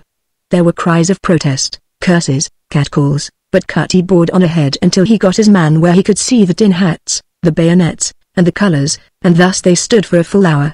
Each time the flag went by, the little man yanked off his derby and turned truculently to see that Cutty did the same. "Say," he said as they finally dropped back, "I'd offer to buy a drink, only it sounds flat, and it would taste flat after a mighty wine like this," replied Cutty. "Maybe you've heard of the nectar of the gods. Well, you've just drunk it, my friend. I sure have. Those kids out there, smiling after all that hell, and you and me on the sidewalk, blubbering over What's the answer? We're Americans, you said it. Goodbye." Cutty pressed onto the flow and went along with it, lighter in the heart than he had been in many a day. These 2 million who lined Fifth Avenue, who cheered, laughed, wept, went silent, cheered again, what did their presence here signify? That America's day had come, that as a people they were homogeneous at last, that which laws had failed to bring forth had been accomplished by an ideal. Bolshevism, socialism, call it what you will, would beat itself into fragments against this rock of democracy, which went down to the center of the world and whose pinnacle touched the stars. Reincarnation, the simple ideals of the forefathers restored. And with this knowledge tingling in his thoughts and perhaps there was a bit of spring in his heart, Cutty continued on, without destination, chin jutting, eyes shining. He was an American. He might have continued on indefinitely had he not seen obliquely a window filled with musical instruments. Hawksley's fiddle. He had all but forgotten. All right. If the poor beggar wanted to scrape a fiddle, scrape it he should. The least he, Cutty, could do would be to accede to any and every whim Hawksley expressed. Wasn't he planning to rob the beggar of the drums, happened they ever turned up? But how the deuce to pick out a fiddle which would have a tune in it? Of all the hypocritical duffers the fiddler was the worst. Beside a fiddler of the first rank, the rich old maid with the poodle was a hail fellow well met. Of course Gregor had taught the chap. That meant he would know instantly, just as his host would instantly observe the difference between green glass and green beryl. Cutty turned into the shop, infinitely amused. Fiddles. What next? Having constituted a guardianship over Kitty, he was now playing impresario to Hawksley. As if he hadn't enough parts to play. Wouldn't he be risking his life tonight trying to find where Stefani Gregor was? Fiddles. Fiddles and emeralds. What a choice old hypocrite he was. Fate has a way of telling you all about it afterward, conceivably, that humanity might continue to reproduce its species. Otherwise humanity would proceed to extinguish itself forthwith. Thus, Cutty was totally unaware upon entering the shop that he was about to tear off its hinges the door he was so carefully bolting and latching and padlocking between Kitty Conover and this duffer who wanted to fiddle his way through convalescence. Where there is fiddling there is generally dancing. If it be not the feet, then it will be the soul. Chapter 18. There are some men who know a little about all things and a great deal about many. Such a man was Cutty. But as he approached the counter behind which stood an expectant clerk, he felt for once that he was in a far country. There were fiddles and fiddles, just as there were emeralds and emeralds. Never again would he laugh over the story of the man who thought Botticelli was a manufacturer of spool thread. He attacked the problem, however, like the thoroughbred he was frankly. "I want to buy a violin," he began, knowing that in polite musical circles the word fiddle was taboo. "I know absolutely nothing at all about quality or price. Understand, though, while you might be able to fool me, you wouldn't fool the man I'm buying it for. Now what would you suggest?" The clerk, a salesman familiar with certain urban types, thinly including the Fifth Avenue, which came in for talking machine records, recognized in this well-dressed, attractive elderly man that which he designated the swell. Hateful word, yes, but having a perfectly legitimate niche, since in the minds of the hoi polloi it nicely describes the differences between the poor gentleman and the gentleman of leisure. To proceed with the digression, to no one is the word more hateful than to the individual to whom it is applied. Cutty would have blushed at the clerk's thought. "Perhaps I'd better get the proprietor," was the clerk's suggestion. "Good idea," Cutty agreed. "Take my card along with you." This was a Fifth Avenue shop, and Cutty knew there would be a who's who or a Bradstreet somewhere about. In the interim he inspected the case-lined walls. Trombones. He chuckled. Lucky that Hawksley's talent didn't extend in this direction. True, he himself collected drums, but he did not play them. Something odd about music, human beings had to have it, the very lowest in the scale. A universal magic. He was himself very fond of good music, but these days he fought shy of it, It had the faculty of sweeping him back into the 20s and reincarnating vanished dreams. After a certain length of time, from the corner of his eye he saw the clerk returning with the proprietor. The latter wearing an amiable smile, which probably connoted a delving into the aforesaid volumes of attainment and worth. Cutty hoped this was so, as it would obviate the necessity of going into details as to who he was and what he had. "Your name is familiar to me," began the proprietor. "You collect antique drums. My clerk tells me that you wish to purchase a good violin." "Very good. I have in my apartment rather a distinguished guest who plays the violin for his own amusement. He is ill and cannot select for himself. Now I know a little about music but nothing about violins. I suggest that I personally carry half a dozen instruments to your apartment and let your guest try them." "How much is he willing to pay?" "Top price, I should say." "Shall I make a deposit?" "If you don't mind." "Merely precautionary. Half a dozen violins will represent quite a sum of money, and taxicabs are unreliable animals. 1,000 against accidents. What time shall I call?" The proprietor's curiosity was stirred. Musical celebrities, as he had occasion to know, were always popping up in queer places. Some new star probably, whose violin had been broken and who did not care to appear in public before the hour of his debut. 3 o'clock, said Cutty. "Very well, sir. I promised to bring the violins myself." Cutty wrote out his check for 1,000 and departed, the chuckle still going on inside of him. Versatile old codger, wasn't he? Promptly at 3 the dealer arrived, his arms and his hands gripping violin cases. Cutty hurried to his assistance, accepted a part of the load, and beckoned to the man to follow him.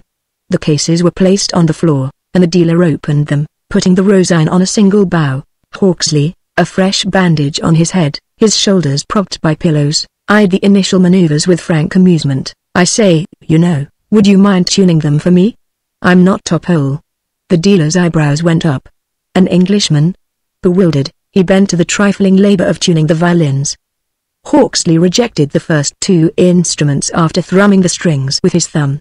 He struck up a melody on the third but did not finish it. "My word. If you have a violin there, why not let me have it at once?" The dealer flushed. "Try this, sir.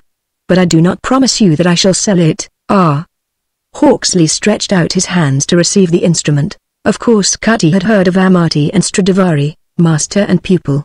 He knew that all famous violinists possessed instruments of these schools, and that such violins were practically beyond the reach of many. Only through some great artist's death or misfortune did a fine violin return to the marts. But the rejected fiddles had sounded musically enough for him and looked as if they were well up in the society of select fiddles.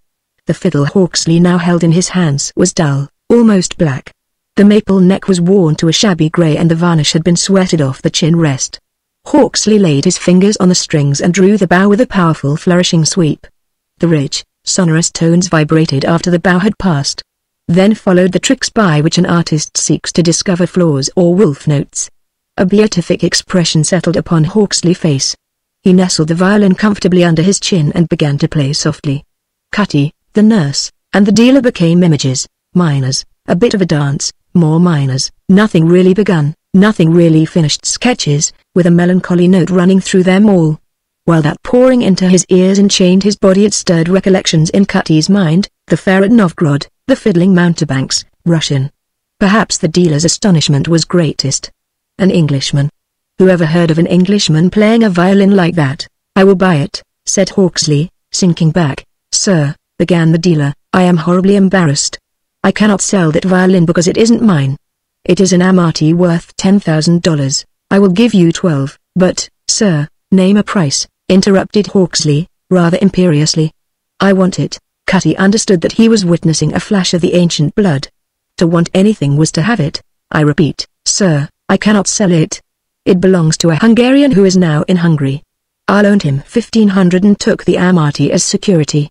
Until I learn if he is dead I cannot dispose of the violin. I am sorry. But because you are a real artist, sir, I will loan it to you if you will make a deposit of 10,000 against any possible accident, and that upon demand you will return the instrument to me." "That's fair enough," interposed Cutty. "I beg pardon," said Hawksley. "I agree.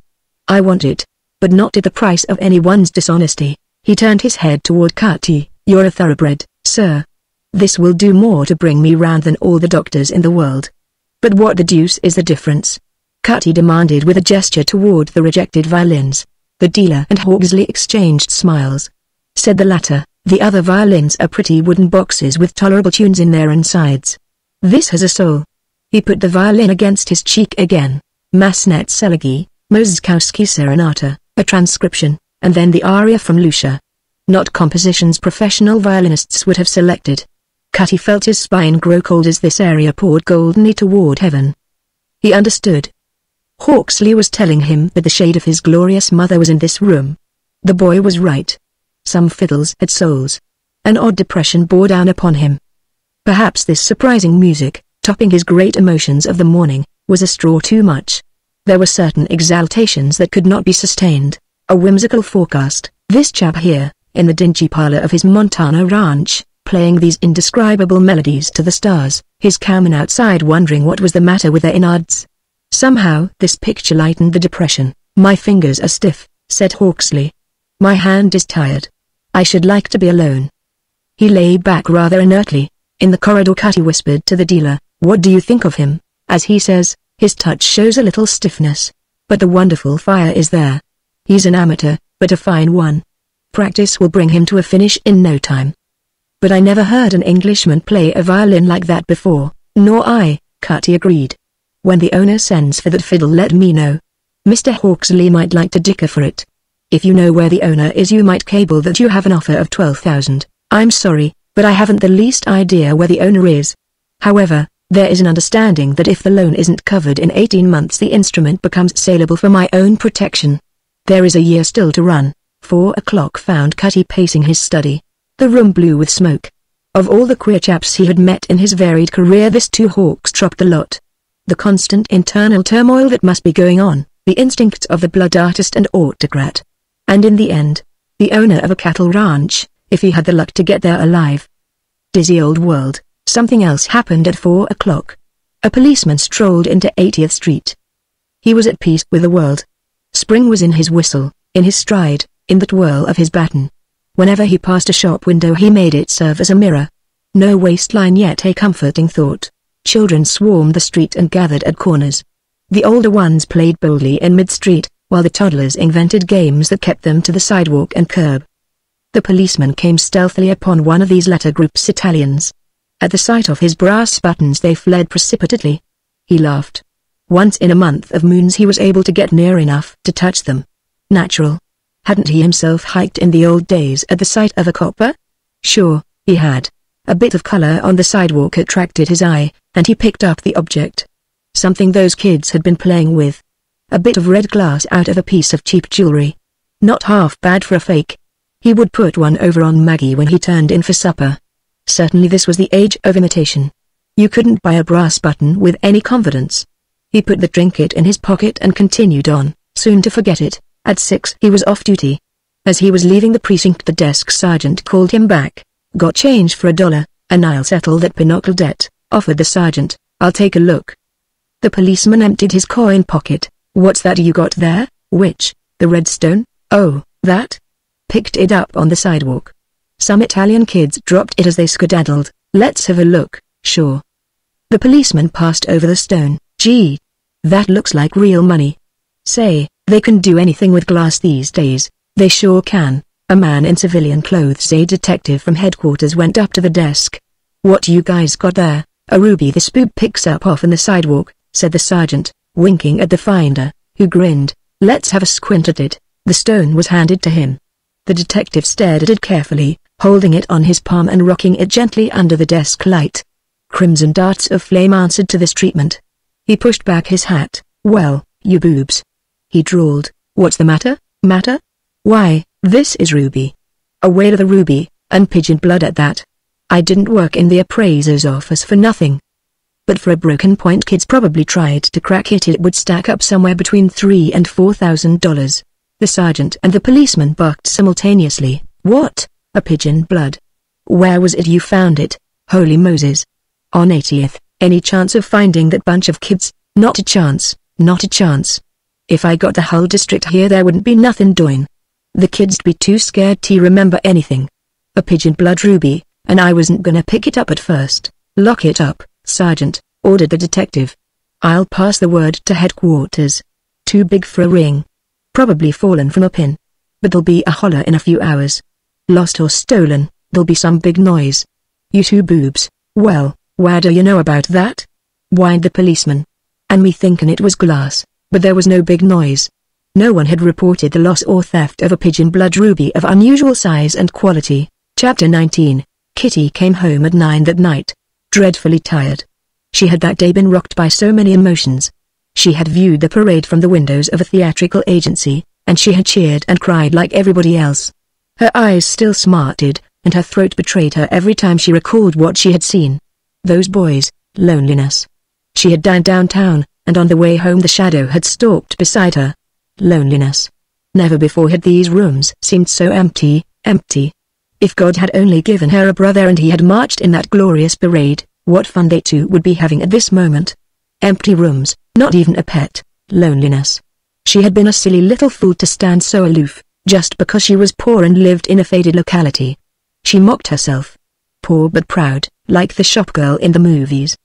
Denied herself companionship because she was ashamed of her genteel poverty. And now she was paying for it. Silly little fool. It wasn't as if she did not know how to make and keep friends. She knew she had attractions.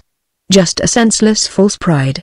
The best friends in the world, after a series of rebuffs, would drop away. Her mother's friends never called anymore, because of her aloofness. She had only a few girlfriends, and even these no doubt were beginning to think her uppish. She did not take off her hat and coat. She wandered through the empty rooms, undecided. If she went to a movie the rooms would be just as lonely when she returned. Companionship. The urge of it was so strong that there was a temptation to call up someone, even someone she had rebuffed. She was in the mood to confess everything and to make an honest attempt to start all over again, to accept friendship and let pride go hang. Impulsively she started for the telephone, when the doorbell rang. Immediately the sense of loneliness fell away. Another chapter in the great game of hide and seek that had kept her from brooding until tonight. The doorbell carried a new message these days. 9 o'clock. Who could be calling at that hour? She had forgotten to advise Cutty of the fact that someone had gone through the apartment. She could not positively assert the fact. Those articles in her bureau she herself might have disturbed. She might have taken a handkerchief in a hurry, hunted for something under the lingerie impatiently. Still she could not rid herself of the feeling that alien hands had been rifling her belongings. Not Benini, decidedly. Remembering Cutty's advice about opening the door with her foot against it, she peered out. No emissary of Bolshevism here. A weary little messenger boy with a long box in his arms called her name. Miss Canova? Yes. The boy thrust the box into her hands and clumped to the stairhead. Kitty slammed the door and ran into the living room, tearing open the box as she ran. Roses from Cutty, she knew it. The old darling. Just when she was on the verge of breaking down and crying, she let the box fall to the floor and cuddled the flowers to her heart, her eyes filling. Cutty. One of those ideas which sometime or another spring into the minds of all pretty women who are poor sprang into hers, an idea such as an honest woman might muse over, only to reject. Sinister and cynical. Kitty was at this moment in rather a desperate frame of mind. Those two inherent characteristics, which she had fought valiantly, love of good times and of pretty clothes, made ingress easy for this sinister and cynical idea.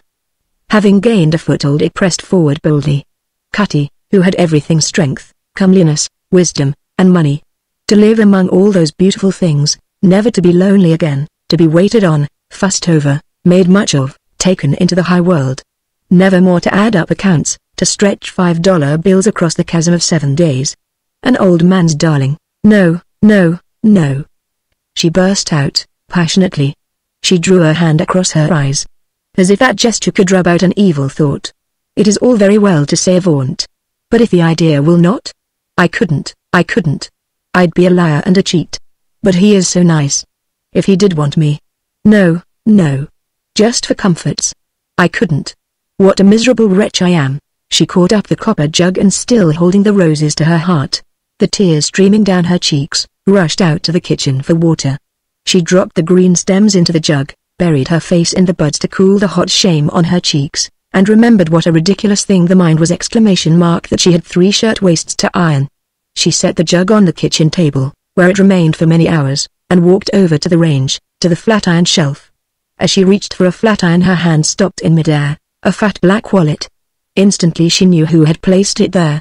That poor Johnny Two Hawks. Kitty lifted out the wallet from behind the flat irons. No doubt of it, Johnny Two Hawks had placed it there when she had gone to the speaking tube to summon the janitor. Not knowing if he would ever call for it. Preferring that she rather than his enemies should have it. And without a word. What a simple yet amazing hiding place, and but for the need of the flat iron the wallet would have stayed there until she moved. Left it there, with the premonition that he was heading into trouble. But what if they had killed him? How would she have explained the wallet's presence in her apartment? Good gracious, what an escape! Without direct consciousness she raised the flap. She saw the edges of money and documents, but she did not touch anything. There was no need. She knew it belonged to Johnny Two Hawks. Of course there was an appalling attraction. Their wallet was, figuratively, begging to be investigated. But resolutely she closed the flap. Why? Because it was as though Two Hawks had placed the wallet in her hands, charging her to guard it against the day he reclaimed it. There was no outward proof that the wallet was his. She just knew, that was all. Still, she examined the outside carefully. In one corner had been originally a monogram or a crest, effectually obliterated by the application of fire. Who he was and what he was, by a simple turn of the wrist. It was Cutty's affair now, not hers. He had a legal right to examine the contents. He was an agent of the federal government. The drums of Jeopardy and Stephanie Gregor and Johnny Two Hawks, all interwoven. She had waited in vain for Cutty to mention the emeralds. What signified his silence? She had indirectly apprised him of the fact that she knew the author of that advertisement offering to purchase the drums, no questions asked. Who but Cutty in New York would know about them? The mark of the thong. Johnny Two Hawks had been carrying the drums, and Karloff's men had torn them from their victim's neck during the battle. Was there any reason why Cutty should not have taken her completely into his confidence? Palaces looted. If Stephanie Gregor had lived in a palace, why not his protégé? Still, it was possible Cutty was holding back until he could tell her everything. But what to do with it? If she called him up and made known her discovery, Cutty would rush up as fast as a taxicab could bring him. He had peremptorily ordered her not to come to his apartment for the present. But to sit here and wait, to be alone again after he had gone. It was not to be borne. Orders or no orders, she would carry the wallet to him. He could lecture her as much as he pleased. Tonight, at least, she would lay aside her part as parlor maid in the drama. It would give her something to do, keep her mind off herself. Nothing but excitement would pull her out of this semi-hysterical doldrum. She hid the wallet in the pocket of her underskirt. Already her blood was beginning to dance. She ran into her bedroom for 2 veils, a grey automobile puggree and one of those heavy black affairs with butterflies scattered over it, quite as effectual as a mask. She wound the puggree about her hat. When the right moment came she would discard the puggree and drop the black veil. Her coat was of dark blue, lined with steel grey taffeta. Turned inside out it would fool any man. She wore spats. These she would leave behind when she made the change. Someone might follow her as far as the Knickerbocker, but beyond there, never. She was sorry, but she dared not warn Benini. He might object, notify Cutty, and spoil everything. By the time she reached the street exhilaration suffused her. The melancholia was gone. The sinister and cynical idea had vanished apparently. Apparently. Merely it had found a hiding place and was content to abide there for the present. Such ideas are not without avenues of retreat, they know the hours of attack. Kitty was alive to but one fact, the game of hide and seek was on again. She was going to have some excitement. She was going into the night on an adventure, as children play at bears in the dark. The youth in her still rejected the fact that the woof and warp of this adventure were murder and loot and pain. En route to the subway she never looked back. At 42nd Street she detrained, walked into the Knickerbocker, entered the ladies' dressing room, turned her coat, redraped her hat, checked her gaiters, and sought a taxi.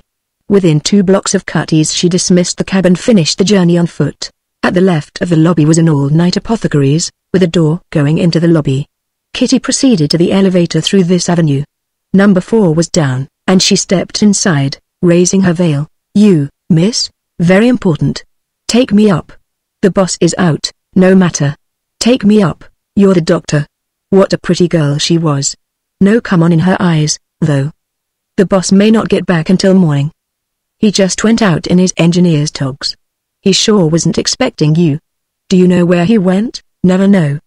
But I'll be in this bird cage until he comes back. I shall have to wait for him." Up she goes. As Kitty stepped out into the corridor a wave of confusion assailed her. She hadn't planned against Cutty's absence. There was nothing she could say to the nurse, and if Johnny Two Hawks was asleep why, All she could do would be to curl up on a divan and await Kitty's return. The nurse appeared. "You, Miss Conover?" "Yes." Kitty realized at once that she must take the nurse into her confidence. "I have made a really important discovery." "Did Kitty say when he would return?" "No. I am not in his confidence to that extent. But I do know that you assumed unnecessary risks in coming here." Kitty shrugged and produced the wallet. "Is Mr. Hawksley awake?" "He is. It appears that he left this wallet in my kitchen that night. It might buck him up if I gave it to him." The nurse, eyeing the lovely animated face, conceded that it might. "Come, I've been trying futilely to read him asleep, but he is restless." "No excitement, please, I'll try not to." "Perhaps, after all, you had better give him the wallet. On the contrary, that would start a series of questions I could not answer. Come along." When Kitty saw Hawksley, she gave a little gasp of astonishment. Why, he was positively handsome. His dark head, standing out boldly against the bolstering pillows, the fine lines of his face definite. The pallor, he was like a Roman cameo. Who and what could he be, this picturesque foundling? His glance flashed into hers delightedly. For hours and hours the constant wonder where she was, why no one mentioned her, why they evaded his apparently casual questions. To burst upon his vision in the nadir of his boredom and loneliness like this. She was glorious, this American girl. She made him think of a golden scabbard housing a fine Toledo blade. Hadn't she saved his life? More, hadn't she assumed responsibility in so doing? Instantly he purposed that she should not be permitted to resign the office of Good Samaritan. He motioned toward the nurse's chair, and Kitty sat down, her errand in total eclipse. "Just when I never felt so lonely." Ripping. His quick smile was so engaging that Kitty answered it, kindred spirits, subconsciously recognizing each other. Fire, but neither of them knew that, or that two lonely human beings of opposite sex, in touch, constitute a first-rate combustible. Quietly the nurse withdrew. There would be a tonic in this meeting for the patient. Her own presence might neutralize the effect. She had not spent all those dreadful months in base hospitals without acquiring a keen insight into the needs of sick men. No harm in letting him have this pretty, self-reliant girl alone to himself for a quarter of an hour. She would then return with some broth. How are you?" asked Kitty, inanely, top hole, considering. "Quite ready to be killed all over again." "You mustn't talk like that," she protested. "Only to show you I was bucking up. Thank you for doing what you did. I had to do it. Most women would have run away and left me to my fate. Not my kind. Rather not. Your kind would risk its neck to help a stray cat. I say, what's that you have in your hand? Good gracious." Kitty extended the wallet. "It is yours, isn't it?" "Yes. I wanted you to bring it to me the way you have. If I hadn't come back out of that, it was to be yours." "Mine?" Dumbfounded. "But, why not? Gregor gone, there wasn't a soul in the world. I was hungry, and you gave me food. I wanted that to pay you. I'll wager you've never looked into it. I had no right to. See." He opened the wallet and spread the contents on the counterpane. "I wasn't so stony as you thought." "What?" "Cash and unregistered bonds. They would have been yours absolutely, but I can't quite," Kitty stammered. "But I couldn't have kept them." "Positively yes. You would have shown them to that ripping guardian of yours, and he would have made you see." "Indeed, yes. He would have been scared to death." "You poor man, can't you see? Circumstantial evidence that I had killed you, good Lord. And you're right, too. So it goes. You can't do anything you want to do. The Good Samaritan is never requited, and I wanted to break the rule. Lord, what a bally mix-up I'd have tumbled you in. I forgot that you were you, that you would have gone straight to the authorities. Of course I knew if I pulled through and you found the wallet you would bring it to me." Kitty no longer had a foot on earth. She floated. Her brain floated, too, because she could not make it think coherently for her. A fortune for a dish of bacon and eggs. The magnificence, the utter prodigality of such generosity. For a dish of bacon and eggs and a bottle of milk. Had she left home? Hadn't she fallen asleep, the victim of another nightmare? A corner of the atmosphere cleared a little. A desire took form. She wanted the nurse to come back and stabilize things. In a wavering blur she saw the odd young man restore the money and bonds and other documents to the wallet. "I want you to give this to your guardian when he comes in. I want him to understand. I say, you know, I'm going to love that old thoroughbred. He's fine.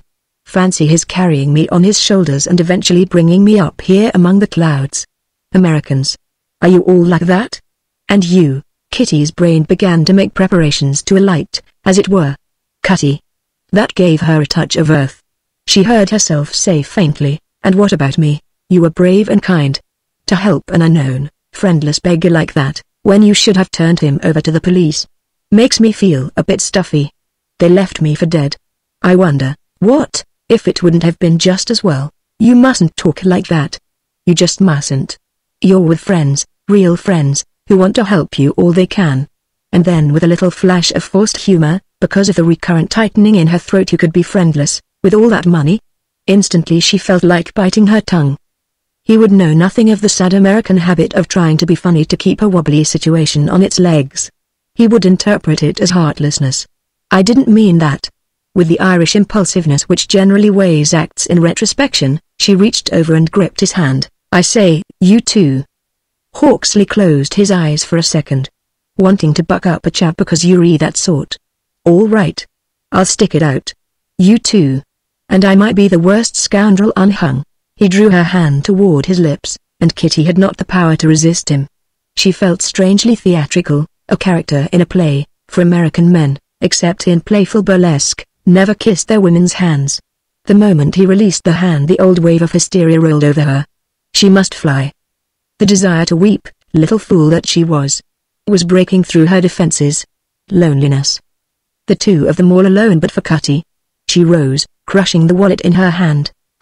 Never had she needed that darling mother of hers so much as now. Tears did not seem to afford relief when one shed them into handkerchiefs and pillows. But on that gentle bosom, to let loose this brimming flood, to hear the tender voice consoling, "Oh, I say, now. Please." She heard Johnny Two Hawks cry out, but she rushed on blindly, knocking against the door jamb and almost upsetting the nurse, who was returning. Somehow she managed to reach the living room, glad it was dark. All to sundry reaching about, she found the divan and flung herself upon it. What would he think? What would the nurse think? That Kitty Conover had suddenly gone stark, raving crazy. And now that she was in the dark, alone, the desire to weep passed over and she lay quietly with her face buried in the pillow. But not for long. She sat up. Music, violin music. A gay waltz that made her think of flashing water, the laughter of children. Tchaikovsky. Thrilled, she waited for the finale. Silence. Shkawanka's polished dance, with a swing and a fire beyond anything she had ever heard before. Another stretch of silence, a silence full of interrogation points. Then a tender little sketch, quite unfamiliar. But all at once she understood. He was imploring her to return.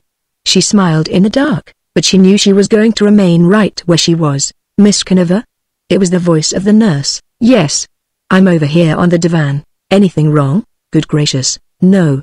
I'm overtired. A little hysterical, maybe. The parade today, with all those wounded boys in automobiles. The music and color and excitement have rather done me up. And the way I rushed up here. And not finding Cutty. Anything I can get for you?" "No, thanks. I'll try to snatch a little sleep before Cutty returns, but he may be gone all night. Will it be so very scandalous if I stay here, you poor child? Go ahead and sleep. Don't hesitate to call me if you want anything. I have a mild sedative if you would like it." "No, thanks. I did not know that Mr. Hawksley played wonderfully. But does it bother you? It kind of makes me choky." "I'll tell him." Kitty, now strangely at peace, snuggled down among the pillows. Some great Polish violinist, who had roused the bitter enmity of the anarchist. But no, he was Russian. Cutty had admitted that. It struck her that Cutty knew a great deal more than Kitty Conover, and so far as she could see there was no apparent reason for this secrecy. She rather believed she had Cutty. Either he should tell her everything or she would run loose, Bolshevik or no Bolshevik, sheep. She boosted one over the bars, another and another. Round somewhere in the 30s the bars dissolved. The next thing she knew she was blinking in the light, Cutty, his arms folded, staring down at her somberly. There was blood on his face and blood on his hands. Chapter 20. Karloff moodily touched the shoulder of the man on the cot. Stefani Gregor puzzled him. He came to this room more often than was wise, driven by a curiosity born of a cynical philosophy to discover what it was that reinforced this fragile body against threats and thirst and hunger. He knew what he wanted of Gregor the fiddler on his knees begging for mercy. And always Gregor faced him with that silent calm which reminded him of the sea, aloof, impervious, exasperating. Only once since the day he had been locked in this room had Gregor offered speech. He, Karloff, had roared at him, threatened, baited, but his reward generally had been a twisted wintry smile. He could not offer physical torture beyond the frequent omissions of food and water. The body would have crumbled. To have planned this for months, and then to be balked by something as visible yet as elusive as quicksilver. Born in the same mudhole, and still Boris Karloff the Avenger could not understand Stefani Gregor the Fiddler. Perhaps what baffled him was that so valiant a spirit should be housed in so weak a body. It was natural that he, Boris, with the body of a Carpathian bear, should have a soul to match. But that Stefani, with his paper body, should mock him. The damned bourgeoisie. The quality of this unending calm was understandable. Gregor was always ready to die. What to do with a man to whom death was release? To hold it and to see it turn to water in the hand. In lying he had overreached. Gregor, having accepted as fact the reported death of Ivan, had nothing to live for. Having brought Gregor here to torture he had, blind fool, taken away the fiddler's ability to feel. The fog cleared. He himself had given his enemy this mysterious calm. He had taken out Gregor's soul and dissipated it. No. Not quite dissipated. What held the body together was the iron residue of the soul. Venom and blood clogged Karloff's throat. He could kill only the body, as he had killed the fiddle. He could not reach the mystery within. Ah, but he had wrung Stefani's heart there. There were pieces of the fiddle on the table where Gregor had placed them, doubtless to weep over when he was alone. Why hadn't he thought to break the fiddle a little each day? Stefani Gregor, sit up. I have come to talk. This was formula. Karloff did not expect speech from Gregor. Slowly the thin arms bore up the torso, slowly the legs swung to the floor. But the little grey man's eyes were bright and quick tonight. Boris, what is it you want? To talk, surprised at this unexpected outburst. No, no. I mean, what is it all about these killings, these burnings? Karloff was ready at all times to expound the theories that appealed to his dark yet simple mind. Humanity overturned as one overturned the sod in the springtime to give it new life, to give the proletariat what is his. Ha! Said the little man on the cot. What is his? That which capitalism has taken away from him, the proletariat. The lowest in the human scale and therefore the most helpless. They shall rule, say you. My poor Russia.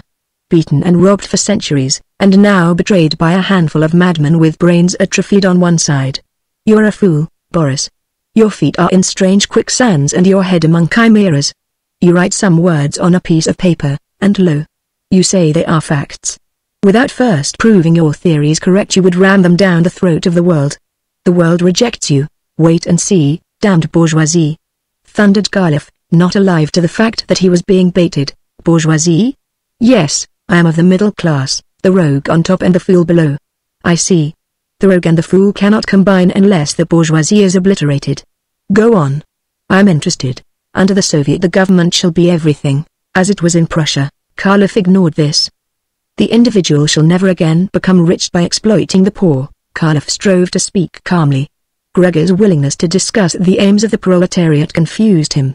He suspected some ulterior purpose behind this apparent amiability. He must hold down his fury until this purpose was in the open. Well, that is good, Gregor admitted.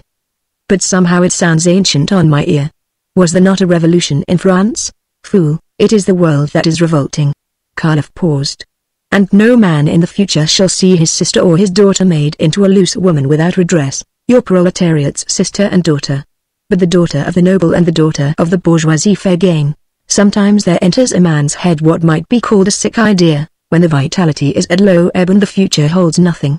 Thus there was a grim and sick idea behind Gregor's jibes. It was in his mind to die. All the things he had loved had been destroyed. So then, to goad this madman into a physical frenzy. Once those gorilla-like hands reached out for him, Stefani Gregor's neck would break. Be still, fiddler. You know what I mean. There will be no upper class, which is idleness and wastefulness, no middle class, the usurers, the gamblers of necessities, the war makers. One great body of equals shall issue forth. All shall labor, for what? The common good. Your Lenin offered peace, bread, and work for the overthrow of Kerensky. What you have given murder and famine and idleness. Can there be common good that is based upon the blood of innocents? Did Ivan ever harm a soul? Have I, you? Karloff trembled. You with your damned green stones. Did you not lure Anna to dishonor with the promise to show her the drums, the sight of which would make all her dreams come true? A child, with a fairy story in her head, you speak of Anna. If you hadn't been spouting your twaddle in taverns you would have had time to instruct Anna against guilelessness and superstition. How much did they pay you? Did you fiddle for her to dance? But I left their faces in the mud, a mudman, with two obsessions. A pitiable Samson with his arms round the pillars of society to drag it down upon his head because society had defiled his sister. Ah, how many thousands in Russia like him? A great yearning filled Gregor's heart, because he understood, but he suppressed expression of it because the sick idea was stronger. Yes, yes. I loved those green stones because it was born in me to love beautiful things. Have you forgotten, Boris, the old days in Moscow, when we were students and I made you weep with my fiddle? There was hope for you then. You had not become a pothouse orator on the rights of the proletariat, the red-combed rooster on the smouldering dung heap. Beauty, no matter in what form, I loved it. Yes, I was mad about those emeralds. I was always stealing in to see them, to hold them to the light, simply because they were beautiful. Gregor's hands flew to his throat, which he bared. I lured her there. 'Twas I, Boris. Those beautiful hands of yours, fit for the butcher's block. Kill me. Kill me. But Kharlov shrank back, covering his eyes. No. I see now. You wish to die. You shall live. He rushed toward the far wall, a huge grotesque shadow rising to meet him, his own, thrown upon the wall by the wavering candlelight. He turned shaking, for the temptation had been great. At once Gregor realized his failure. The tenseness went out of him. He spoke calmly. Yes, I wanted to die. I no longer possess anything. I lied, Boris, but it is useless to tell you that. I knew nothing of Anna until it was too late. I wanted to die. Kharlov began to pace furiously, the candle flame springing after him each time he passed it. There was a question in Gregor's mind. It rushed to his lips a dozen times, but he dared not voice it. Olga. Since Kharlov could not be tempted to murder, it would be futile to ask for an additional burden of mental torture. Perhaps it had not happened, the terrible picture he drew in his mind since Kharlov had not boasted of it. Come, Boris. There is blood on your hands. What is one more daub of it? Kharlov stopped, scowled, and ran his fingers through his hair. Perhaps some ugly memory stirred the roots of it. You wish to die? Gregor bent his head to his hands and Kharlov resumed his pacing. After a while Gregor looked up. Private vengeance. You begin your rule with private vengeance, the vengeance of a people. All the breed. Did France stop at Louis? Do we tear up the roots of the poisonous toadstool that killed someone we loved and leave the other toadstools thriving?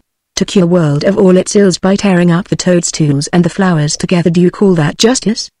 The proletariat shall have everything, and he begins by killing off noble and bourgeoisie and dividing up the loot. Even with his oppression the noble had a right to live.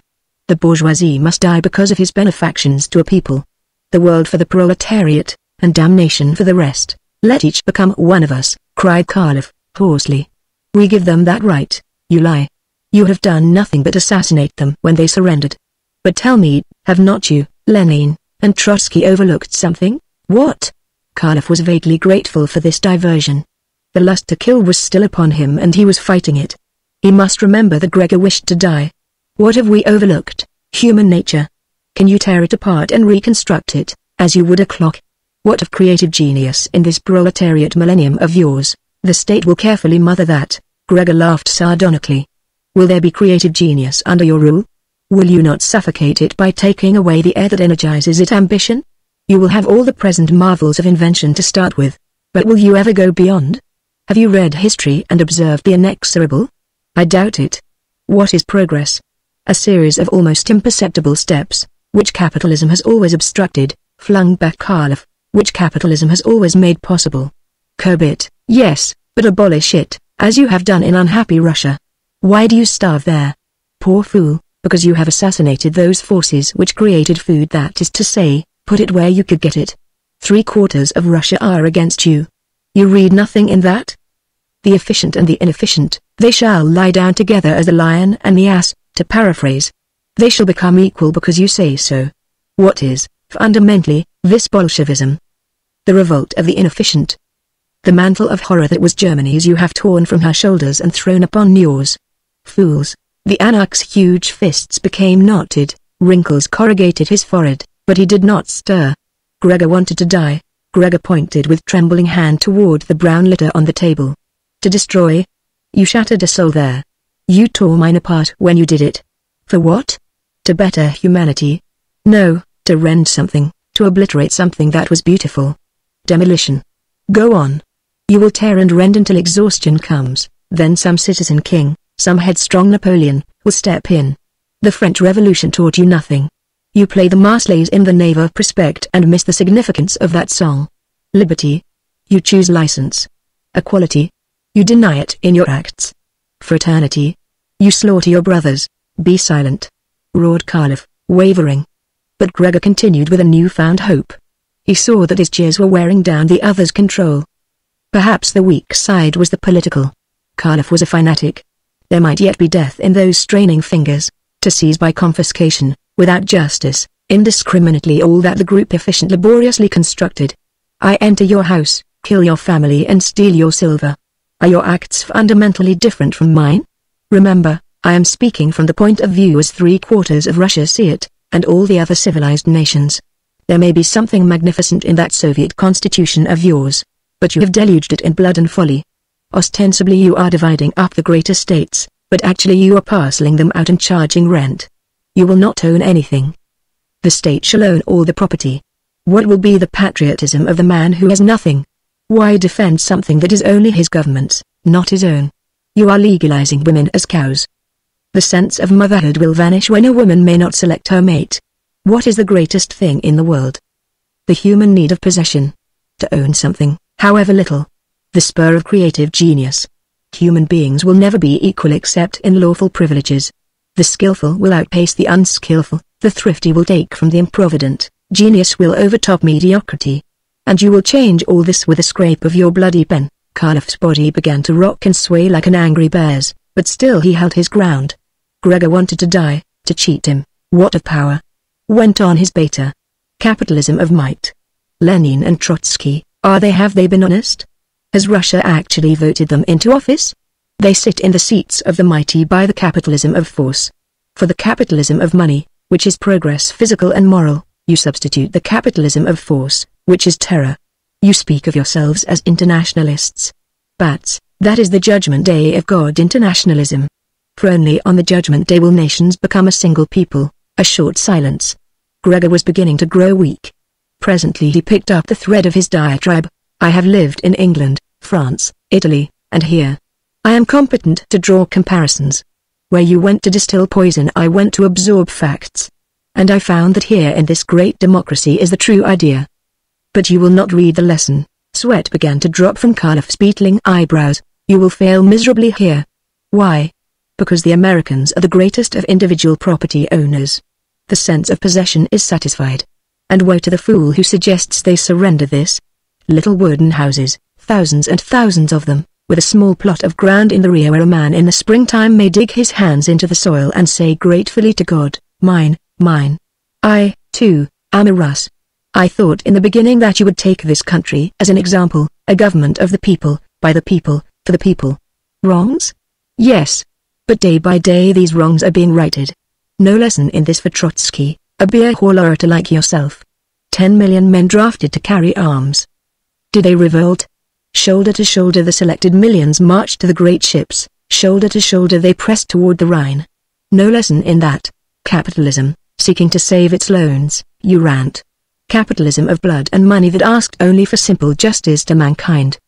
The ideal of a great people, a mixture of all bloods, even German. No lessons in these tremendous happenings. And you babble about your damned proletariat who represents the dregs of Russia. What is he? The inefficient, whining that the other man has the luck, so kill him. Russia, the kindly ox, fallen among wolves. You cannot tear down the keystone of civilization which took 7,000 years to construct, insert it upside down, and expect the arch to stand. You have your chance to prove your theories. Prove them in Petrograd and Moscow, and you will not have to go forth with a torch. And what is this torch but a hidden fear that you may be wrong? To wreck the world before you are found out. You're idiots, and you have turned Russia into a madhouse. Spawns from the dung heap, damn you, Stefani Gregor. Caliph rushed to the cot, raised his terrible fists, his chest heaving. Gregor waited. No, no. You wish to die. The madman swung on his heels and dashed toward the door, sweeping the pieces of the violin to the floor as he passed the table. Gregor feebly drew himself back upon his cot and laid his face in the pillow. I've in my violin all that I knew and loved gone. And God will not let me die. Chapter 21. From a window in one of the vacant warehouses. 20-odd feet away. Cutty, from an oblique angle, had witnessed the peculiar drama without being able to grasp head or tail to it. For 2 hours he had crouched behind his window, watching the man on the cot and wondering if he would ever turn his face toward the candlelight. Then Karloff had entered. Gregor's ironic calm, with the exception of the time he had bared his throat, and Karloff's tempestuous exit, baffled him. To the eye it had the appearance of a victory for Gregor and a defeat for Karloff, but Cutty had long ago ceased to believe his eyes without some corroborative evidence of auricular character. He had recognized both men.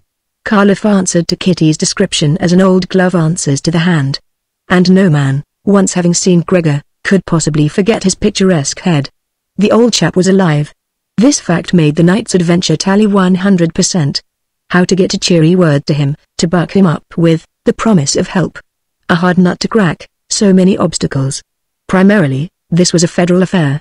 Yonder hid the werewolf and his pack, and it would be folly to send them scattering just for the sake of advising Gregor that he was being watched over. Underneath the official obligation there was a personal interest in not risking the game to warn Gregor. Cutty was now positive that the drums of Jeopardy were hidden somewhere in this house. To perform 3 acts, then, save Gregor, capture Karloff and his pack, and privately confiscate the emeralds. Findings were keepings. No compromise regarding those green stones. It would not particularly hurt his reputation with St. Peter to play the half-rogue once in a lifetime. Besides, St. Peter, hadn't he stolen something himself back there in the biblical days, or got into a scrape or something? The old boy would understand. Cutty grinned in the dark. Any obsession is a blindfold. A straight course lay open to Cutty, but he chose the labyrinthian because he was obsessed. He wanted those emeralds. Nothing less than the possession of them would, to his thinking, round out a varied and active career. Later, perhaps, he would declare the stones to the customs and pay the duty, perhaps. Thus his subsequent mishaps this night may be laid to the fact that he thought and saw through green spectacles. The idea that the jewels were hidden nearby made it imperative that he should handle this affair exclusively. Coles, the operative he had sent to negotiate with Karloff, was conceivably a prisoner upstairs or down. Coles knew about the drums, and they must not turn up under his eye. Federal property, in that event, if ever he laid his hands upon the drums he would buy something gorgeous for Kitty. Little thoroughbred, time for work. Without doubt Karloff had cellar exits through this warehouse or the other. The job on hand would be first to locate these exits, and then to the trap on the roof. With his pocket lamp blazing a trail he went down to the cellar and carefully inspected the walls that abutted those of the house. Nothing on this side. He left the warehouse and hugged the street's wall for a space. The street was deserted. Instead of passing Karloff's abode he wisely made a detour of the block. He reached the entrance to the second warehouse without sighting even a marauding Tom. In the cellar of this warehouse he discovered a newly made door, painted skillfully to represent the limestone of the foundation. Tip-top, immediately he outlined the campaign. There should be 2 drives, one from the front and another from the roof, so that not an anarchist or Bolshevik could escape. The mouth of the federal sack should be held at this cellar exit. No matter what kind of game he played offside, the raid itself must succeed absolutely. Nothing should swerve him from making these plans as perfect as it was humanly possible. He would be on hand to search Karloff himself. If the drums were not on him he would return and pick the old mansion apart, lath by lath. Gay old ruffian, wasn't he? Another point worth considering, he would keep his discoveries undercover until the hour to strike came. Some overzealous subordinate might attempt a coup on his own and spoil everything. He picked his way to the far end of the cellar, to the doors. Locks gone. He took it for granted that the real estate agent would not come round with prospective tenants. These doors would take them into the trucking alley, where there were a dozen feasible exits.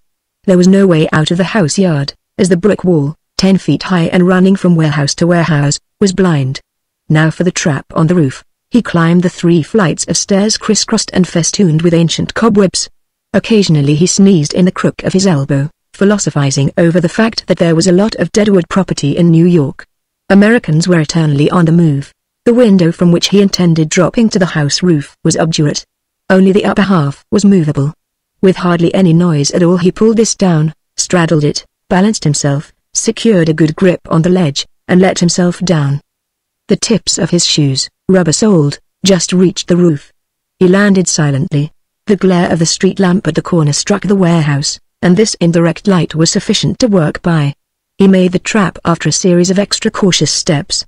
The roof was slanting and pebbled, and the least turn of the foot might start a cascade and bell an alarm. a comfort-loving dress-whiter like himself, playing old sleuth, when he ought to be home and in bed. It was all of 2:30. What the deuce would he do when there were no more thrills in life? He stooped and caught hold of a corner of the trap to test it and drew back with a silent curse. Glass. He had cut his hand.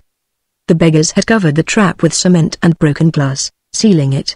It would take time to cut round the trap, and even then he wouldn't be sure. They might have nailed it down from the inside. The worst of it was he would have to do the work himself, and in the meantime Cardiff would have a fair wind for his propaganda gas, and perhaps the disposal of the drums to some collector who wasn't above bargaining for smuggled emeralds. Odd, though, that Cardiff should have made a prisoner of Coles. What lay behind that maneuver? Well, this trap must be liberated, no getting round that. Hang it, he wasn't going to be dishonest exactly, it would be simply a double play, half for Uncle Sam and half for himself.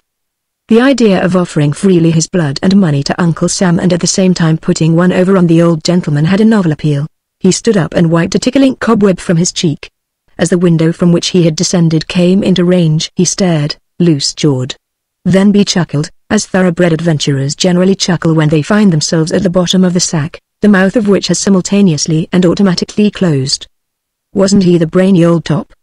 Wasn't he Sherlock Holmes plus? Old fool, how the devil was he going to get back through that window? The drums of Jeopardy, even to think of them was unlucky. Not to have planned a retreat, to have climbed down a well and cut the bucket rope. For in effect that was precisely what he had done. Only wings could carry him up to that window. With sardonic humor he felt of his shoulder blades. Not a feather in sight. Then he touched his ears. Ah, here was something definite. They had grown several inches during the past few hours. Monumental ass, of course there would be the drain. He could escape, but, dear Lord, with enough noise to wake the dead. And that would write finish to this particular adventure. The quarry and the emeralds would be gone before he could return with help. When everything had gone so smoothly a jolt like this, a crowded day, and no mistake, as full of individual acts as a bill out of vaudeville, trained animal act last. Was it possible that he had gone fiddle hunting that morning, netting an amati worth $10,000? Hawksley, no, he couldn't blame Hawksley. Still, if this young Humpty Dumpty hadn't been pushed off his wall he, Cutty, would not now be marooned upon this roof twixt the devil and the deep blue sea. To remain here until sunrise would be impossible, to slide down the drain was equally impossible, that is, if he ever wanted to see Boris Karloff again. The way of the transgressor was hard. He sat on his heels and let his gaze rove foursquare, permitting no object to escape.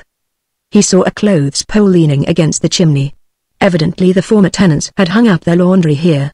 There was no clothesline, however. Caught, jolly well, blooming well caught. If ever this got abroad he would be laughed out of the game. He wasn't going to put one over on Uncle Sam after all. There might be some kind of a fire escape on the front of the house. No harm in taking a look, it would serve to pass the time. There was the usual frontal parapet about 3 feet in height. Upturned in the shadow lay a gift from the gods, a battered kitchen chair, probably used to reach the clothesline in the happy days when the word Bolshevism was known to only a select few dark angels. Cutty waved a hand cheerfully if vaguely toward his guiding star, picked up the chair, commandeered the clothes pole, and silently maneuvered to the wall of the warehouse. Standing on the chair he placed the tip of the pole against the top of the upper frame and pushed the frame halfway up. He repeated this act upon the obdurate lower half. He heaved slowly but with all his force. Glory be, the lower half went up far enough to afford ingress. He would eat his breakfast in the apartment as usual. Tomorrow night he would establish his line of retreat by fetching a light rope ladder. There was sweat at the roots of his hair, however, when he finally gained the street. He was very tired. He observed mournfully that the vigor which had always recharged itself, no matter how recklessly he had drawn upon it, was beginning to protest. 52, well, his troubles were over for the night. So he believed. Arriving home, dirty and spent, he had to find Kitty asleep on the divan. Chapter 22. Kitty, he said, breaking the tableau, what are you doing here? You've been hurt. There is blood on you, a trifling cut. But I'm hurt, nevertheless, that you should be so thoughtless as to come here against my orders. It doesn't matter that Karloff has given up the idea of having you followed. But for the sake of us all you must be made to understand that we are dealing with high explosives and poison gas. It's not what might happen to me or to Uncle Sam's business. It's you. Any moment they may take it into their heads to get at me and Hawksley through you. That's why we watch over you. You don't want to see Hawksley done in, do you? It's a real tragedy, Kitty, and nobody can guess what the end is going to be." Kitty's lip quivered. "Cutty, if you talk like that to me I shall cry." "Good Lord, what about?" "Bewildered, about everything. I've been on the verge of hysterics all day." "Kitty, you poor child." "What's happened?" "Nothing, everything. Lonesome. When I saw all those mothers and wives and sisters and sweethearts on the curb today, watching their boys march by, it hit me hard. I was alone. Nobody. So please don't be cross with me. I'm on the ragged edge." "Silly, I know. But we women often go to pieces over nothing, without any logical reason. Ready to face murder and battle and sudden death, and then to blow up, as you meant say it, over nothing. I had to move, go somewhere, do something, so I came here. But I came on what do you call it ? Official business. Here." She offered him the wallet. "What's this?" "Belongs to Johnny Two Hawks. He hid it that night behind my flat irons on the range." "Why, Cutty, he's rich." "Did he show the contents?" "Only the money and the bonds. He said if he had died the money and bonds would have been mine, providing Gregor was also dead." Cutty looked into the wallet, but disturbed nothing. "I imagine these funds are actually Gregor's. He told me to give the wallet to you. And so I waited. I fell asleep. So please don't scold me, I'm a brute. But it's because you've become so much to me that I was angry. You're Tommy and Molly's girl, and I've got to watch out for you until you reach some kind of a port. Thank you for the flowers. You'll never know just what they did for me. There was somebody who gave me a thought. Kitty, I honestly don't get you. A beauty like you, lonesome, that's it. I am pretty. Why should I deny it? If I'd been homely I shouldn't have been ashamed to invite my friends to my shabby home. I shouldn't have cold-shouldered everybody through false pride. But where have you been, and what have you been doing? Official business. But I just missed being a fine jackass. I'll look into the wallet after I've cleaned up. I'm a mess of gore and dust. Is it interesting stuff?" Dreading her answer, "The wallet? I did not look into it. I had no right." "Ah. Well, I'll be back in 2 jigs." He hurried off, relieved to learn that the secret was still beyond Kitty's knowledge. Of course Hawksley wouldn't carry anything in the wallet by which his true identity might be made known. Still, there would be stuff to excite her interest and suspicion. Hawksley had shown her some of that 300,000 probably. What a game. He would say nothing about his own adventures and discoveries. He worked on the theory that the best time to tell about something was after it had become a fact. But no theory is perfect, and in this instance his reticence was going to cost him intolerable agony in the near future. Within a quarter of an hour he was back in the living room. Kitty was out of sight, probably had curled up on the divan again. He would not disturb her. Hawksley's wallet. He drew a chair under the reading lamp and explored the wallet. Money and bonds he rather expected, but the customs appraiser's receipt was like a buffet. The emeralds belonged honorably to his guest. All his own plans were knocked galley west by this discovery. An odd sense of indignation blazed up in him, as though someone had imposed upon him. The sport was gone, the fun of the thing, it became merely official business. To appropriate a pair of smuggled emeralds was a first-class sporting proposition, with a humorous twist. As it stood now, he would be picking Hawksley's pocket, and he wasn't rogue enough for that. Hang the luck, emeralds, rubies, sapphires, pearls, and diamonds. No doubt many of them with histories in a bag hung to his neck, and all these thousands of miles. Not since the advent of the gay equerry of Baroda into San Francisco, in 1910, had so many fine stones passed through that port of entry. But why hadn't Hawksley inquired about them? Stoic indifference? A good loser? How had he got through the customs without a lot of publicity? The Russian consul of the old regime probably, and an appraiser who was a good sport. To have come safely to his destination, and then to have lost out. The magnificent careless generosity of putting the wallet behind Kitty's flat irons, to be hers if he didn't pull through. Why, this fiddling derelict was a man. Stood up and fought Karloff with his bare fists. Wasn't ashamed to weep over his mother's photograph, and fiddled like Heifetz. All right. This Johnny Two Hawks, as Kitty persisted in calling him, was going to reach his Montana ranch. His friend Cutty would take it upon himself to see to that. It struck him that after all he would have to play the game as he had planned it. Those gems falling into the hands of the federal agents would surely bring to light Hawksley's identity, and Hawksley should have his chance. Cutty then came upon the will. Somehow the pathos of it went deep into his heart. The poor devil! A will that hadn't been witnessed, the handwriting the same as that on a passport. If he had fallen into the hands of the police, they would have justifiably locked him up as a murder suspect. 2 Hawks. It was a small world. He returned the contents to the wallet, leaving out the will, however. This he thrust into a drawer. "Coffee?" said Kitty at his elbow. "Kitty? I'd forgotten you. I thought I smelt coffee. Just what I wanted, too, only I hadn't brains enough left to think of it.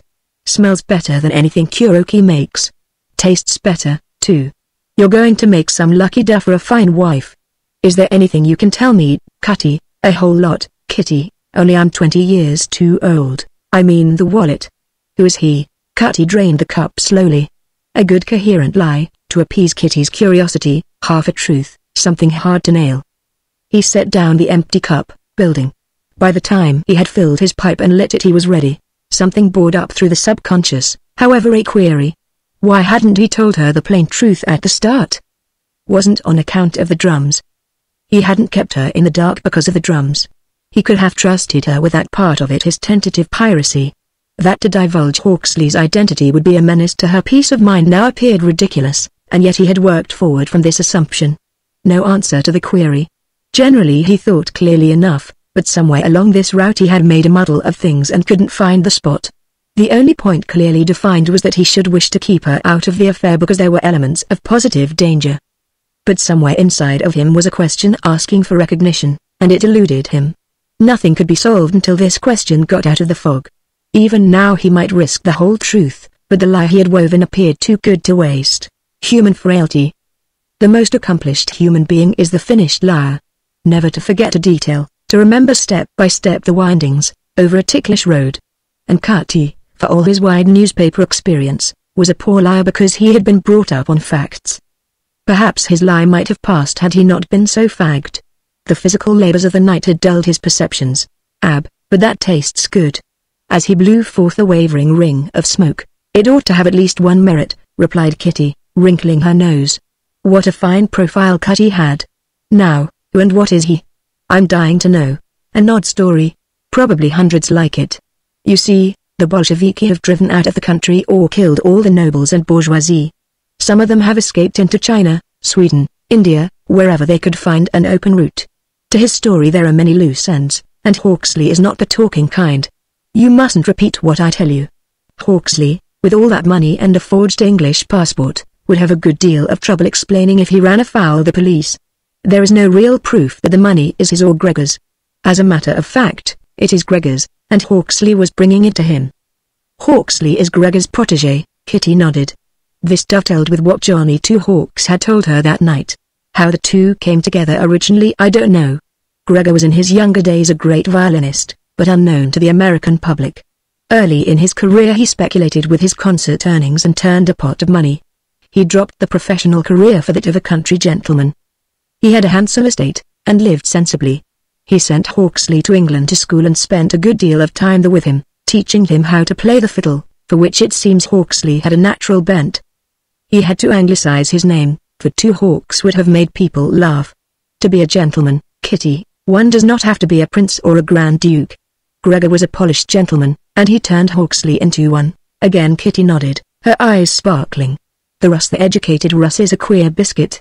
Got to have a finger in some political pie, and political pies in Russia before the war were His Majesty.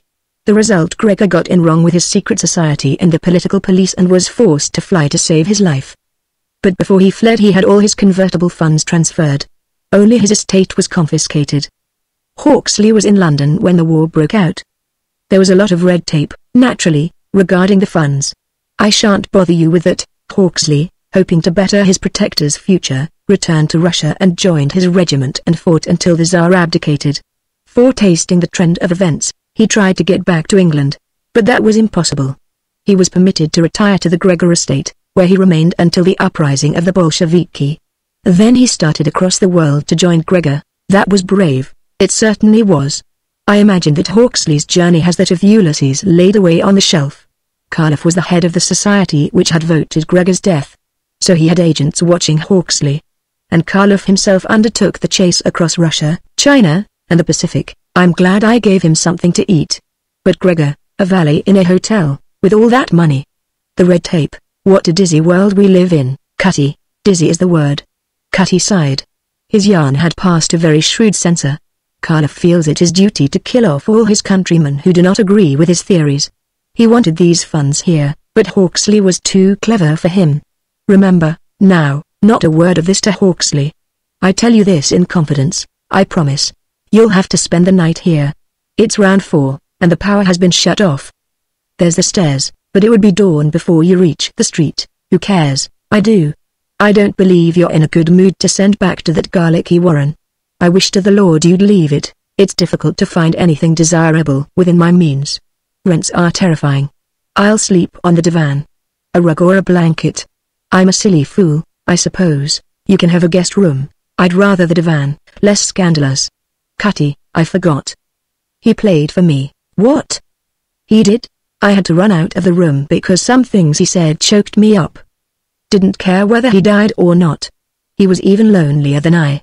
I lay down on the divan, and then I heard music. Funny, but somehow I fancied he was calling me back, and I had to hang on to the divan. Cutty, he is a great violinist. Are you fond of music? I am mad about it. I'm always running round to concerts, and I'd walk from Battery to Bronx to hear a good violinist. Fiddles and Irish hearts. Swiftly came the vision of Hawksley fiddling the heart out of this lonely girl if he had the chance. And he, Cutty, was going to fascinate her with what? He rose and took her by the shoulders, bringing her round so that the light was full in her face. Slate blue eyes. Kitty, what would you say if I kissed you? Inwardly he asked, now, what the devil made me say that? The sinister and cynical idea leapt from its ambush. Why, Cutty, I don't believe I should mind. It sits you. Vile wretch that she was. Cutty, noting the lily succeeding the rose, did not kiss her. Fate has a way of reversing the illogical and giving it logical semblance. It was perfectly logical that he should not kiss her, and yet that was exactly what he should have done. The fatherliness of the salutant he couldn't have made it anything else would have shamed Kitty's peculiar state of mind out of existence and probably sent back to its eternal sleep that which was strangely reawaking in his lonely heart. Forgive me, Kitty. That wasn't exactly nice of me, even if I was trying to be funny. She tore away from him, flung herself upon the divan, her face in the pillows, and let down the dam. This wild sobbing apparently without any reason terrified Cutty. He put both hands into his hair, but he drew them out immediately without retaining any of the thinning grey locks. Done up, both of them, that was the matter. He longed to console her, but knew not what to say or how to act. He had not seen a woman weep like this in so many years that he had forgotten the remedies. Should he call the nurse? But that would only add to Kitty's embarrassment, and the nurse would naturally misinterpret the situation. He couldn't kneel and put his arms round her, and yet it was a situation that called for arms and endearments. He had sense enough to recognize that. Molly's girl crying like that, and he able to do nothing. It was intolerable. But what was she weeping about? Covering the divan was a fine piece of Bokar embroidery. He drew this down over Kitty and tucked her in, turned off the light, and proceeded to his bedroom. Kitty's sobs died eventually. There was an occasional hiccup. That, too, disappeared. To play or even think of playing a game like that. She was despicable. A silly little fool, too, to suppose that so keen a mind as Cutty's would not see through the artifice. What was happening to her that she could let such a thought into her head? By and by she was able to pick up Cutty's narrative and review it. Not a word about the drums of Jeopardy, the mark of the thong round Hawksley's neck. Hadn't she let him know that she knew the author of that advertisement offering to buy the drums, no questions asked? Very well, then, if he would not tell her the truth she would have to find it out herself. Meanwhile, Cutty sat on the edge of his bed staring blankly at the rug, trying to find a pick-up to the emotions that beset him. One thing issued clearly. He had wanted to kiss the child. He still wanted to kiss her. Why hadn't he? Unanswerable. It was still unanswerable even when the pallor of dawn began slowly to absorb the artificial light of his bed lamp. Chapter 23. When Cutty awoke having had about 2 hours sleep he was instantly conscious that the zest had gone from the adventure. It had resolved itself into official business into which he had projected himself gratuitously, and having assumed the offices of chief factor, he would have to see the affair through, victim of his own greediness. It did not serve to marshal excuses. He had frankly entered the affair in the role of buccaneer, and here he was, high and dry on the reef. The drums of Jeopardy, so far as he was concerned, had been shot into the moon 200,000 miles out of reach. He found himself resenting Hawksley's honesty in the matter of the customs, but immediately this sense of resentment caused him to chuckle.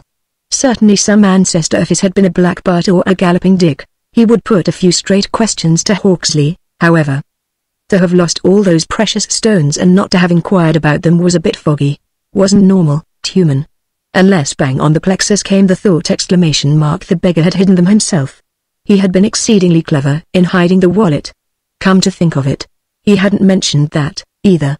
Of course he had hidden the stones either in Gregor's apartment or in Kitty's. Blind as a bat.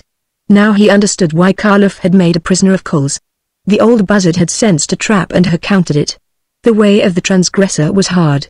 His punishment for entertaining a looter's idea would be work when he wanted to loaf and enjoy himself. Arriving at Hawksley's door, he was confronted by a spectacle not without its humorous touch, the nurse extending a bowl and Hawksley staring at the sky beyond the window, stonily. "But you must," insisted Miss Frances. "Chops or beefsteak, it will give you nausea." "Permit me to find out." "Dash it, I'm hungry," Hawksley declared.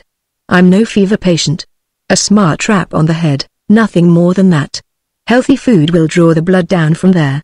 Haven't lost anything but a few hours of consciousness, and you treat me as though I'd been jolly well peppered with shrapnel and gassed. Touch that stuff? Rather not. Chops or beefsteak, let him have it, Miss Frances," advised Cutty from the doorway. "But it's unusual," replied the nurse as a final protest. "Give it a try. Is he strong enough to sit up through breakfast? He's really not fit. But if he insists on doing the one, he might as well do the other." "Righto." From the patient, "Will you tell Kuroki to make it a beefsteak breakfast for 4? I know how Mr. Hawksley feels. Been through the same bout." Cutty wanted Miss Frances out of the room. "Very well. Only, I've warned him." Miss Frances left, somewhat miffed. "Thanks," said Hawksley, smiling. "She thinks I'm a canary, whereas you're an eagle, or a vulture." Cutty chew up a chair. "Frankly, I believe a good breakfast will put you a peg up, a beefsteak." Hawksley stared ecstatically at the ceiling.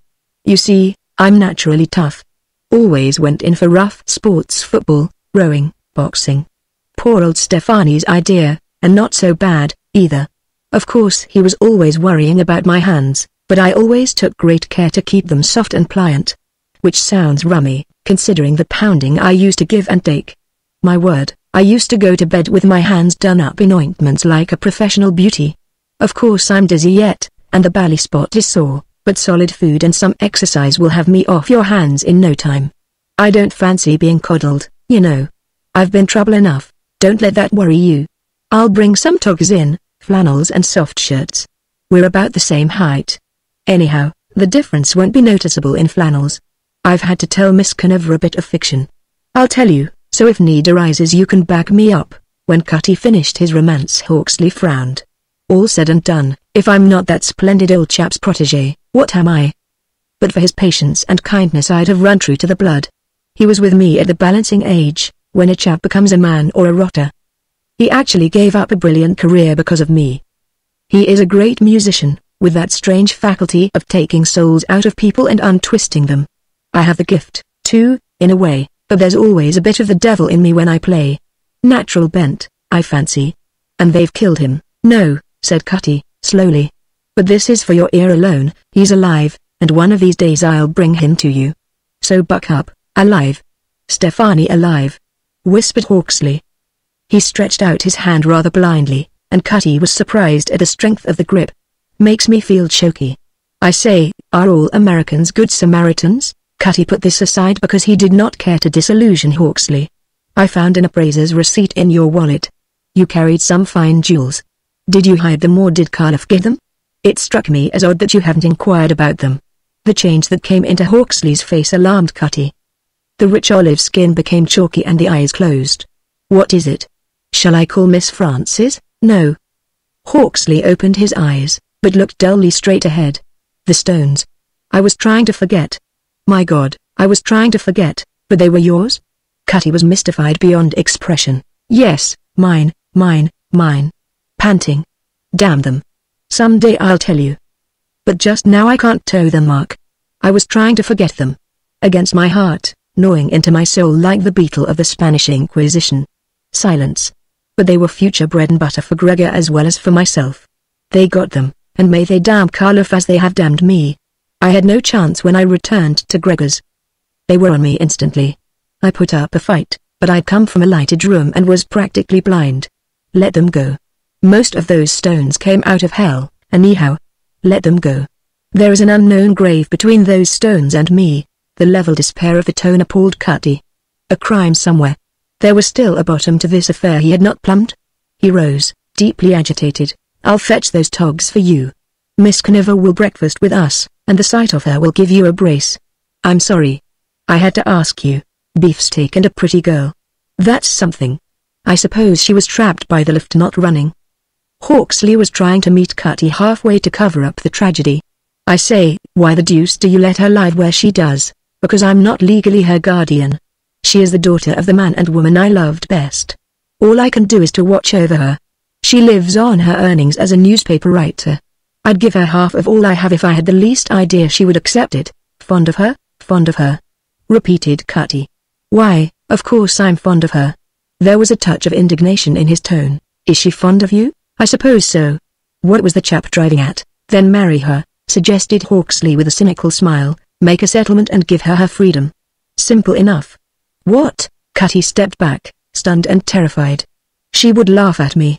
You never can tell, replied Hawksley, maintaining the crooked smile. The devil was blazing in his eyes now. Try it. It's being done every day, even here in this big America of yours. From the European point of view you have compromised her or she has compromised herself, by spending the night here. Convention has been disregarded. A ripping good chance, I call it. You tell me she wouldn't accept benefits, and you want to help her. If she's the kind I believe her to be, even if she refuses you she will not be angry. You never can tell what a woman will or won't do. An old and forgotten bit of mental machinery began to set up a ditter-datter in Cutty's brain. Marry Kitty. Make a settlement, and then give her her freedom? Rot. Girls of Kitty's caliber were above such expediencies. He tried to resurrect his interest in the drums of Jeopardy, which he might now appropriate without having to Shanghai his conscience. The clitter-clatter smothered it. Indeed, this new racket upset and demoralized the well-ordered machinery of his thinking apparatus as applied daily. Marry Kitty. I'm old enough to be her father. What's that to do with it? So long as convention is satisfied. Cutty was so shaken and confused that he missed the tragic irony of the voice. All the receptive avenues to his brain seemed to have shut down suddenly. He was conscious only of the clitter-clatter. Marry Kitty. You can't settle money on her, went on Hawksley, without scandal. You can't offer her anything without offending her. And you can't let her go to rust without having her bit of good times. Utterly impossible, said Cutty, to the idea rather than to his tormentor. Oh, of course, if you have an affair. No, God forgive me, I don't mean that. I'm a damned ingrate. But you're bringing up those stones and knocking off the top of all the misery piling up in my heart. I was only trying to hurt you, hurt myself, everybody. Please have a little patience with me, for I've come out of hell. Hawksley turned aside his head. Buck up, said Cutty, his blazing wrath dropping to a smolder. I'll fetch those togs. What had the boy done to fill him with such tragic bitterness? Was he two hawks? Cutty dismissed this doubt instantly. He recalled the episode of the boy's conduct when confronted by the photograph of his mother. No human being could be a play actor in such a moment. The boy's emotion had been deep and real. Cutty recognized the fact that he had become as a block in the middle of a Chinese puzzle. Only fate could move him to his appointed place. But offer marriage to Kitty so that he could provide for her. Mechanically he rummaged his clothes press for the suit he was to take to Hawksley. Well, why not? He could settle $5,000 a year on her. His departure for the Balkans, he might be gone a year or more, could be legally construed as desertion. And with pretty clothes and freedom she would soon find some young chap to her liking. But would a girl like Kitty see it from his point of view? The marriage could take place an hour or two before he went aboard his ship. Hang it, Hawksley wasn't so far off. Kitty couldn't possibly be offended if he laid the business squarely on the table. To provide for Molly's girl. When Kuroki announced that breakfast was ready, Cutty went into the living room for Kitty, whom he had not yet seen. He found her by a window, fascinated by the splendor of the panorama as seen in the morning light. Not a vestige of the tears and disorder in which he had left her. What had been behind those tears? Dainty and refreshing, to the eye as though she had stepped out of a bandbox. Compromised? That was utter rot. Wasn't Miss Frances here? Clitter-clatter, clitter-clatter. But Cutty was not aware that it was no longer in his head but in his heart. Breakfast is served, Your Highness, he announced with a grave salaam. Kitty pirouetted. For some reason she could not explain to herself she wanted to laugh, sing, dance. Perhaps it was because she was only 24. Or it might have had its origin in the tonicky awakening among all these beautiful furnishings. She assumed a haughty expression such as the Duchess of Gerolstein assumes when she appoints the private to the office of Generalissimo, and with a careless wave of the hand said, "Summon His Highness." Chapter 24. Between Cutty's heart and his throat there was very little space at that moment for the propelment of sound. Kitty Conover had innocently, he understood that almost immediately, and recovered his mental balance. Kitty had innocently thrown a bomb at his feet. It did not matter that it was a dud. The result was the same. For a second, then, all the terror, all the astounding suspension of thought and action attending the arrival of a shell on the battlefield were his. As an aftermath he would have liked very much to sit down. Instead, maintaining the mock gravity of his expression, he offered his arm, which Kitty accepted, still the Grand Duchess of Gerolstein. Pompously they marched into the dining room. But as Kitty saw Hawksley she dropped the air confusedly, and hesitated. "Good gracious," she whispered. "What's the matter?" Cutty whispered in turn, "My clothes. What's the matter with them? I slept in them. If that wasn't like a woman." It did not matter how she might look to an old codger, at 52, he didn't count. But a handsome young chap, now, in white flannels and sport shirt, his head bound picturesquely. "Don't let that bother you," he said. "Those duds of his are mine." Still, Cutty was grateful for this little diversion. As he drew back Kitty's chair he was wholly himself again. At once he dictated the trend of the conversation, moved it whither he willed, into strange channels, gave them all a glimpse of his amazing versatility, with vivid shafts of humor to light up corners. Kuroki, who had traveled far with his master these 10 years, sometimes paused in his rounds to nod affirmatively. Hawksley listened intently, wondering a bit. What was the dear old beggar's idea, throwing such fireworks round at breakfast? He stole a glance at Kitty to see how she was taking it and caught her stealing a glance at him. Instantly both switched back to Cutty. Shortly the little comedy was repeated because neither could resist the invisible force of some half-conscious inquiry. Third time, they smiled unembarrassedly. Mind you, they were both hanging upon Cutty's words, only their eyes were like little children at church, restless. It was spring. Without being exactly conscious of what he was doing, Hawksley began to dress Kitty, that is, he visualized her in ball gowns, in sports, in furs. He put her on horses, in opera boxes, in limousines. But in none of these pictures could he hold her. She insisted upon returning to her kitchen to fry bacon and eggs. Then came a twisted thought, rejected only to return, a surprising thought, so alluring that the sense of shame, of chivalry, could not press it back. Cutty's words began to flow into one ear and out of the other, without sense. There was in his heart put there by the recollection of the duels an indescribable bitterness, a desperate cynicism that urged him to strike out, careless of friend or foe. Who could say what would happen to him when he left here? A flash of spring madness, then to go forth devil-may-care. She was really beautiful, full of unsuspected fire. To fan it into white flame. The whole affair would depend upon whether she cared for music. If she did he would pluck the soul out of her. She had saved his life. Well, what of that? He had broken yonder man's bread and eaten his salt. Still, what of that? Hadn't he come from a race of scoundrels? The blood he had smothered and repressed it all his life to unleash it once, happen what might. If she were really fond of music, once again Kitty's glance roved back to Hawksley. This time she encountered the concentration in his unwavering stare. She did not quite like it. Perhaps he was only thinking about something and wasn't actually seeing her. Still, it quieted down the fluttering gaiety of her mood.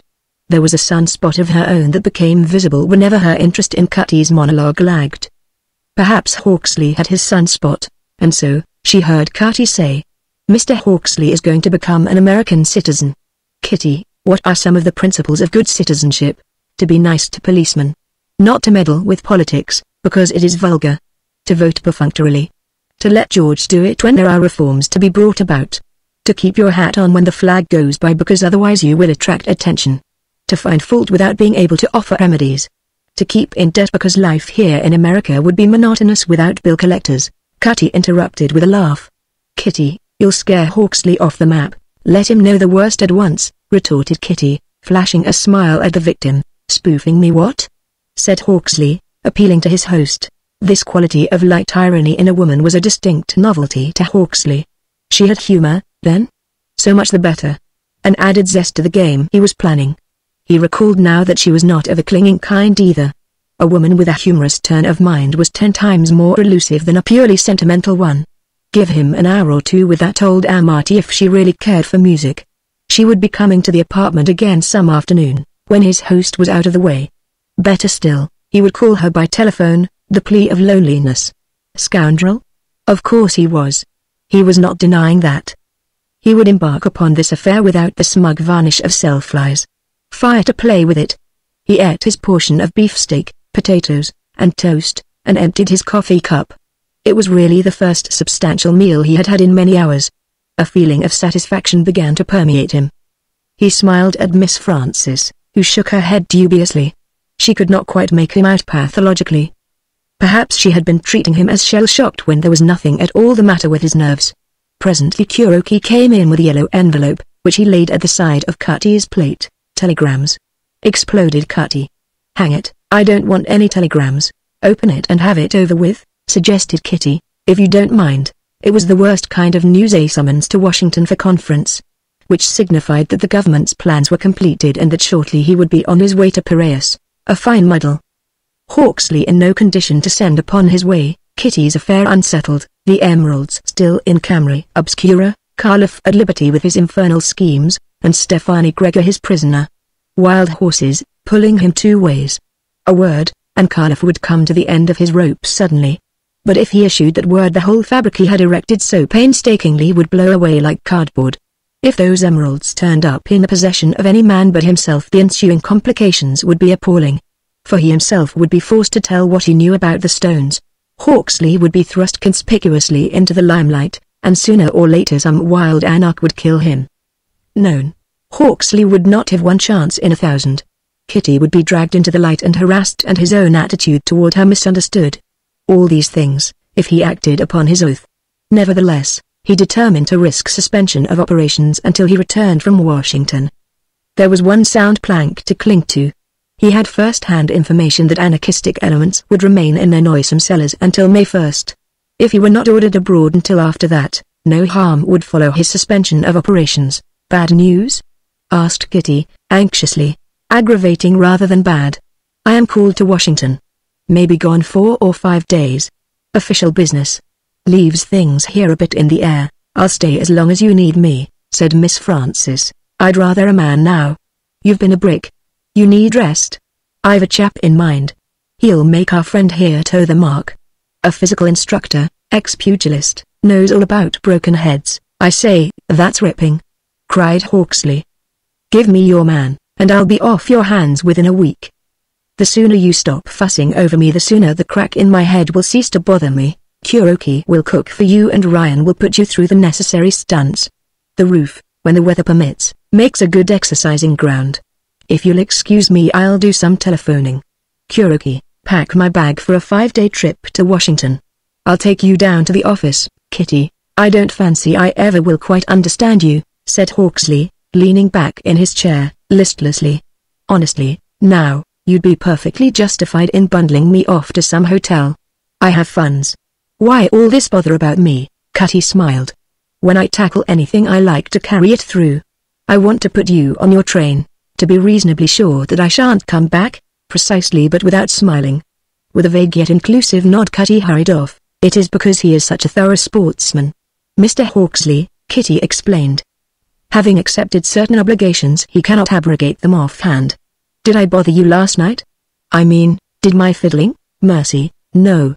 From the hurdy-gurdy of my childhood, down to Kubelik and his successors, I have been more or less music mad. You play wonderfully. Sudden, inexplicable shyness. Hawksley smiled. An hour or two with that old Amati. I am only an unconventional amateur. You should hear Stephanie Gregor when the mood is on. He puts something into your soul that makes you wish to go forth at once to do some fine, unselfish act. Stephanie Gregor. He thought of the clear white soul of the man who had surrendered imperishable fame to stand between him and the curse of his blood, who had for 10 years stood between his mother and the dissolute man whom irony had selected for the part of father. 10 years of diplomacy, tact, patience. Stephanie Gregor. There was the blood, predatory and untamed, and there was the spirit which the old musician had molded. He could not harm this girl. Dead or alive, Stephanie Gregor would not permit it. Hawksley rose slowly and without further speech walked to the corridor door. He leaned against the jamb for a moment, then went on to his bedroom. I'm afraid that breakfast was too much for him, the nurse ventured.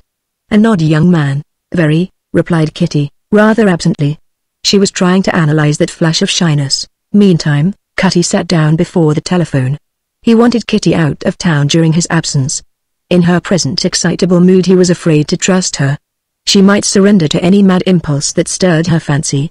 So he called up Burlingame, Kitty's chief, and together they manufactured an assignment that was always a pleasant recollection to Kitty. Next, Cutty summoned Professor Billy Ryan to the wire, argued and cajoled for 10 minutes, and won his point. He was always dealing in futures, banking his favors here and there and drawing checks against them when needed. Then he tackled his men and issued orders suspending operations temporarily. He was asked what they should do in case Cardiff came out into the open. He answered in such an event not to molest him but to watch and take note of those with whom he associated. There were big things in the air, and only he himself had hold of all the threads.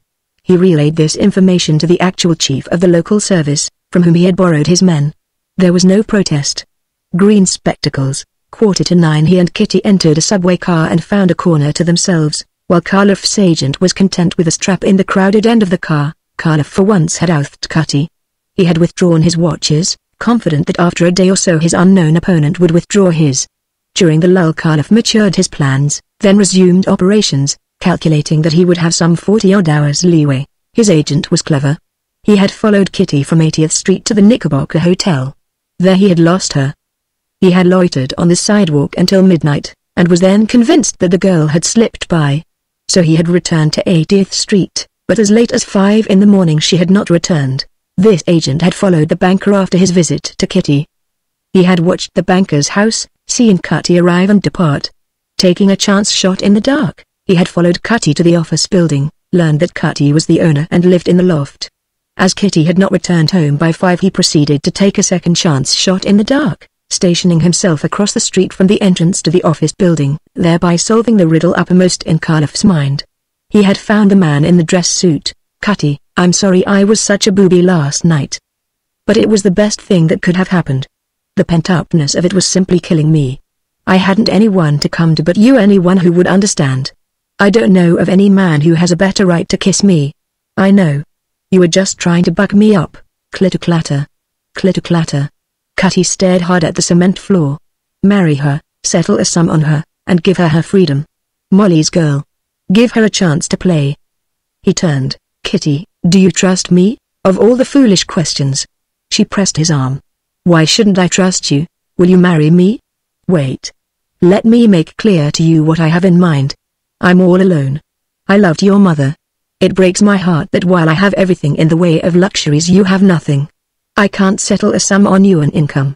The world wouldn't understand. Your friends would be asking questions among themselves. This telegram from Washington means but one thing, that in a few weeks I shall be on my way to the East. I shall be mighty unhappy if I have to go leaving you in the rut. This is my idea, marry me an hour or so before the ship sails. I will leave you a comfortable income. Lord knows how long I shall be gone. Well, I won't write. After a year you can regain your freedom on the grounds of desertion.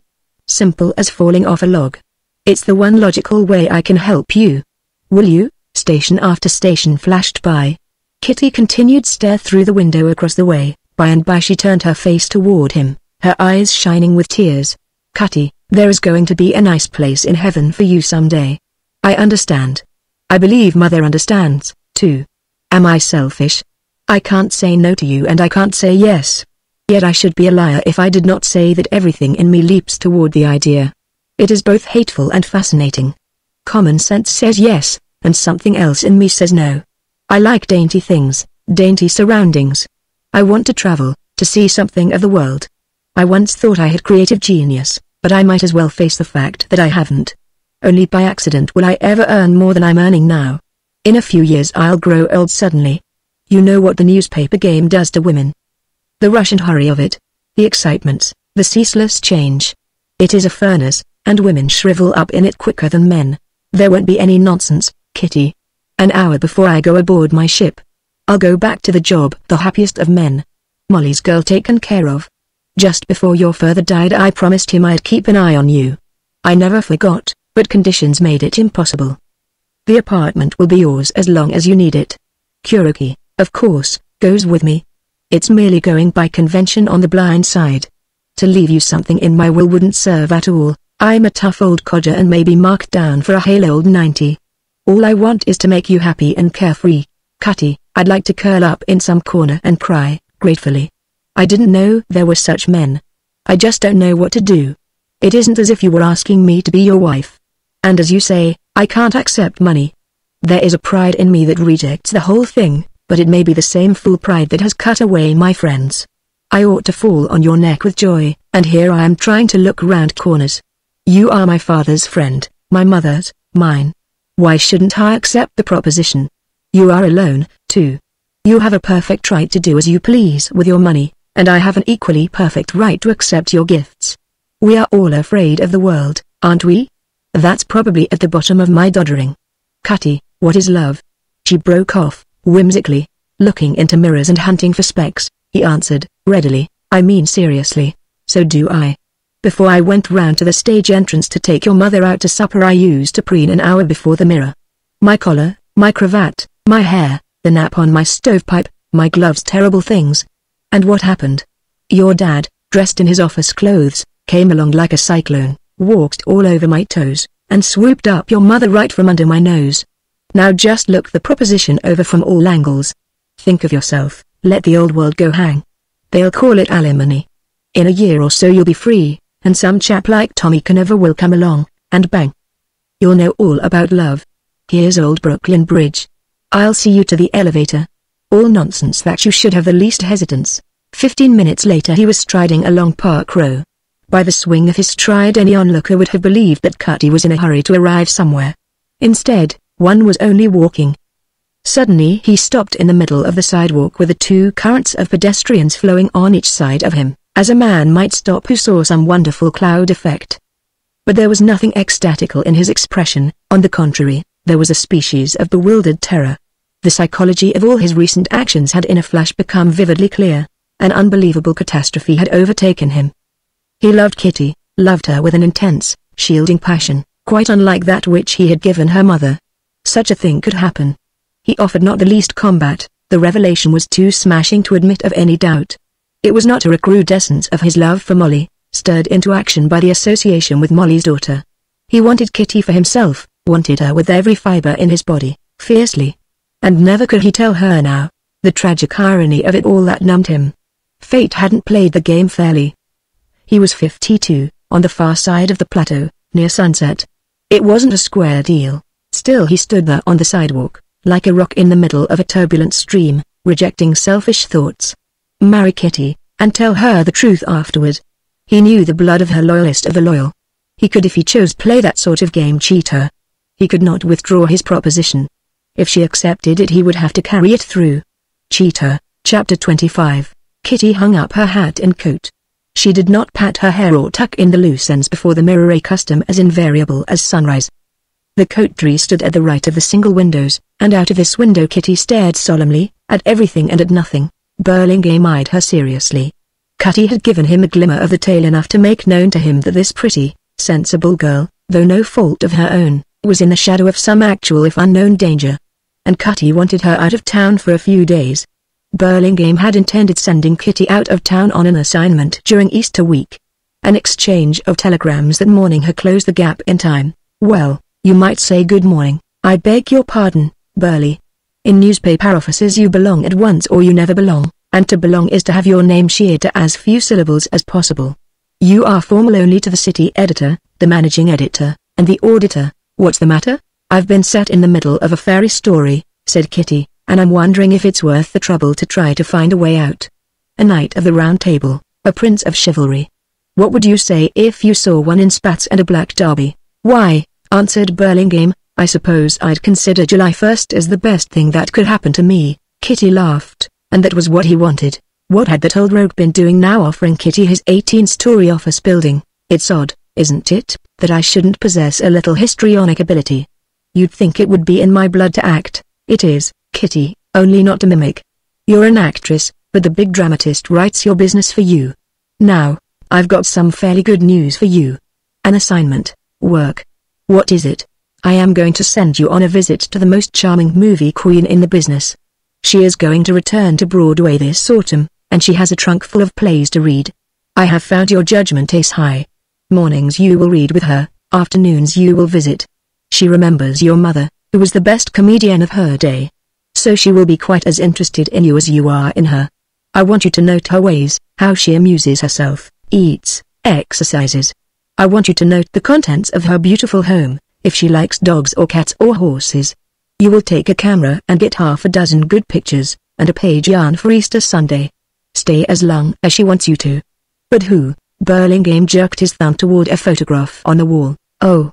This will be the most scrumptious event in my life. I'm wild about her.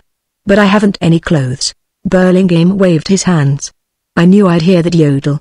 Eve didn't have anything to speak of, but she traveled a lot. Truth is, Kitty, you'd better dress in monotones. She might wake up to the fact that you're a mighty pretty young woman and suddenly become temperamental. She has a husband round the lot somewhere. Make him think his wife is a lucky woman. Here's all the dope introduction, expenses, and tickets. Train leaves at 2:50. Run along home and pack.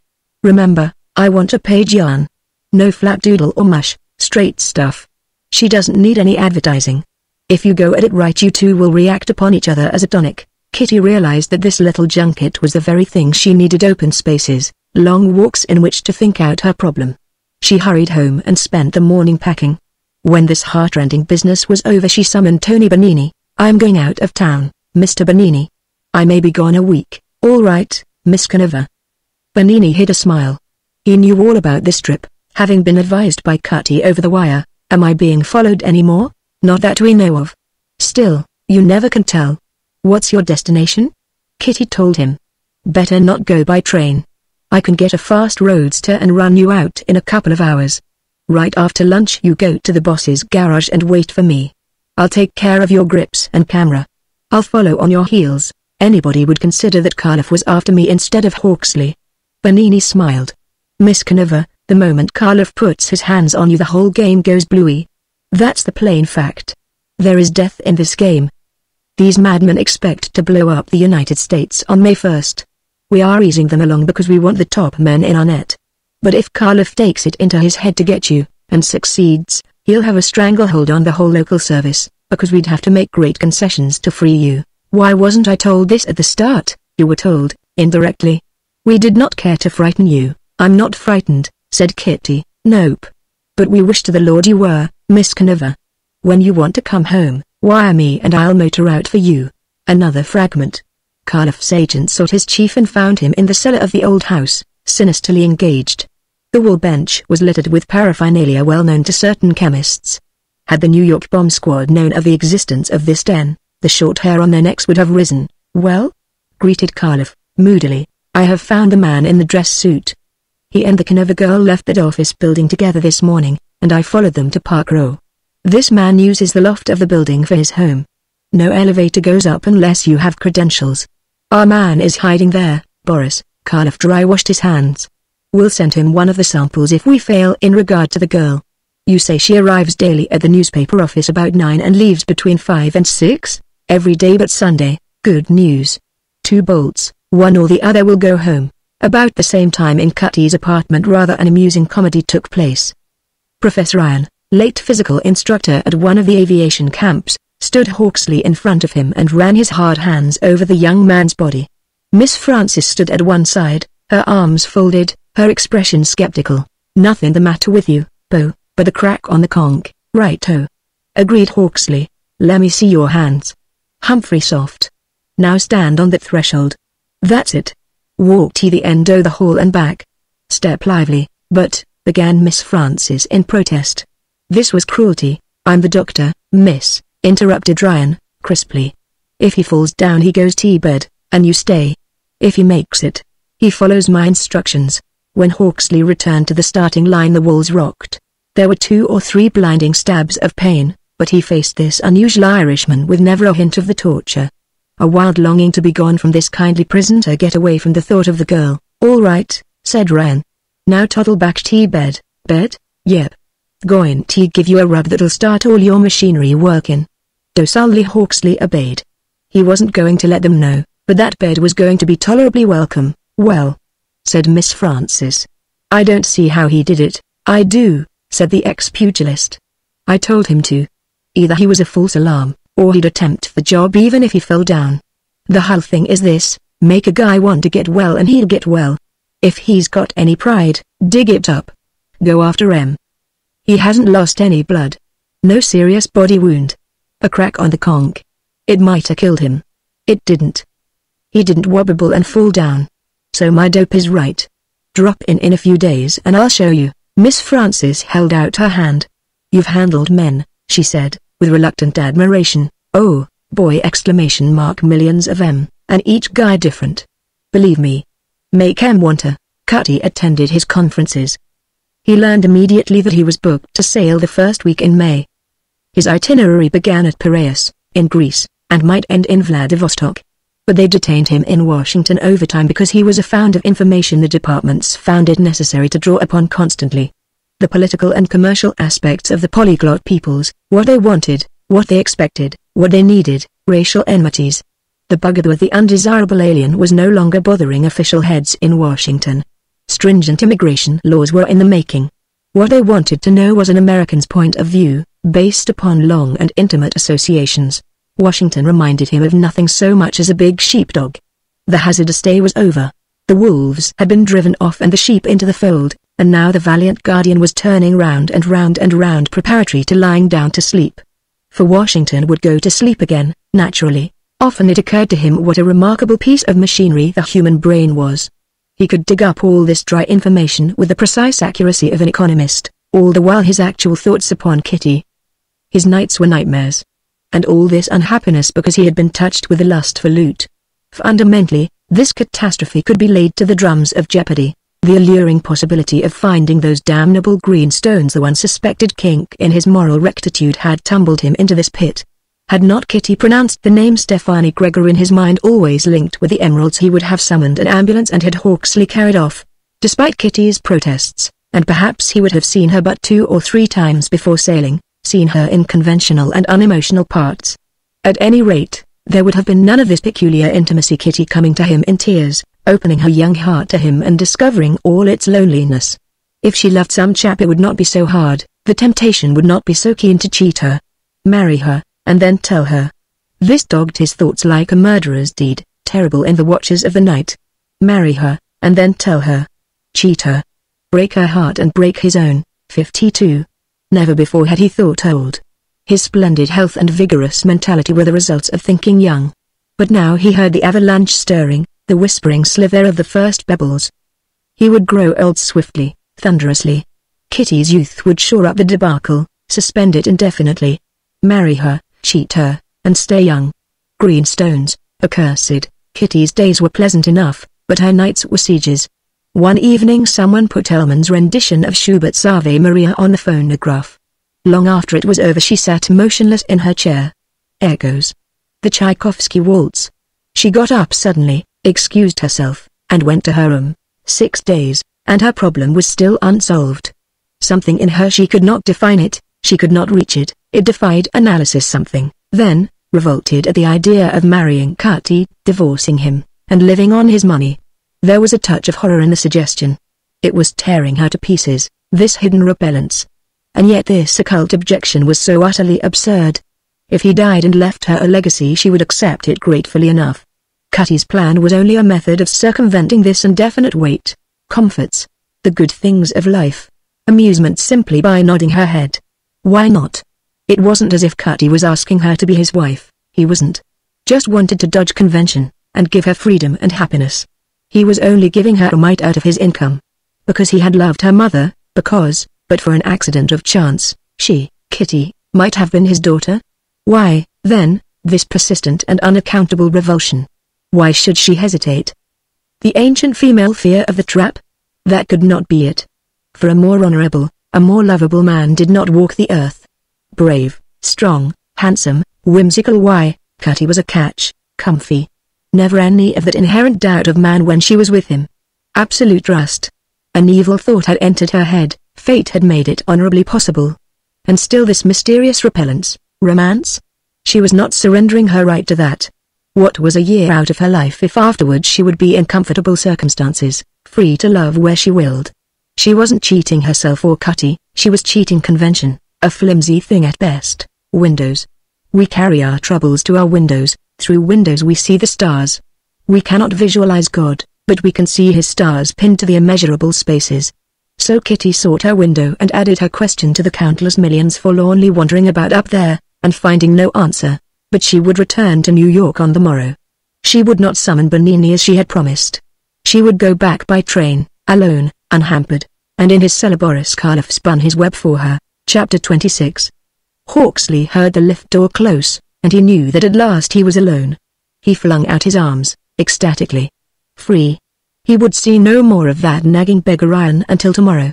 Free to put into execution the idea that had been bubbling all day long in his head, like a fine champagne, firing his blood with reckless whimsicality. Quietly he stole down the corridor. Through a crack in the kitchen door he saw Kuroki's back, the attitude of which was satisfying.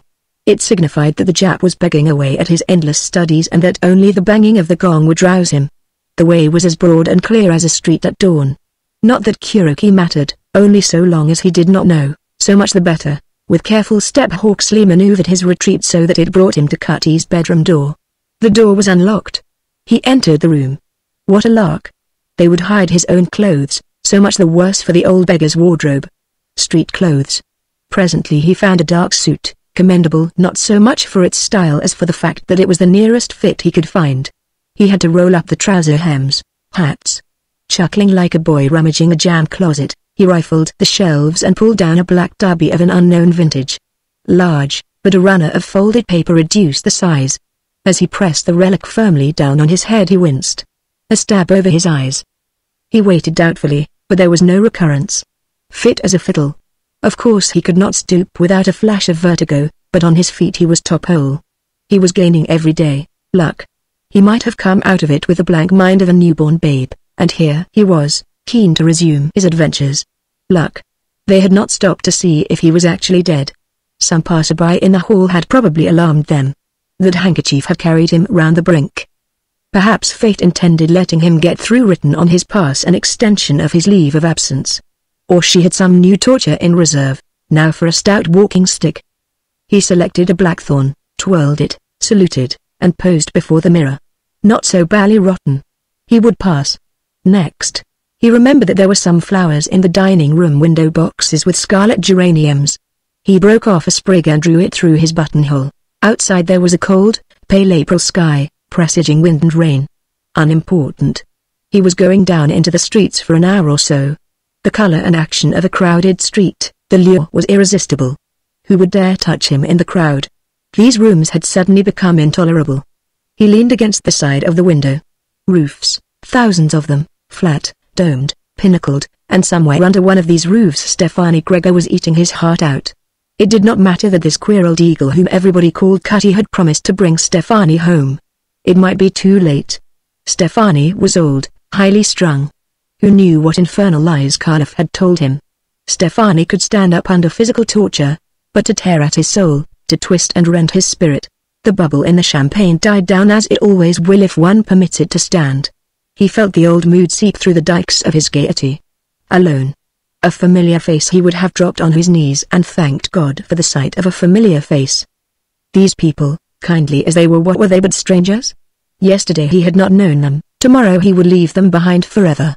All at once the mystery of this bubbling idea was bared. He was going to risk his life in the streets in the vague hope of seeing some face he had known in the days before the world had gone drunk on blood. One familiar face. Of course he would never forget, at any rate, not the girl whose courage had made possible this hour. Those chaps, scared off temporarily, might have returned. What had become of her? He was always seeing her lovely face in the shadows, now tender, now resolute, now mocking. Doubtless he thought of her constantly because his freedom of action was limited. He hadn't diversion enough. Books and fiddling.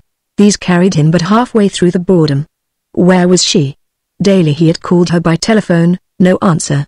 The Jap shook his head, the slangy boy in the lift shook his. She was a thoroughbred, even if she had been born of middle-class parentage. He laughed bitterly. Middle class. A homeless, countryless derelict, and he had the impudence to revert to comparisons that no longer existed in this topsy-turvy old world. He was an upstart. The final curtain had dropped between him and his world, and he was still thinking in the ancient make-up. Middle class. He was no better than a troglodyte, set down in a new wilderness. He heard the curtain rings slither on the pole. Believing the intruder to be Kuroki, he turned belligerently. And there she stood, the girl herself. The poise of her reminded him of the winged Victory in the Louvre. Where there had been a cup of champagne in his veins, circumstance now poured a magnum. "You!" he cried. "What has happened? Where are you going in those clothes?" demanded Kitty. "I am running away for an hour or so, but you must not. The risks after all the trouble we've had to help you. I shall be perfectly safe, for you are going with me. Aren't you my guardian angel? Well, rather. The two of us people, lights, shop windows. Perfectly splendiferous. Honestly, now, where's the harm?" He approached her rapidly as he spoke, and before the spell of him could be shaken off, Kitty found her hands imprisoned in his. "Please. I've been so damnably bored. The two of us in the streets, among the crowds. No one will dare touch us. Can't you see? And then I say, this is ripping ! We'll have dinner together here. I will play for you on the old Amati. Please." The fire of him communicated to the combustibles in Kitty's soul. A wild, reckless irony besieged her.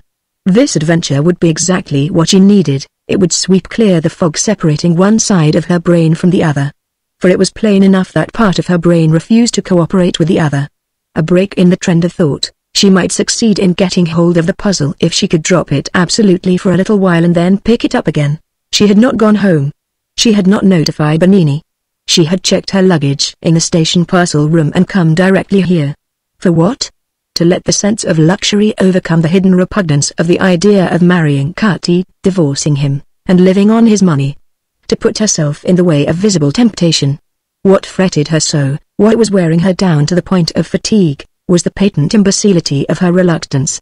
There would have been some sense of it if Kati had proposed a real marriage.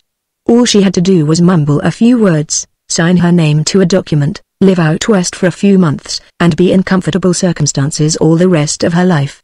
And she nodded. She would run the streets with Johnny Two Hawks, return, and dine with him. Who cared?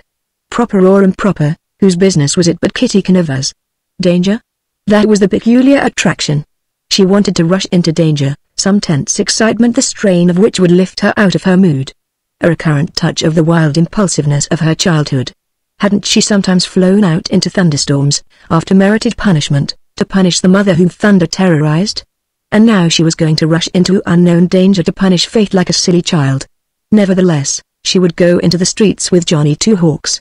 But are you strong enough to venture on the streets? Rot. Dash it all, I'm no mollycoddle. All nonsense to keep me pinned in like this. Will you go with me, be my guide? Yes.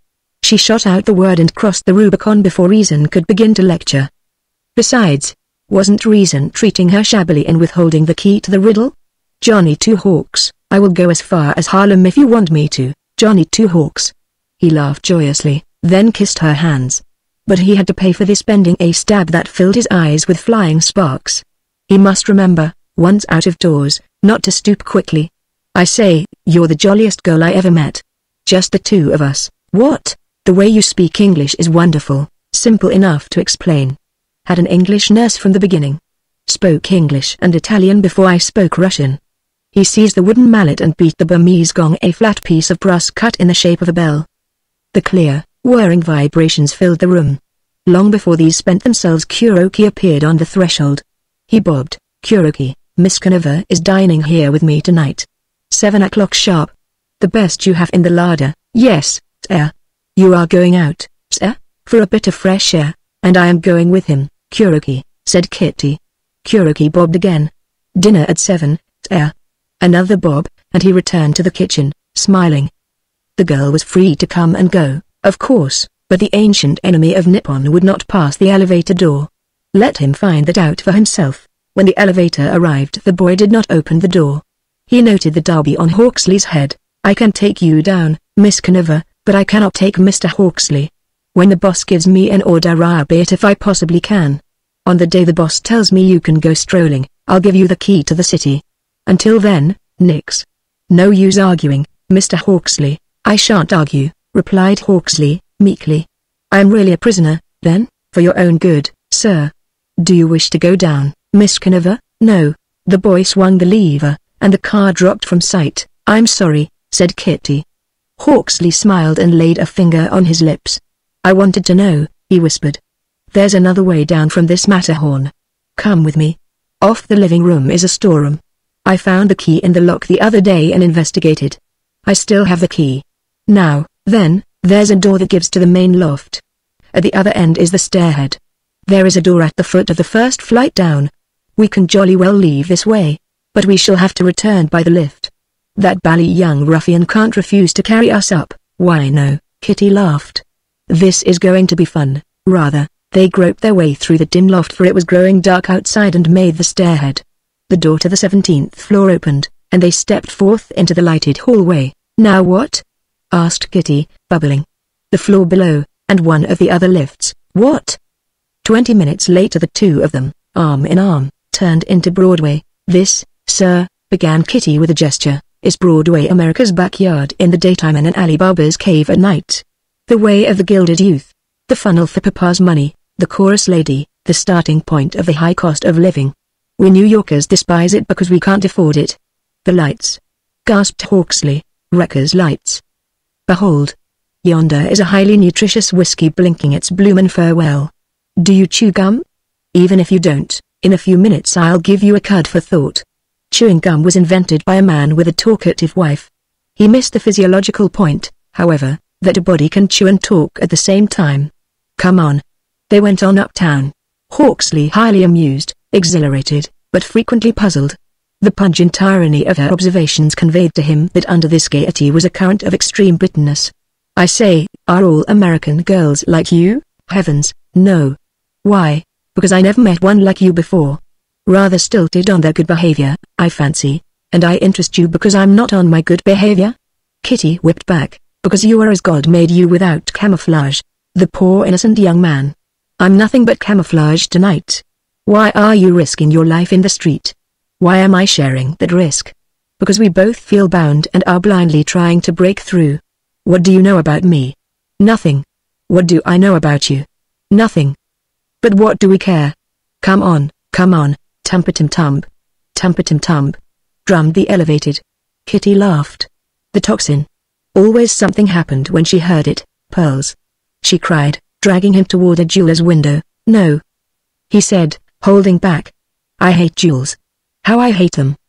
He broke away from her and hurried on. She had to run after him. Had she hesitated they might have become separated. Hated jewels? No, no. There should be no questions, verbal or mental, this night. She presently forced him to slow down. "Not so fast. We must never become separated," she warned. "Our safety such as it is lies in being together." "I'm an ass. Perhaps my head is ratty without my realizing it. I fancy I'm like a dog that's been kicked. I'm trying to run away from the pain." "What's this tune?" The Metropolitan Opera House. As they were passing a thin, wailing sound came to the ears of both. Seated with his back to the wall was a blind fiddler with a tin cup strapped to a knee.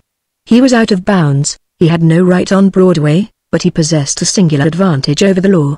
He could not be forced to move on without his guide if he were honestly blind. Hundreds of people were passing, but the fiddler's last rose of summer wasn't worth a cent. His cup was empty. "The poor thing," said Kitty. "Wait." Hawksley approached the fiddler, exchanged a few words with him, and the blind man surrendered his fiddle. "Give me your hat," cried Kitty. Delighted, carefully Hawksley pried loose his derby and handed it to Kitty. No stab of pain, something to find that out. He turned the instrument, tucked it under his chin and began Traumrei. Kitty, smiling, extended the hat.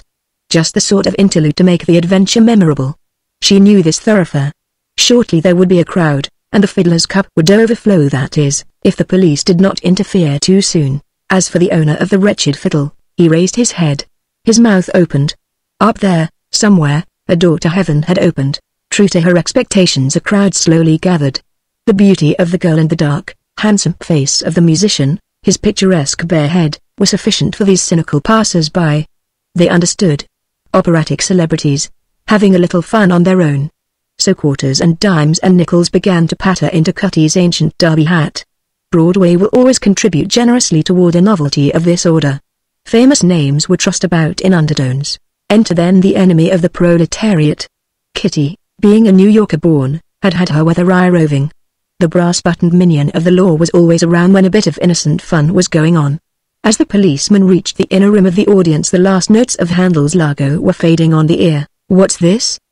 demanded the policeman. "It's all over, sir," answered Kitty, smiling. "Can't have this on Broadway, miss." Obstruction. He could not speak gruffly in the face of such beauty, especially with a Broadway crowd at his back. "It's all over. Just let me put this money in the blind man's cup." Kitty poured her coins into the receptacle. At the same time Hawksley laid the fiddle in the blind man's lap. Then he turned to Kitty and boomed a long Russian phrase at her. Her quick wit caught the intent. "You see, he doesn't understand that this cannot be done in New York. I couldn't explain." "All right, miss, but don't do it again." The policeman grinned. "And please don't be harsh with the blind man. Just tell him he mustn't play on Broadway again." "Thank you." She linked her arm in Hawksley's, and they went on, and the crowd dissolved. Only the policeman and the blind man remained, the one contemplating his duty and the other his vision of heaven. "What a lark!" exclaimed Hawksley. "Were you asking me for your hat? I was telling the bobby to go to the devil." They laughed like children. "March hares," he said. "No. April Fools. Good heavens, the time. 20 minutes to 7. Our dinner. We'll take a taxi." "Dash it, what's wrong?" "Not a bally copper in my pockets, and I left my handbag on the sideboard. We'll have to walk. If we hurry we can just about make it." Meantime, there lay in wait for them this pair of April Fools, a taxicab. It stood snugly against the curb opposite the entrance to Cutty's apartment. The door was slightly ajar. The driver watched the south corner. The three men inside never took their gaze off the north corner. "But, I say, hasn't this been a jolly lark? If we had known we could have borrowed $1 from the blind man, he'd never have missed it." Chapter 27. Champagne in the glass is a beautiful thing to see. So is water, the morning after. That is the fault with frolic, there is always an inescapable rebound. The most violent love drops into humdrum tolerance. A pessimist is only a poor devil who has anticipated the inevitable. He has his headache at the start. Mental champagnes have their aftermaths even as the juice of the grape. Hawksley and Kitty, hurrying back, began to taste lees. They began to see things, to menace in every loiterer, threat in every alley. They had had a glorious lark, somewhere beyond would be the piper with an appalling bill. They exaggerated the dangers, multiplied them, perhaps wisely. There would be no letdown in their vigilance until they reached haven. But this state of mind they covered with smiling masks, banter, bursts of laughter, and flashes of wit. They were both genuinely frightened, but with unselfish fear. Kitty's fear was not for herself but for Johnny Two Hawks. If anything happened the blame would rightly be hers. With that head he wasn't strictly accountable for what he did, she was. A firm negative on her part and he would never have left the apartment. And his fear was wholly for this astonishing girl. He had recklessly thrust her into grave danger. Who knew, better than he, the implacable hate of the men who sought to kill him? Moreover, his strength was leaving him. There was an alarming weakness in his legs, purely physical. He had overdone, and if need rose he would not be able to protect her. Damnable fool. But she had known. That was the odd phase of it. She hadn't come blindly. What mood had urged her to share the danger along with the lark? Somehow, she was always just beyond his reach, this girl. He would never forget that fan popping out of the pistol, the egg burning in the pan. The apartment was only 3 blocks away when Kitty decided to drop her mask. "I'd give a good deal to see a policeman. They are never around when you really want them." "Johnny Two Hawks, I'm a little fool. You wouldn't have left the apartment but for me. Will you forgive me? It is I who should ask forgiveness. I say, how much farther is it?" "Only about 2 blocks, but they may be long ones. Let's step into this doorway for a moment. I see a taxicab. It looks to be standing opposite the building. Don't like it. Suppose we watch it for a few minutes?" Hawksley was grateful for the respite, and together they stared at the unwinking red eye of the tail light. But no man approached the cab or left it. "I believe I've hit upon a plan," said Kitty. "Certainly we have not been followed. In that event they would have had a dozen chances. If someone saw us leave together, naturally they will expect us to return together. We'll walk to the corner of our block, then turn east, but I shall remain just out of sight while you will go round the block. 15 minutes should carry you to the south corner. I'll be on watch for you. The moment you turn I'll walk toward you. It will give us a bit of a handicap in case that taxi is a menace. If anyone appears, run for it. Where's the cane you had? What a jolly ass I am. I remember now. I left the stick against the wall of the opera house. Blockhead. With a stick, now. I'm hopeless. Never mind. Let's start. That taxi may be perfectly honest. It's our guilty consciences that are peopling the shadows with goblins. What really bothers us is that we have broken our word to the kindliest man in all this world. Hawksley wondered if he could walk round the block without falling down. He saw that he was facing a physical collapse, hastened by the knowledge that the safety of the girl depended largely upon himself. What he had accepted at the beginning as strength had been nothing more than exhilaration and nerve energy. There was now nothing but the latter, and only feeble straws at that. Oh, he would manage somehow, he jolly well had to, and there was a bare chance of falling in with a bobby. But run? Honestly, now, how the devil was a chap to run on a pair of spools? Arriving at the appointed spot they separated. He waved his hand airily and marched off. If he fell it would be out of sight, where the girl could not see him. Clever chap what? Damned rotter. For himself he did not care. He was weary of this game of hide and seek. But to have lured the girl into it. When he turned the first corner of his journey he paused and leaned against the wall, his eyes shut. When he opened them the sidewalk and the street lamps were normal again. As soon as he disappeared a new plan came to Kitty. She put it into execution at once, on the basis that yonder taxicab was an enemy machine. She left her retreat and walked boldly down the street, her eyes alert for the least suspicious sign. If she could make the entrance before they suspected the trick, she could obtain help before Johnny Two Hawks made the south turn. She reached her objective, pushed through the revolving doors, and turned. Dimly she could see the taxi driver, but he appeared to be dozing on the seat. As a matter of fact, one of the three men in the taxi recognized Kitty, but too late to intercept her. Her maneuver had confused him temporarily. And while he and his companions were debating, Kitty had time to summon Cutty's man from elevator 4. Step into the car. He roughly ordered, after she had given him a gist of her suspicions. He turned off the lights, stepped out, and shut the gates with a furious bang. And stick to the corner. I'll attend to the other fool. He rushed into the street, his automatic ready, eyed the taxicab speculatively, wheeled suddenly, and ran south at a dog trot. He rounded the south corner, but he did not see Hawksley anywhere. The dog trot became a dead run. As he wheeled round the corner of the parallel street he almost bumped into Hawksley, who had a policeman in tow. "Officer," said the man with the boy's face, "this is federal business. Aliens. Come along. There may be trouble.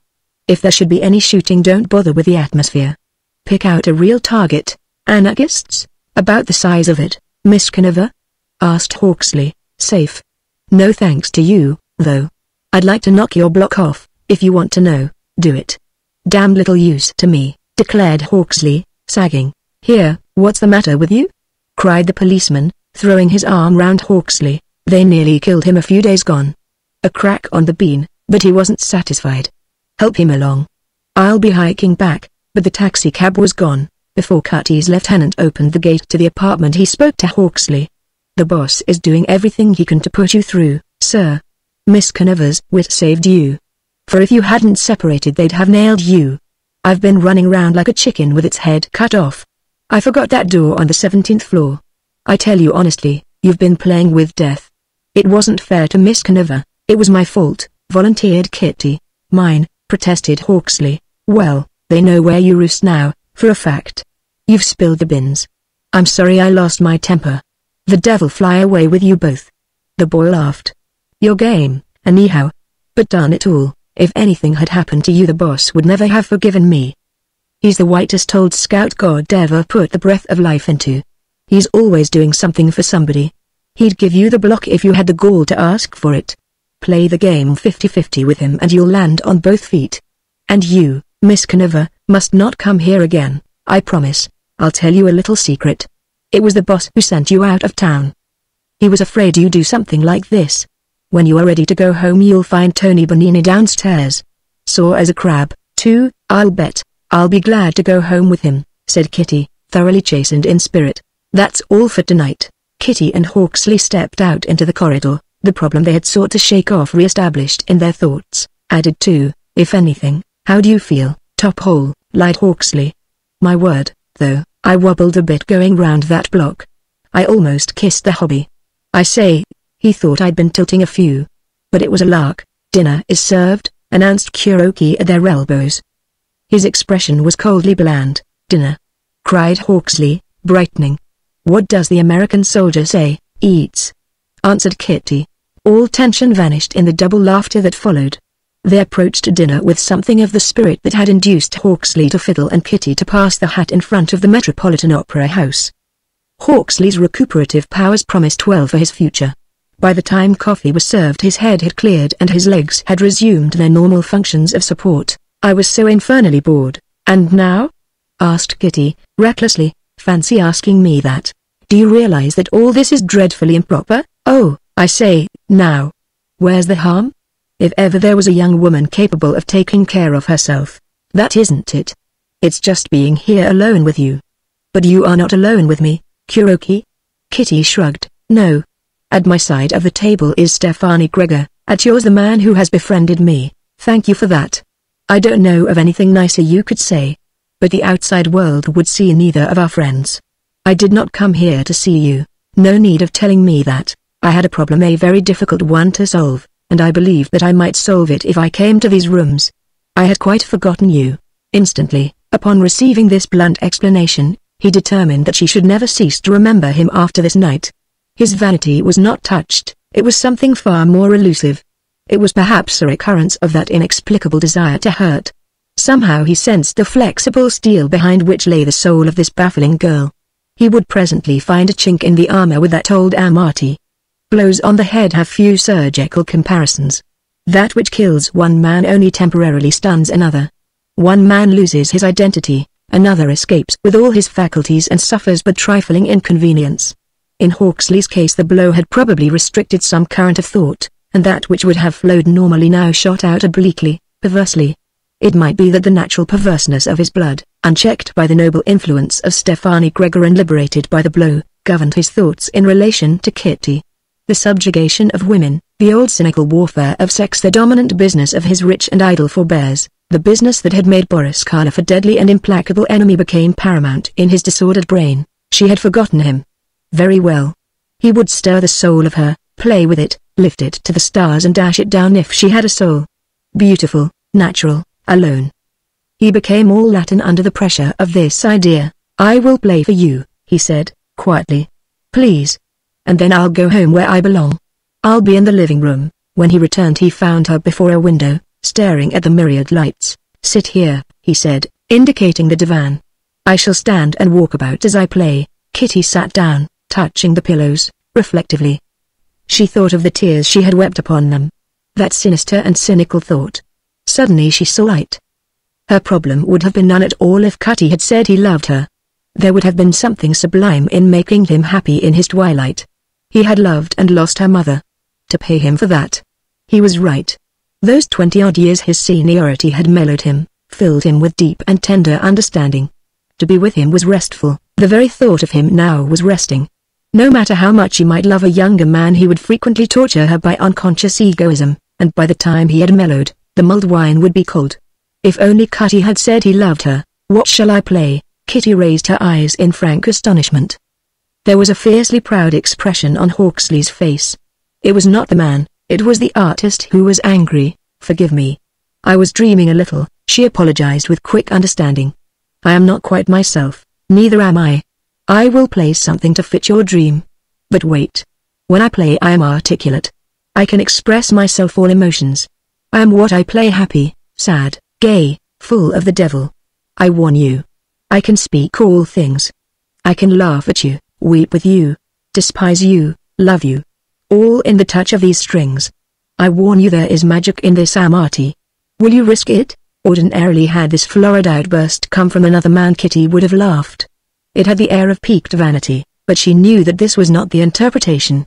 On the streets he had been the most amusing and surprising comrade she had ever known, as merry and whimsical as Cutty, young and handsome, the real man. He had been real that night when he entered through her kitchen window, with the drums of Jeopardy about his neck. He had been real that night she had brought him his wallet. Electric antagonism. The room seemed charged with it. The man had stepped aside for a moment and the great noble had taken his place.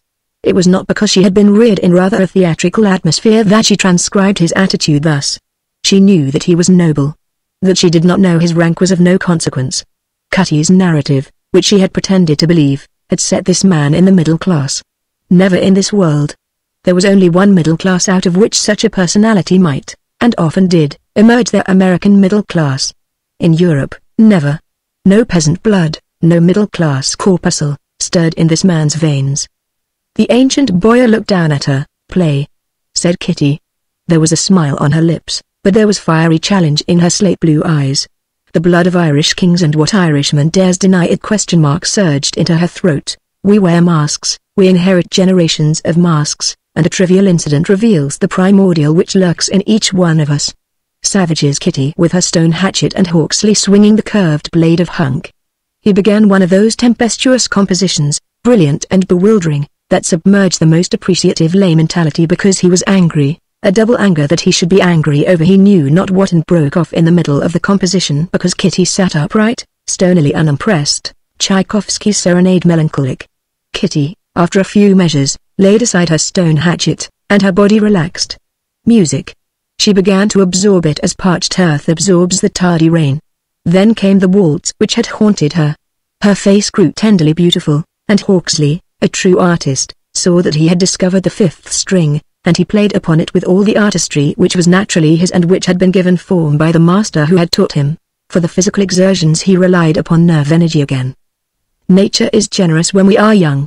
No matter how much we draw against the account, she always has a little more for us. He forgot that only an hour gone he had been dizzy with pain, forgot everything but the glory of the sounds he was evoking and their visible reaction upon this girl. The devil was not only in his heart, but in his hand. Never had Kitty heard such music. To be played to in this manner directly, with embracing tenderness, with undivided fire, would have melted the soul of Gobseck the moneylender, and Kitty was warm-blooded, Irish, emotional. The fiddle called poignantly to the Irish in her. She wanted to go roving with this man, with her hand on his shoulder, to walk in the thin air of high places. Through it all, however, she felt vaguely troubled, the instinct of the trap. The sinister and cynical idea which had clandestinely taken up quarters in her mind awoke and assailed her from a new angle, that of youth. Something in her cried out, "Stop! Stop!"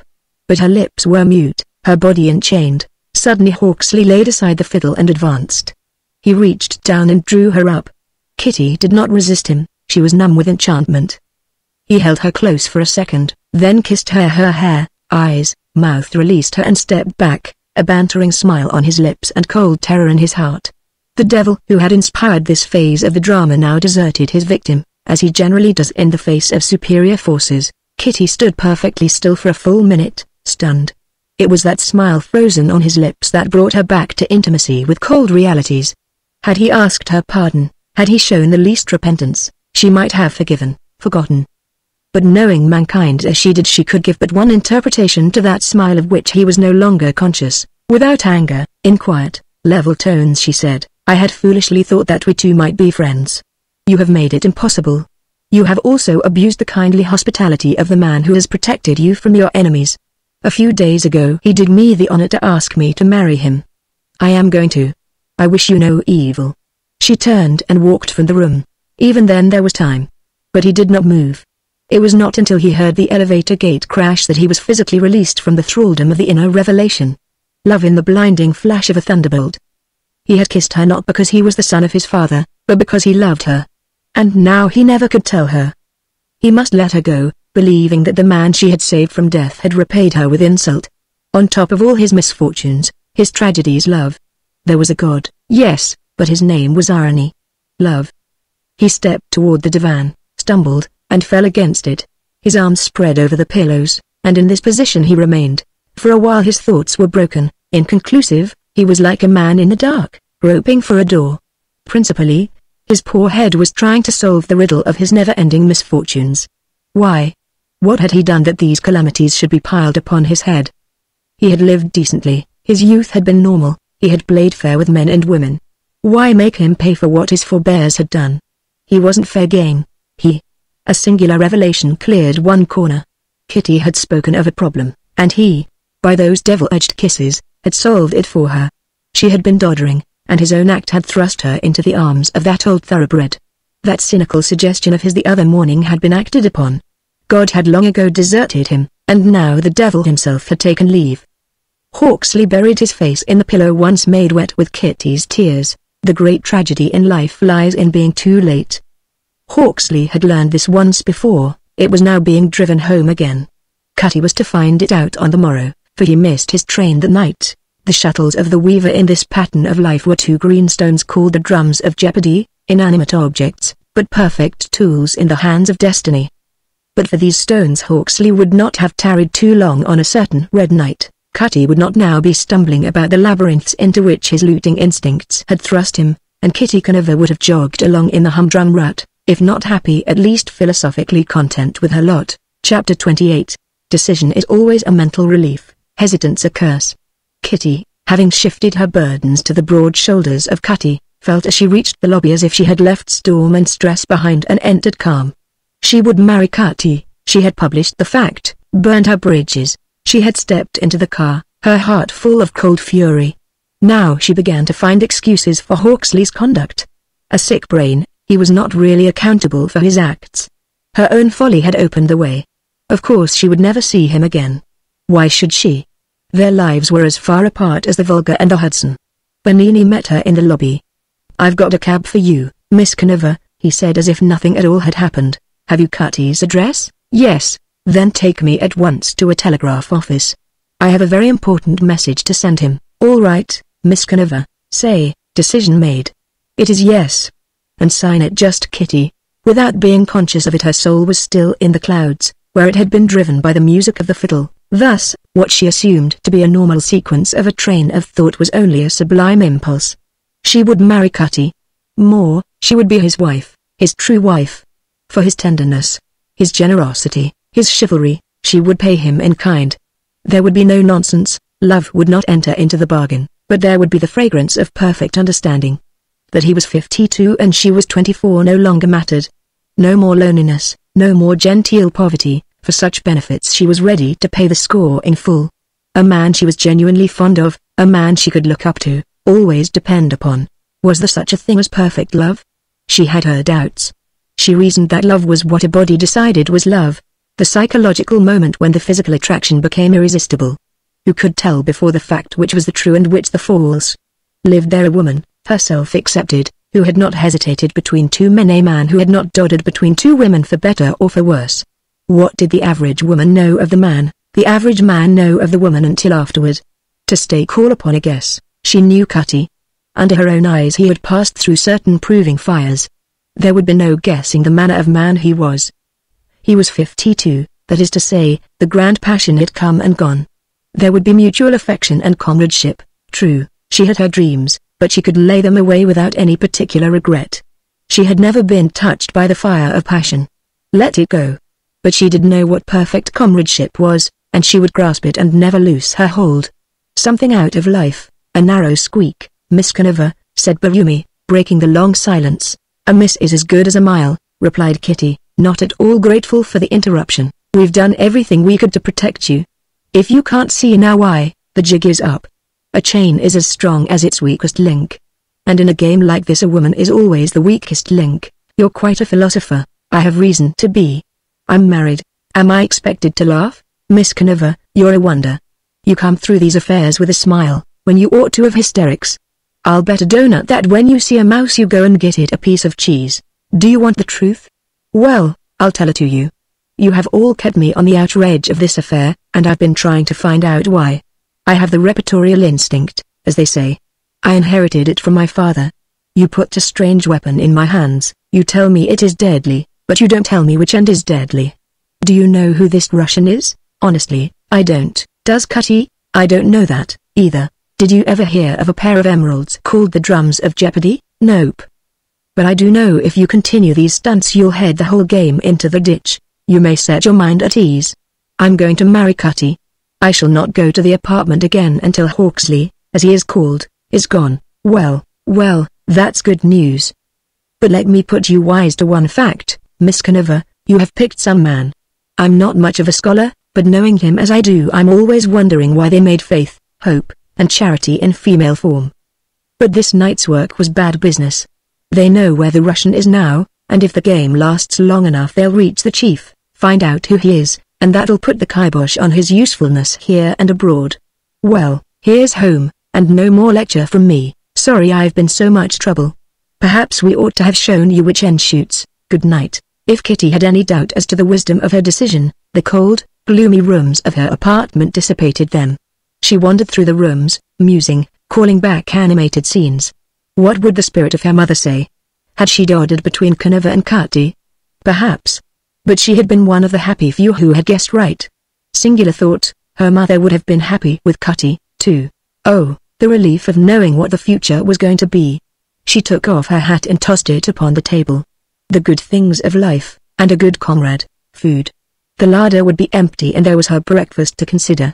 She passed out into the kitchen, wrote out a list of necessities, and put it on the dumbwaiter. Now for the dishes she had so hurriedly left.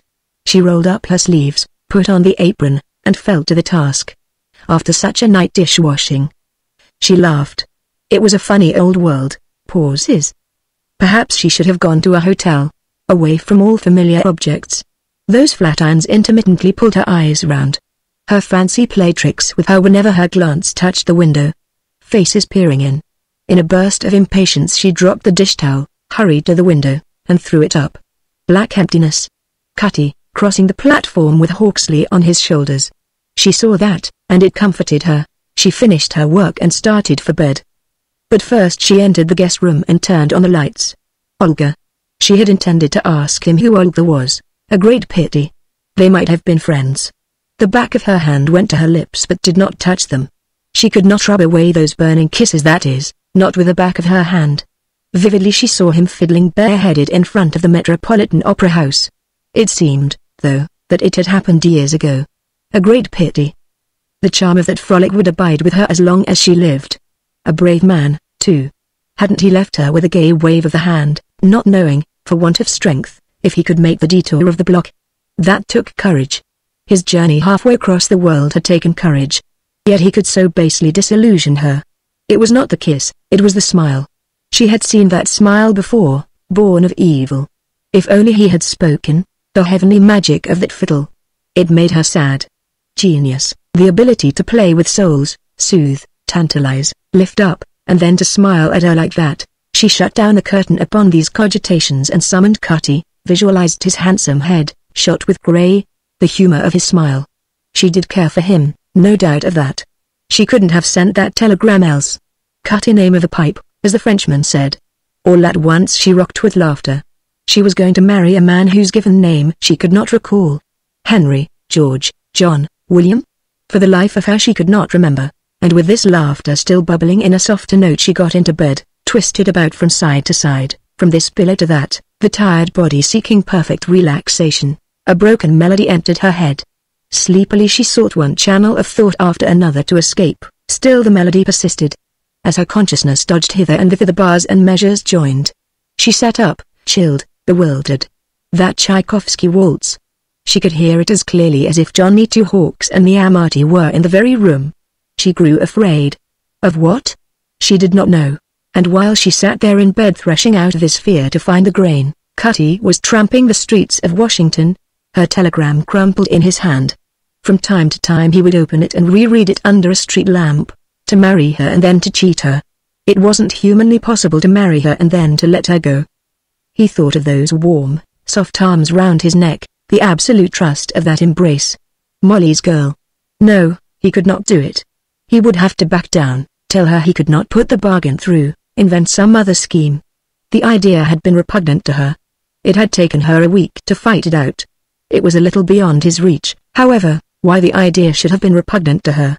It entailed nothing beyond a bit of mummery. The repugnance was not due to religious training. The Canova household, as he recalled it, had been rather lax in that respect. Why, then, should Kitty have hesitated? He thought of Hawksley, and swore. But for Hawksley's suggestion no muddle like this would have occurred. Devil take him and his infernal green stones, Cutty suddenly remembered his train. He looked at his watch and saw that his lower berth was well on the way to Baltimore. Always and eternally he was missing something. Chapter 29. Not unusually, when we burn our bridges, we have in the back of our minds the dim hope that there may be a shallow ford somewhere. Thus, bridges should not be burned impulsively, there may be no ford. The idea of retreat pushed forward in Kitty's mind the moment she awoke, but she pressed it back in shame. She had given her word, and she would stand by it. The night had been a series of wild impulses. She had not sent that telegram to Cutty as the result of her deliberations in the country. Impulse, a flash, and the thing was done, her bridges burned. To crush Johnny Two Hawks, fill his cup with chagrin, she had told him she was going to marry Cutty. That was the milk in the coconut. Morning has a way of showing up night gold for what it is, tinsel. Kitty saw the stage of last night's drama dismantled. If there was a shallow ford, she would never lower her pride to seek it. She had told Two Hawks, sent that wire to Cutty, broke the news to Bernini, but did she really want to go back? Not to know her own mind, to swing back and forth like a pendulum. Was it because she feared that, having married Cutty, she might actually fall in love with some other man later? She could still go through the mummery as Cutty had planned, but what about all the sublime generosity of the preceding night? A queer feeling pervaded her. She was a marionette, a human mannequin, and some invisible hand was pulling the wires that made her do all these absurd things. Her own mind no longer controlled her actions. The persistence of that waltz. It had haunted her, broken into her dreams, awakened her out of them. Why should she be afraid? What was there to be afraid of in a recurring melody? She had heard a dozen famed violinists play it. It had never before affected her beyond a flash of emotionalism. Perhaps it was the romantic misfortune of the man, the mystery surrounding him, the menace which walled him in. Breakfast. Human mannequins had appetites. So she made her breakfast. Before leaving the kitchen she stopped at the window. The sun filled the court with brilliant light. The patches of rust on the fire escape ladder, which was on the Gregor side of the platform, had the semblance of powdered gold. Half an hour later she was speeding downtown to the office. All through the day she walked, worked, talked as one in a state of trance. There were periods of stupefaction which at length roused Burlingame's curiosity. "Kitty, what's the matter with you? You look dazed about something. How do you clean a pipe?" She countered, irrelevantly. "Clean a pipe?" he repeated, nearly overbalancing his chair. "Yes. You see, I may make up my mind to marry a man who smokes a pipe," said Kitty, desperately, eager to steer Burlingame into another channel, "and certainly I ought to know how to clean one. Kitty, I'm an old-timer. You can't sidetrack me like this.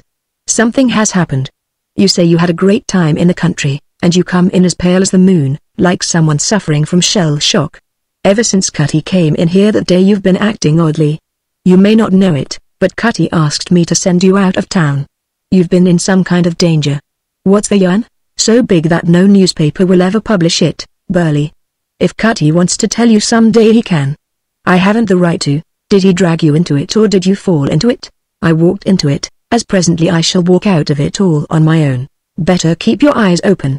Cutty's a stormy petrel. When he flies there's rough weather. What do you know about him? Probably what he has already told you, that he is a foreign agent of the government.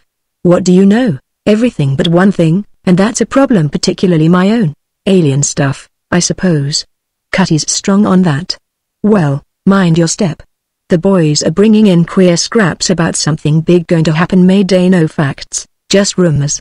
Better shoot for home the shortest route each night and stick round there. There are certain spiritual exhilarants that nullify caution, warning the presence of danger. The boy with his first pay envelope, the lover who has just been accepted, the debutante on the way to her first ball. The impetus that urges us to rush in where angels fear to tread. At 5:15 Kitty left the office for home, unaware that the attribute designated as caution had evaporated from her system. She proceeded toward the subway mechanically, the result of habit. Casually she noted 2 taxicabs standing near the subway entrance. That she noted them at all was due to the fact that subway entrances were not fortuitous hunting grounds for taxicabs. Only the unusual would have attracted her in her present condition of mind. It takes time and patience to weave a good web. Observe any spider, time in finding a suitable place for it, patience in the spinning. All that worried Carloff was the possibility of her not observing him. If he could place his taxicabs where they would attract her, even casually, the main difficulty would be out of the way. The moment she turned her head toward the cabs he would step out into plain view. The girl was susceptible and adventuresome. Kitty saw a man step out of the foremost taxicab, give some instructions to the chauffeur, and get back into the cab, immediately to be driven off at moderate speed. She recognized the man at once. Never would she forget that squat, gorilla-like body. Carloff. Yonder, in that cab. She ran to the remaining cab, wherein she differed from Angel's. "Are you free?" Yes, miss. See that taxi going across town? Follow it and I will give you 10 extra fare. You're on, miss. Karloff peered through the rear window of his cab. If she had in tow a federal agent, the maneuver would fail, at a great risk to himself. But he would soon be able to tell whether or not she was being followed. As a matter of fact, she was not. She had returned to New York a day before she was expected. Her unknown downtown guardian would not turn up for duty until ordered by Cutty to do so. She entered the second cab with no definite plan in her head. Karloff, the man who wanted to kill Johnny Two Hawks, the man who held Stephanie Gregor a prisoner. For the present these facts were sufficient. Don't get too near, said Kitty through the speaking tube. Just keep the cab in sight. A perfectly logical compensation. She herself had set in motion the machinery of this amazing adventure. It was logically right that she should end it. Poor dear old Cutty, to fancy he could pull the wool over Kitty Canova's eyes. Cutty, the most honest man alive, had set his foot upon an unethical bypath and now found himself among nettles. To keep Johnny Two Hawks prisoner in that lofty apartment while he hunted for the drums of Jeopardy. Hadn't he said he had seen emeralds he would steal with half a chance? Cutty, playing at this sort of game, his conscience biting whichever way he turned. He had been hunting unsuccessfully for the stones that night. He had come in with his face and hands bloody. Why hadn't he kissed her, Johnny Two Hawks bourgeois? Utter nonsense. Of course it did not matter now what he was. He had dug a bridgeless chasm with that smile. Sometime tomorrow he and Stephanie Gregor would be on their way to Montana, and that would be the last of them both. Tomorrow would mark the fork in the road. But life would never again be humdrum for Kitty Canova. The taxicabs were bumping over cobbles, through empty streets. It was 6 by now. At that hour this locality, which he recognized as the warehouse district, was always dead. The deserted streets, however, set in motion a slight perturbation.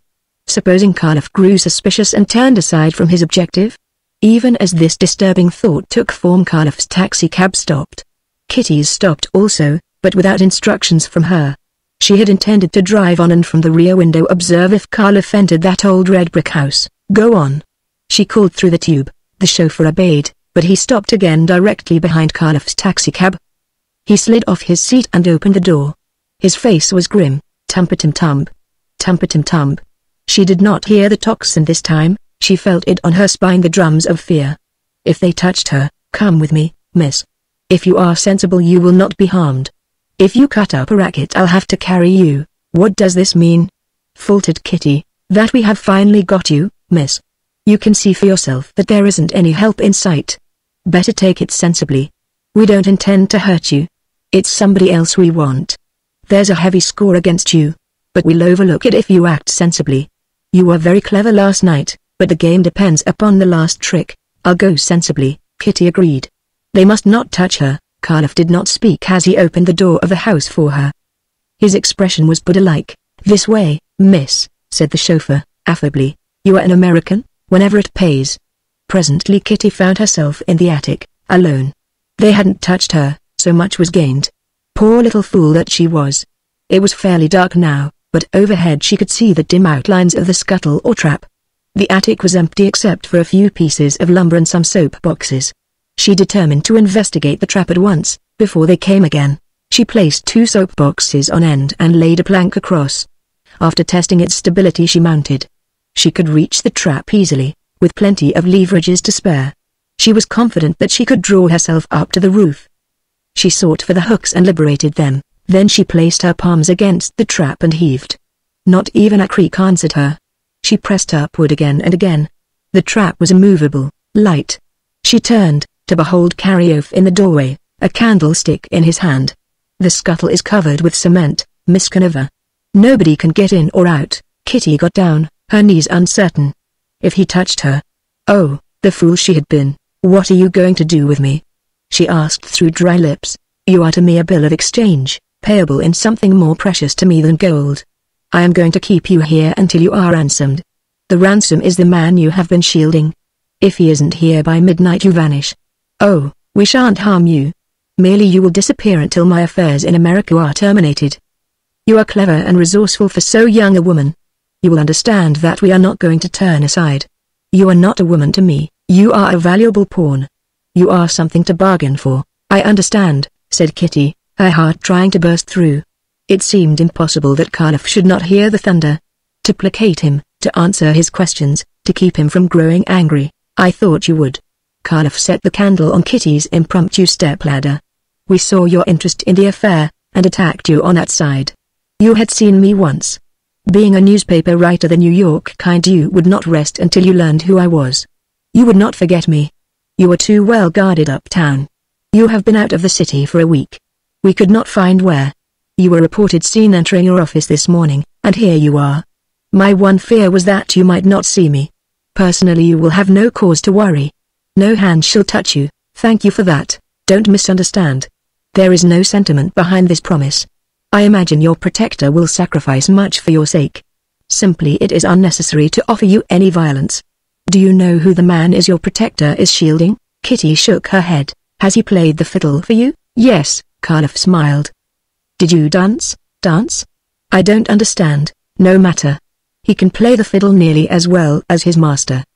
The two of them have gone across the world fiddling the souls of women out of their bodies. Kitty sat down weakly on the plank. Terror from all points. Cardiff's unexcited tones, his lack of dramatic gesture, convinced her that this was deadly business. Terror that for all the promise of immunity they might lay hands on her. Terror for Johnny Two Hawks, for Cutty. Has he injured you? She asked, to gain time. Here's an error in chronology. He represents an idea which no longer exists.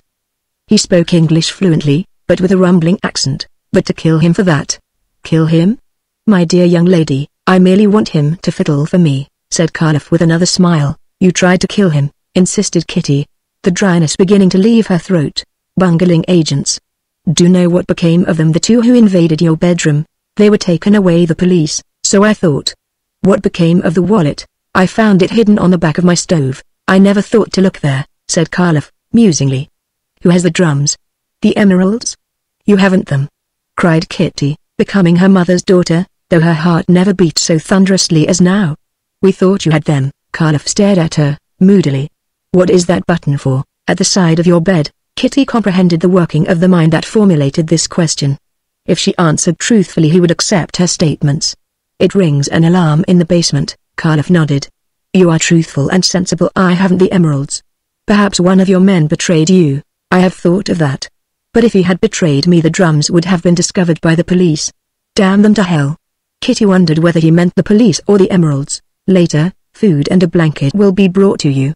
If your ransom does not appear by midnight, you will be taken away. If you struggle, we may have to handle you roughly. That is as you please. Cardiff went out, locking the door. Oh, the blind little fool she had been. All those constant warnings, and she had not heeded. Cutty had warned her repeatedly, so had Bernini, and she had deliberately walked into this trap. As if this cold, murderous madman would risk showing himself without some grim and terrible purpose. She had written either Cutty's or Johnny Two Hawks' death warrant. She covered her eyes. It was horrible. Perhaps not Cutty, but assuredly Two Hawks. His life for her liberty. And he will come. She whispered. She knew it. How, was not to be analyzed. She just knew that he would come. What if he had smiled like that? The European point of view and her own monumental folly. He would come quietly, without protest, and give himself up. God forgive me. What can I do? What can I do? She slid to the floor and rocked her body. Her fault. He would come even as Cutty would have come had he been the man demanded. And Cardiff would kill him because he was an error in chronology. She sensed also that the anarchist would not look upon his act as murder. He would be removing an obstacle from the path of his sick dreams, comparisons. She saw how much alike the two were. Cutty was only Johnny Two Hawks at 52, fearless and whimsical. Had Cutty gone through life without looking at some woman as, last night, Two Hawks had looked at her? All the rest of her life she would see Two Hawks' eyes, abysmal fool, to pit her wits against such men as Cardiff. Because she had been successful to a certain extent, she had overrated her cleverness, with this tragic result. He had fiddled the soul out of her. But death, she sprang up. It was maddening to sit still, to feel the approach of the tragedy without being able to prevent it. She investigated the windows. No hope in this direction. It was rapidly growing dark outside. What time was it? The door opened. A man she had not seen before came in with a blanket, a pitcher of water, and some graham crackers. His fingers were stained a brilliant yellow and a peculiar odor emanated from his clothes. He did not speak to her, but set the articles on the floor and departed. Kitty did not stir. An hour passed. She sat as one in a trance. The tallow dip was sinking. By and by she became conscious of a faint sound, a tapping. Whence it came she could not tell. She moved about cautiously, endeavoring to locate it. When she finally did, the blood drummed in her ears. The trap. Someone was trying to get in through the trap. Cutty. Thus soon. Who else could it be? She hunted for a piece of lumber light enough to raise to the trap. She tapped 3 times, and waited. Silence. She repeated the signal. This time it was answered. Cutty. In a little while she would be free, and 2 hawks would not have to pay for her folly with his life. Terror and remorse departed forthwith. She took the plank to the door and pushed one end under the doorknob. Then she piled the other planks against the butt. The moment she heard steps on the stairs she would stand on the planks. It would be difficult to open that door. She sat down on the planks to wait. From time to time she built up the falling tallow. Cutty must have light. The tapping on the trap went on. They were breaking away the cement. Perhaps an hour passed. At least it seemed a very long time. Steps on the stairs. She stood up, facing the door, the roots of her hair tingling. She heard the key turn in the lock, and then as in a nightmare she felt the planks under her feet stir slightly but with sinister persistence. She presently saw the toe of a boot insert itself between the door and the jamb. The pressure increased. The space between the door and the jamb widened. Suddenly the boot vanished. The door closed, and the plank fell. Immediately thereafter Carloff stood inside the room, scowling suspiciously. Chapter 30. Cutty arrived at the apartment in time to share dinner with Hawksley. He had wisely decided to say nothing about the escapade of Hawksley and Kitty Conover, since it had terminated fortunately. Bernini had telegraphed the gist of the adventure. He could readily understand Hawksley's part, but Kitty's wasn't reducible to ordinary terms of expression. The young chap had run wild because his head still wobbled on his shoulders and because his isolation was beginning to scratch his nerves. But for Kitty to run wild with him offered a blank wall to speculation. As if he could solve the riddle when Kitty herself could not, so he determined to shut himself up in his study and shuffle the chrysoprase. Something might come of it. Looking backward, he recognized the salient. At no time had he been quite sure of Kitty. She seemed to be a combination of shallows and unfathomable deeps. From the Pennsylvania station he had called up the office. Kitty had gone. Bernini informed him that Kitty was dining at a cafe on the way home. Cutty was thorough. He telephoned the restaurant and was advised that Miss Conover had reserved a table. He had forgotten to send down the operative who guarded Kitty at that end. But the distance from the office to the subway was so insignificant. "You are looking fit," he said across the table. "Ought to be off your hands by Monday. But what about Stefani Gregor? I can't stir, leaving him hanging on a peg. I'm going into the study shortly to decide that. Head bother you?" "Occasionally. Ryan easy to get along with, rather a good sort. I say, you know, you've seen a good deal of life. Which do you consider the stronger, the inherited traits or environment?" "Environment. That is the true mold. There is good and bad in all of us. It is brought into prominence by the way we live. An angel cannot touch pitch without becoming defiled. On the other hand, the worst gutter rats in the world saved France. Do you suppose that thought will not always be tugging at and uplifting those who returned from the first Marne? There is hope, then, for me." "Hope? Yes. You know that my father, my uncle, and my grandfather were fine scoundrels. Under their influence you would have been one, too. But no man could live with Stefani Gregor and not absorb his qualities. Your environment has been Anglo-Saxon, where the first block in the picture is fair play. You have been constantly under the tutelage of a fine and lofty personality, Gregor's. Whatever evil traits you may have inherited, they have become subject to the influences that have surrounded you. Take me, for instance. I was born in a rather puritanical atmosphere. My environments have always been good. Yet there lurks in me the taint of Macaire. Given the wrong environment, I should now have my picture in the rogues gallery." "You?" "Yes." Hawksley played with his fork. "If you had a daughter, would you trust me with her?" "Yes. Any man who can weep unashamed over the portrait of his mother may be trusted. Once you are out there in Montana you'll forget all about your paternal forebears." "Handsome beggar," thought Cutty, but evidently born under the opal. An inexplicable resentment against his guest stirred his heart. He resented his youth, his ease of manner, his fluency in the common tongue. He was theoretically a Britisher. He thought British, approached subjects from a British point of view. A Britisher except when he had that fiddle tucked under his chin. Then Cutty admitted he did not know what he was. Devil take him, there must have been something electrical in Cutty's resentment, for the object of it felt it subtly, and it fired his own. He resented the freedom of action that had always been denied him, resented his host's mental and physical superiority. Did Cutty care for the girl, or was he playing the game as it had been suggested to him? Money and freedom. But then, it was in no sense a barter. She would be giving nothing, and the old beggar would be asking nothing. His suggestion. He laughed. "What's the joke?" asked Cutty, looking up from his coffee, which he was stirring with unnecessary vigor. "It isn't a joke. I'm bally well twisted. I laugh now when I think of something tragic. I am sorry about last night. I was mad, I suppose. Tell me about it." Cutty listened intently and smiled occasionally. Mad as hatters, both of them. He and Kitty couldn't have gone on a romp like this, but Kitty and Hawksley could. Thereupon his resentment boiled up again. "Have you any idea why she took such a risk? Why she came here, knowing me to be absent?" She spoke of a problem. "I fancy it related to your approaching marriage. She told me." Cutty laid down his spoon. "I'd like to dump your highness into the middle of East River for putting that idea into my head. She has consented to it, and now, damn it, I've got to back out of it." Cutty rose and flung down his napkin. "Why?" asked the bewildered Hawksley. "Because there is in me the making of a first-rate scoundrel, and I never should have known it if you and your affairs hadn't turned up." Cutty entered his study and slammed the door, leaving Hawksley prey to so many conflicting emotions that his head began to bother him. Back out of it? Why? Why should Kitty have a problem to solve over such a marriage of convenience, and why should the old thoroughbred want to back out? Kitty would be free, then? A flash of fire, which subsided quickly under the smothering truth. What if she were free? He could not ask her to be his wife. Not because of last night's madness. That no longer troubled him. She was the sort who would understand, if he told her. She had a soul big with understanding.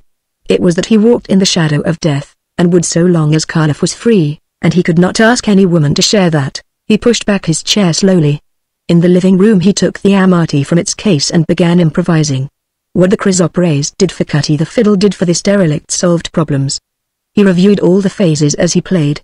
That dish of bacon and eggs, the resolute tear of her, that popping fan. Allegretto, she had found him senseless on the floor. She had had the courage to come to his assistance. Andante con espression, what had been in her mind that night she had taken flight from his bedroom, after having given him the wallet. Something like tears. What about? An American girl, natural, humorous, and fanciful. Somehow he felt assured that it had not been his kisses. She had looked into his eyes and seen the taint. Always there, the beast that old Stefani had chained and subdued. He knew now that this beast would never again lift its head. And he had let her go without a sign. Dolorisum enti, to have gone through life with a woman who would have understood his nature. The test of her had been last night in the streets. His mood had been hers. Allegretto con amor. "Love," he said, lowering the bow. "Love," said Cutty, shifting his chrysoprase. There was no fool like an old fool. It did not serve to recall Molly in all her glory, to reach hither and yon for a handhold to pull him out of this morass. Molly had become an invisible ghost. He loved her daughter. Double sunset, the phenomenon of the Indian Ocean was now being enacted upon his own horizon. Double sunset. But why should Kitty have any problem to solve?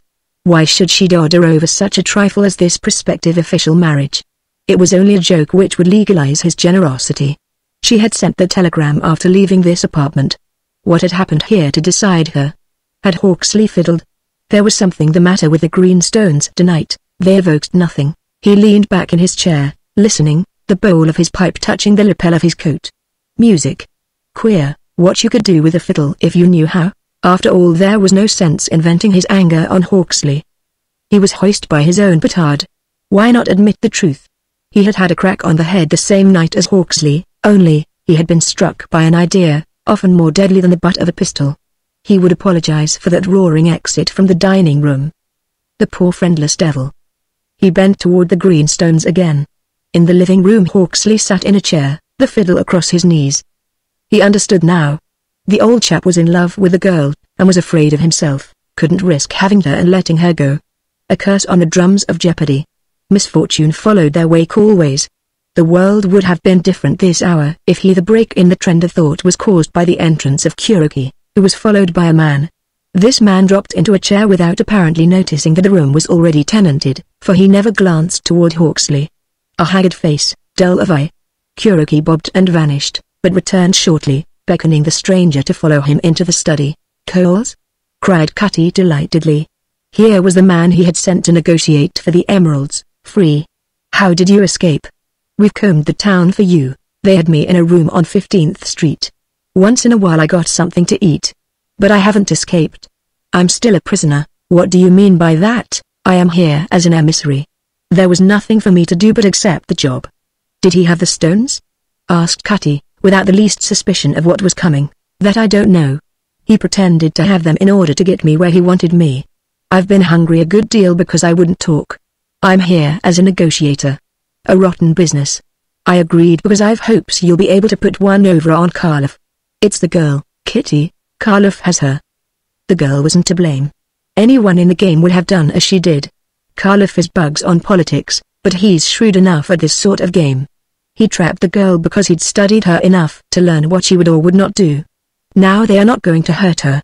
They merely propose exchanging her for the man you've been hiding up here.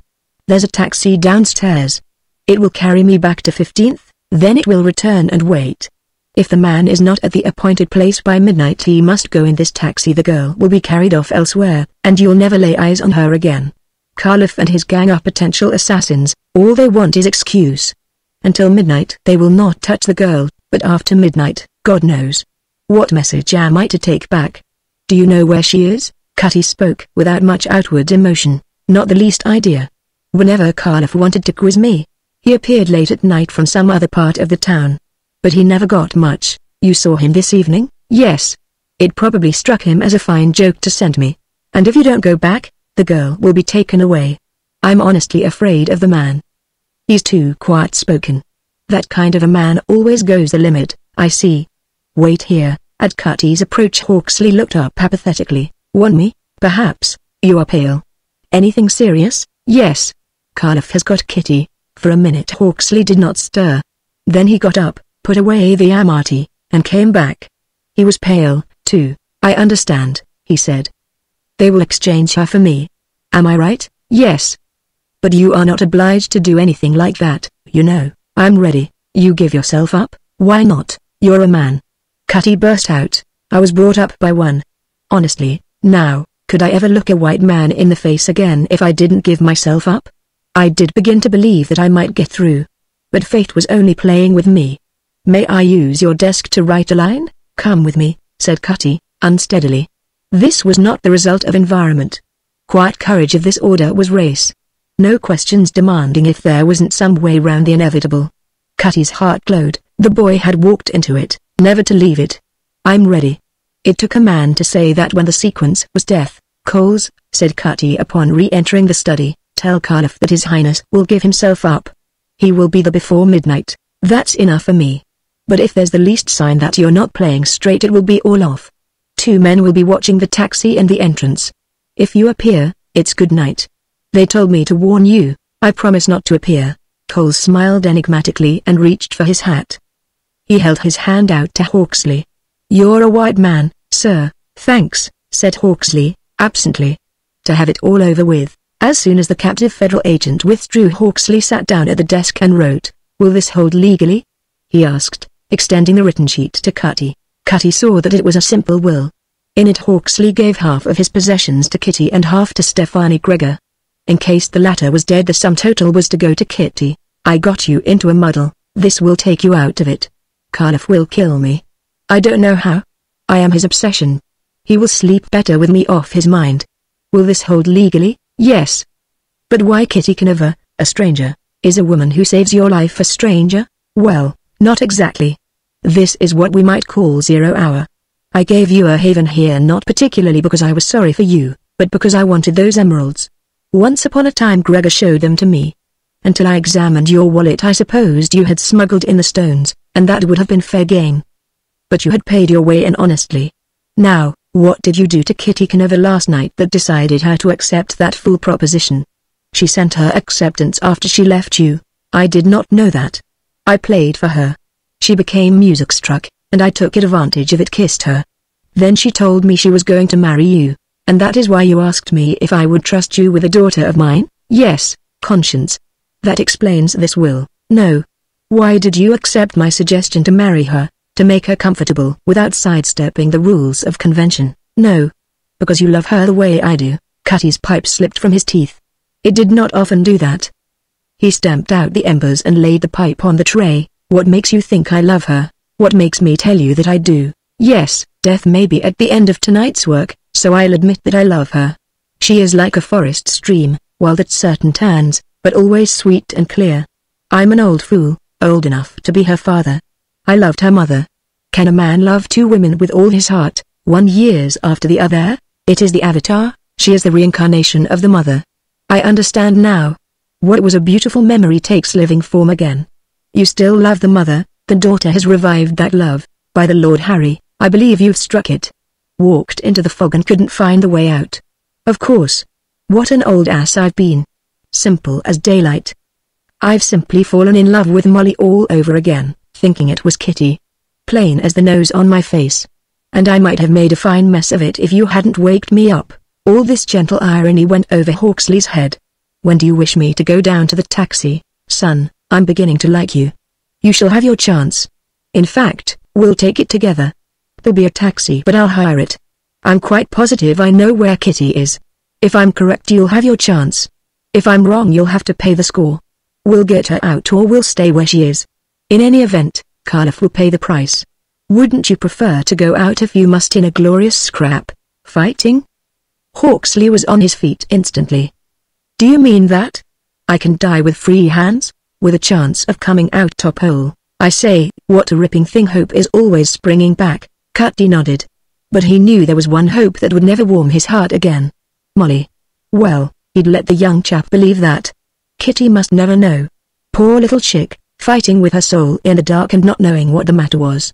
Such things happened. He had loved Molly on sight. He had loved Kitty on sight. In neither case had he known it until too late to turn about. Mother and daughter, a kind of sacrilege, as if he had betrayed Molly. But what a clear vision acknowledged love lent to the mind. He understood Kitty, who did not understand herself. Well, this night's adventure would decide things. He smiled.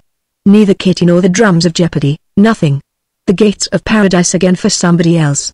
Whoever heard of a prompt to receiving press notices? Let's look alive. We haven't any time to waste. We'll have to change to dungarees, engineer togs. There'll be some tools to carry. We go straight down to the boiler room.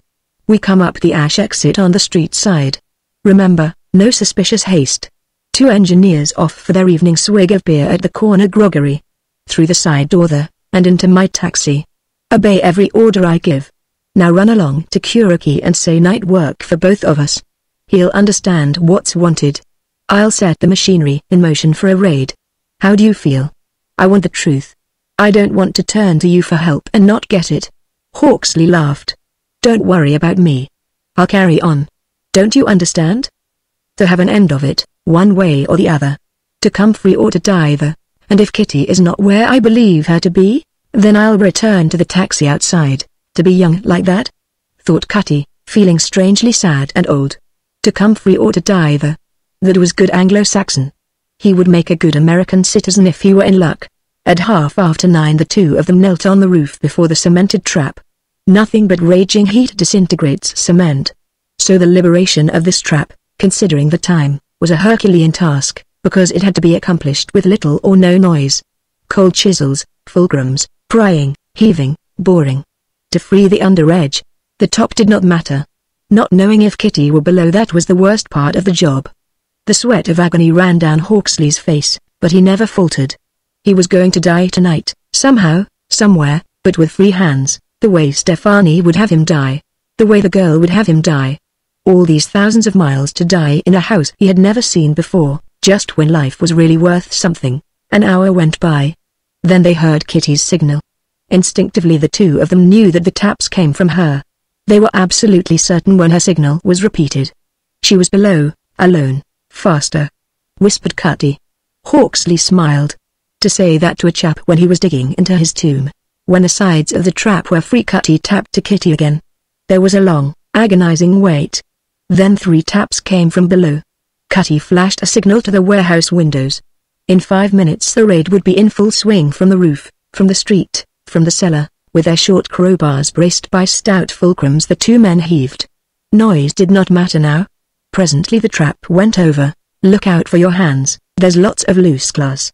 And together when we drop, right-o," whispered Hawksley, assured that when he dropped through the trap the result would be oblivion. Done in. Chapter 31.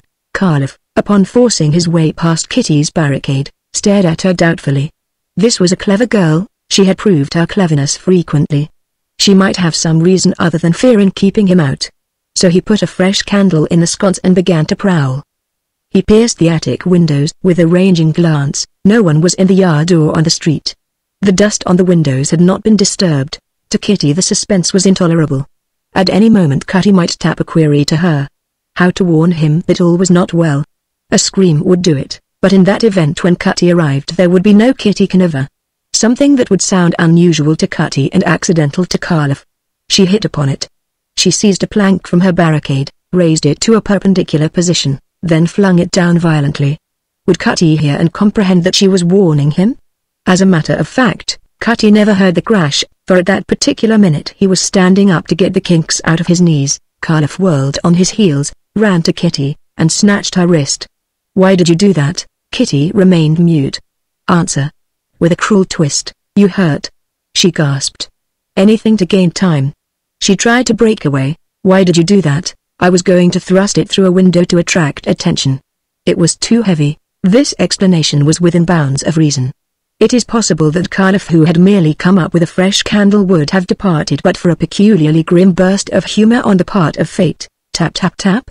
inquired the unsuspecting man on the roof, exactly to Kitty like some innocent, inquisitive child embarrassing the family before company. Carliff flung her aside roughly, stepped under the trap, and cupped an ear. He required no explanations from Kitty, who shrank to the wall and remained pinned there by terror. Carliff's intuition was keen.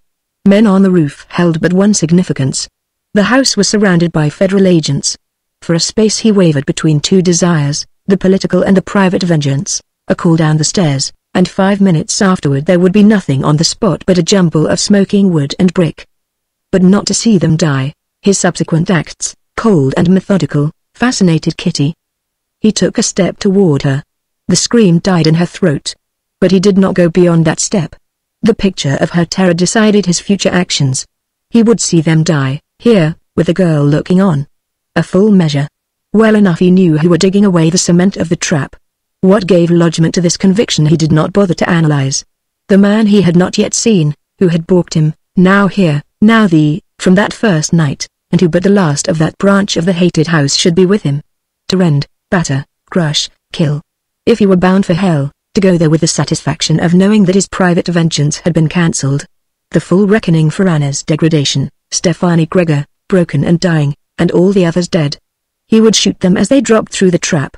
Not to kill, but to maim, render helpless. Then he would taunt them and grind his heels in their faces. Up there, the two he most hated of all living men. First he restored Kitty's barricade to keep persistence from entering before his work was completed.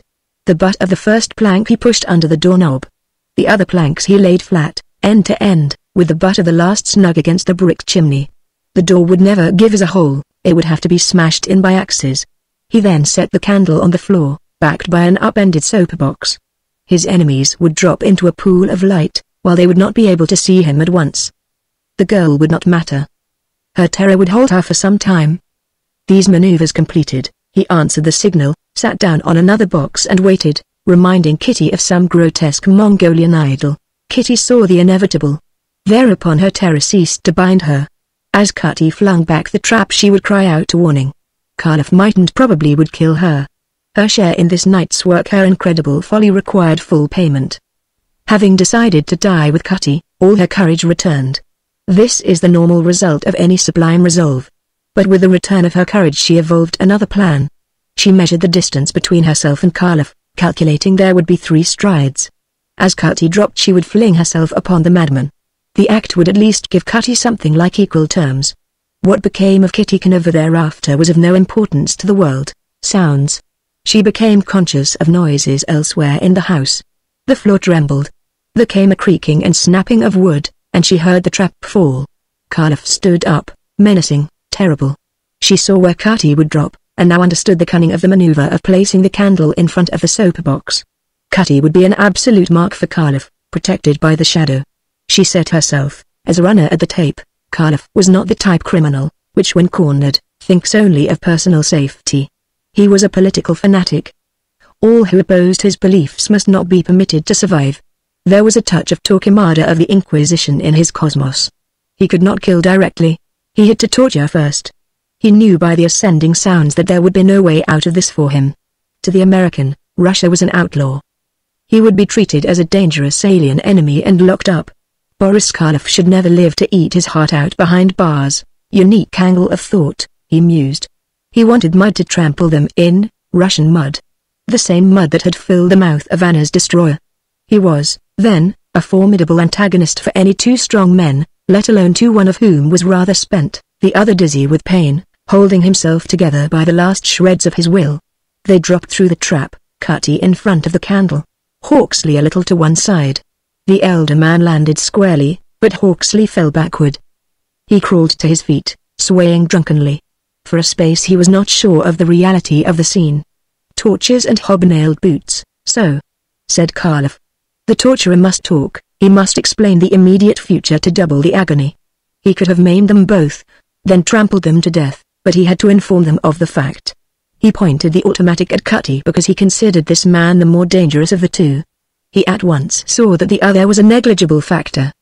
He spoke slowly, and the girl shall witness your agonies, he concluded. Cutty, bereft of invention, could only stare. Death. He had faced it many times, but always with a chance. There was none here, and the absolute knowledge paralyzed him. Had Cutty been alone, Kitty would have rushed at the mudman, but the sight of Hawksley robbed her of all mobility. His unexpected appearance was to her the book of Revelation. The blind alley she had entered and re-entered so many times and so futilely crumbled. Johnny Two Hawks. As for Hawksley, he knew he had but little time. The floor was billowing, he saw many candles where he knew there was only one. He was losing his senses. There remained but a single idea to do the old thoroughbred one favor for the many. Scorning death, perhaps inviting it, he lunged headlong at Karloff's knees. This reckless challenge to death was so unexpected that Karloff had no time to aim. He fired at chance. The bullet nipped the left shoulder of Hawksley's coat and shattered the laths of the partition between the attic and the servants' quarters. Under the impact of the human catapult, Karloff staggered back, desperately striving to maintain his balance. He succeeded because Hawksley's senses left him in the instant he struck Karloff's knees. Still, the episode was a respite for Cutty, who dashed at Karloff before the latter could set himself or raise the smoking automatic. Kitty then witnessed dimly a primordial, titanic conflict which haunted her dreams for many nights to come. They were no longer men, but animals, the tiger giving combat to the gorilla, one striking the quick, terrible blows of the tiger, the other seeking always to come to grips.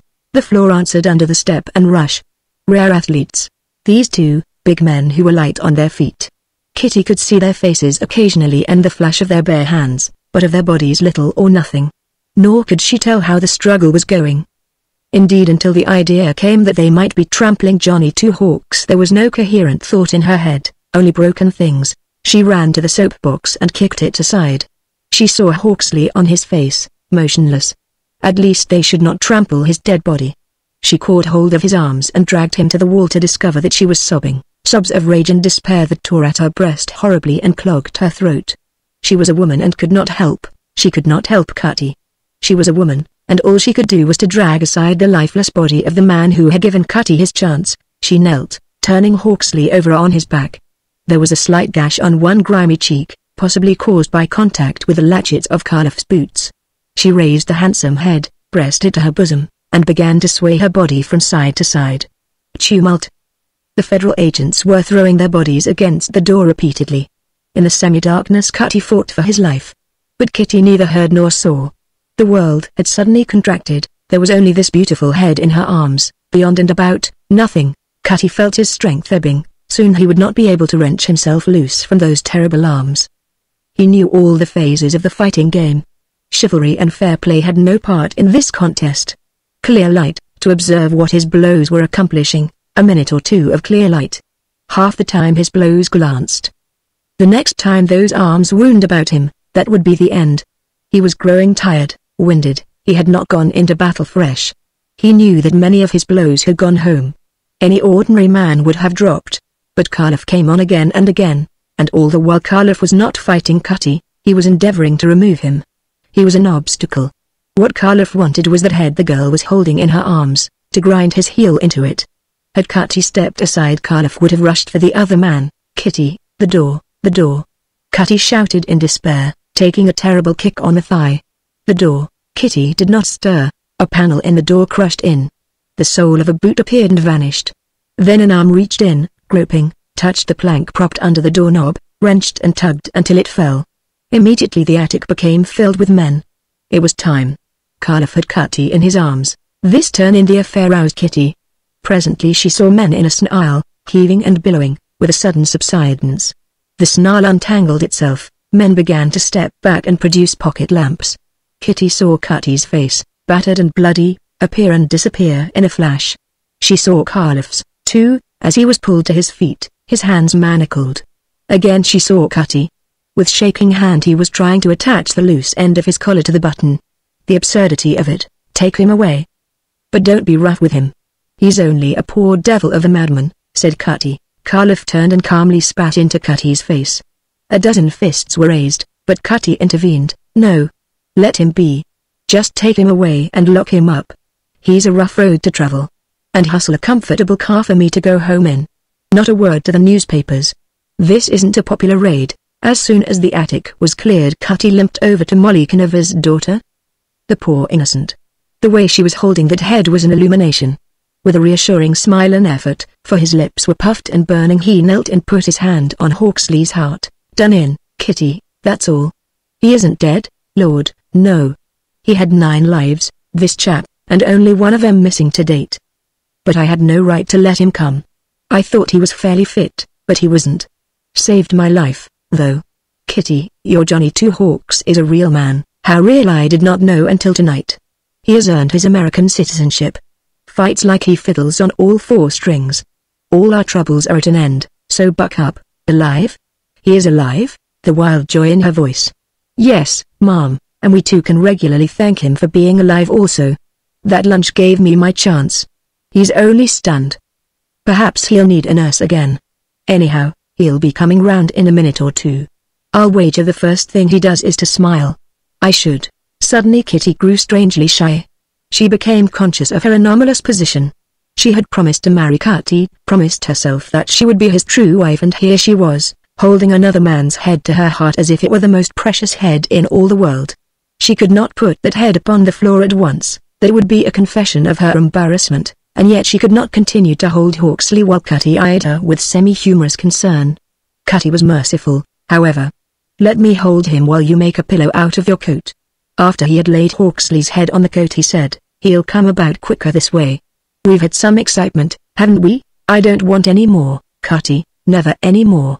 I've been a silly, romantic fool, not silly, only glorious. Your poor face, banged up? Well, honestly, it feels as it looks, Kitty. This chap was going to give himself up in exchange for you. Not a word of protest, not a question. All he said was, 'I'm ready.' That's why I'm always going to be on his side. He did that for me, for you. Did it never occur to you that you're the sort folks always want to do things for if you'll let them? God bless you, Cutty. He's always blessing me, Kitty. He blessed me with your mother's friendship, now yours. Kitty, I'm going to jilt you." "Jilt me?" Her heart leaping. "Yes, Mom. We can't go through with that mummery. We aren't built that way. I'll figure it out in some other fashion. But marriage is a sacred contract, and this farce would have left a scar on your honest mind. You'd have to tell some man. Your kind can't go through life without being loved. Would he understand? I wonder. He'll be human or you wouldn't fall in love with him, and always he'll be pondering and bedeviling himself with queer ideas because he'll be human. Of course there's a loophole. You can sue me for breach of promise. Please, Cutty, don't laugh. You're one of those men they call great hearts. And now I'm going to tell you something. It wasn't going to be a farce. I intended to become your true wife, Cutty, make you as happy as I could." Cutty patted her hand and got up. Lord, how bruised and sore his old body was. His true wife. She might have been his if he had not missed that train. But for this hour, hot with life, she might never have discovered that she loved Hawksley. His true wife. She would have been all of that. Molly's girl. "Will you mind waiting here until I see where old Stefani Gregor is?" "No," answered Kitty, dreamily. Cutty limped to the door. Outside he leaned against the partition. "Done in, body and soul, always opening the gates of paradise for somebody else. His true wife. Slowly he descended the stairs, alone. Kitty smoothed back the dank hair from Hawksley's brow, which he kissed. Benediction and goodbye. Chapter 32. Because it was assumed that some of Carliff's pack might be at large and unsuspectingly return to the trap, federal agents would remain on guard all night. They explored the house, hunting for chemicals, documents, letters, and addresses. They found enough high explosive to blow up the district. And they found Stephanie Gregor. They were standing by the cot as Cutty came in. Yes, sir. Just this minute went out. Did he speak? A woman's name, Rosa? Yes, sir. Looks to me as if he had been starved to death. Know who he was? Yes. Tell the coroner to be gentle. Once upon a time Stephanie Gregor spoke to kings by right of genius. The thought that he himself might have been the indirect cause of Gregor's death shocked Cutty, who was above all things tender. He had held back the raid for several days, to serve his own ends. He could have ordered the raid from Washington, and it would have gone through as smoothly as tonight. The drums of Jeopardy.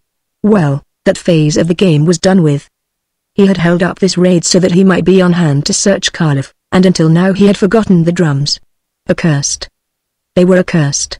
The death of Stephanie Gregor would always be on his conscience. Cutty stared not very clearly at the cameo-like face so beautifully calm.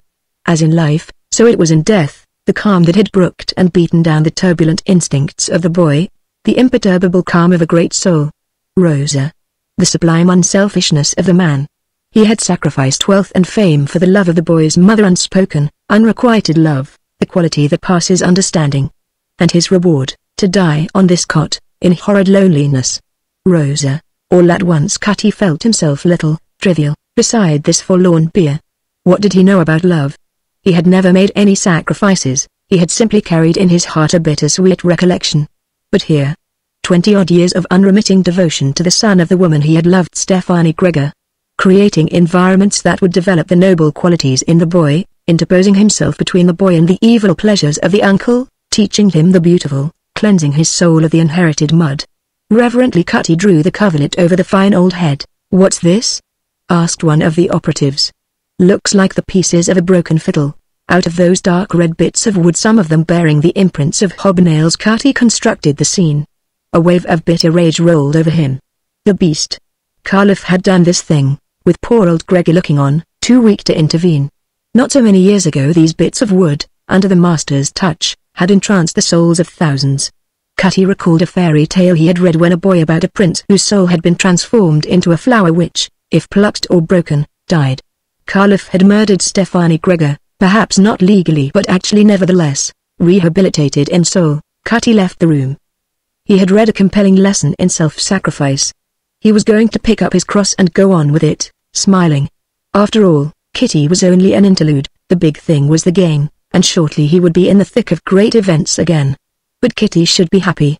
His old analytical philosophy resumed its functions. The contempt and jealousy of one race for another, what was God's idea in implanting that in souls? Hawksley was a based Russian. The boy's English education, his adopted outlook upon life, made it possible for Cutty to ignore the racial antagonism of the Anglo-Saxon for all other races. Stephanie Gregor at one end of the world and he at the other, blindly working out the destinies of Kitty Canova and Ivan Mikhail Fyodorovich and so forth and so on, with the blood of Catherine in his veins. Made a chap dizzy to think of it. Traditions were piling up along with crowns and scepters in the abyss. When he returned to the attic he felt himself fortified against any inevitability. Hawksley was sitting up, his back to the wall, staring groggily but with reckless adoration into Kitty's lovely face. Youth will be served. As if, watching these two, there could be any doubt of it. And he had bent part of his energies toward keeping them separated. Ha! He cried, cheerfully. Back on top again, I see. How's the head? Haven't any, no legs, I'm nothing at all but a bit of my own imagination. How do you feel? Like the aftermath of an Irish wake. Then Cutty's battered face assumed an expression that was meant to typify gravity. John. He aid, I've bad news for you, John. A glow went over the young man's aching body. John. What could that signify except that he had passed into the eternal friendship of this old thoroughbred? John. About Stephanie? Stephanie is dead. He died speaking your mother's name. Hawksley's head sank, his chin touched his chest. He spoke without looking up. Something told me I would never see him alive again. Old Stefani. If there is any good in me it will be his handiwork. I say, he added, his eyes now seeking Cutty's, you called me John. Will you carry on? Keep an eye on you?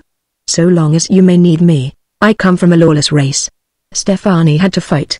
Even now I'm afraid sometimes. God knows I want to be all he tried to make me. You're all right, John. You've reached haven, the storms hereafter will be outside. Besides, Stefani will always be with you. You'll never pick up that old Amati without feeling Stefani near. Can you stand? Between the two of you, perhaps, with Kitty on one side and Cutty on the other. Hawksley managed the descent tolerably well. Often a foot dragged. How strong she was, this girl.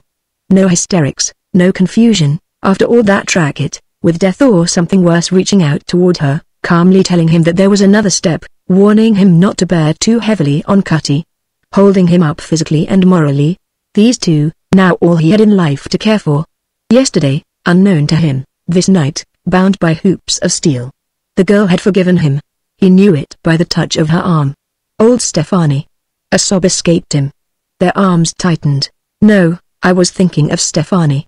Rather hard to die all alone because he loved me. Kitty longed to be alone. There were still many unshed tears, some for Cutty, some for Stefani Gregor, some for Johnny Two Hawks, and some for herself. In the limousine Cutty sat in the middle, Kitty on his left and Hawksley on his right, his arms round them both. Presently Hawksley's head touched his shoulder and rested there. A little later Kitty did likewise. His children. Lord, he was going to have a tremendous interest in life, after all. He smiled with kindly irony at the back of the chauffeur. His children, these two, and he knew as he planned their future that they were thinking over and round but not of him, which is the way of youth. At the apartment Cutty decided to let Hawksley sit in an easy chair in the living room until Captain Harrison arrived. Kuroki was ordered to prepare a supper, which would be served on the tea cart, set at Hawksley's knees. Kitty, because it was impossible for her to remain inactive, set the linen and silver. She was in and out of the room, ill at ease, angry, frightened, bitter, avoiding Hawksley's imploring eyes because she was not sure of her own. She was sure of one thing, however. All the nonsense was out of her head. Tomorrow she would be returning to the regular job. She would have a page from the Arabian Nights to look upon in the days to come. She understood, though it twisted her heart dreadfully, she was in the eyes of this man a plaything, a pretty woman he had met in passing. If she had saved his life he had in turn saved hers, they were quits. She did not blame him for his point of view.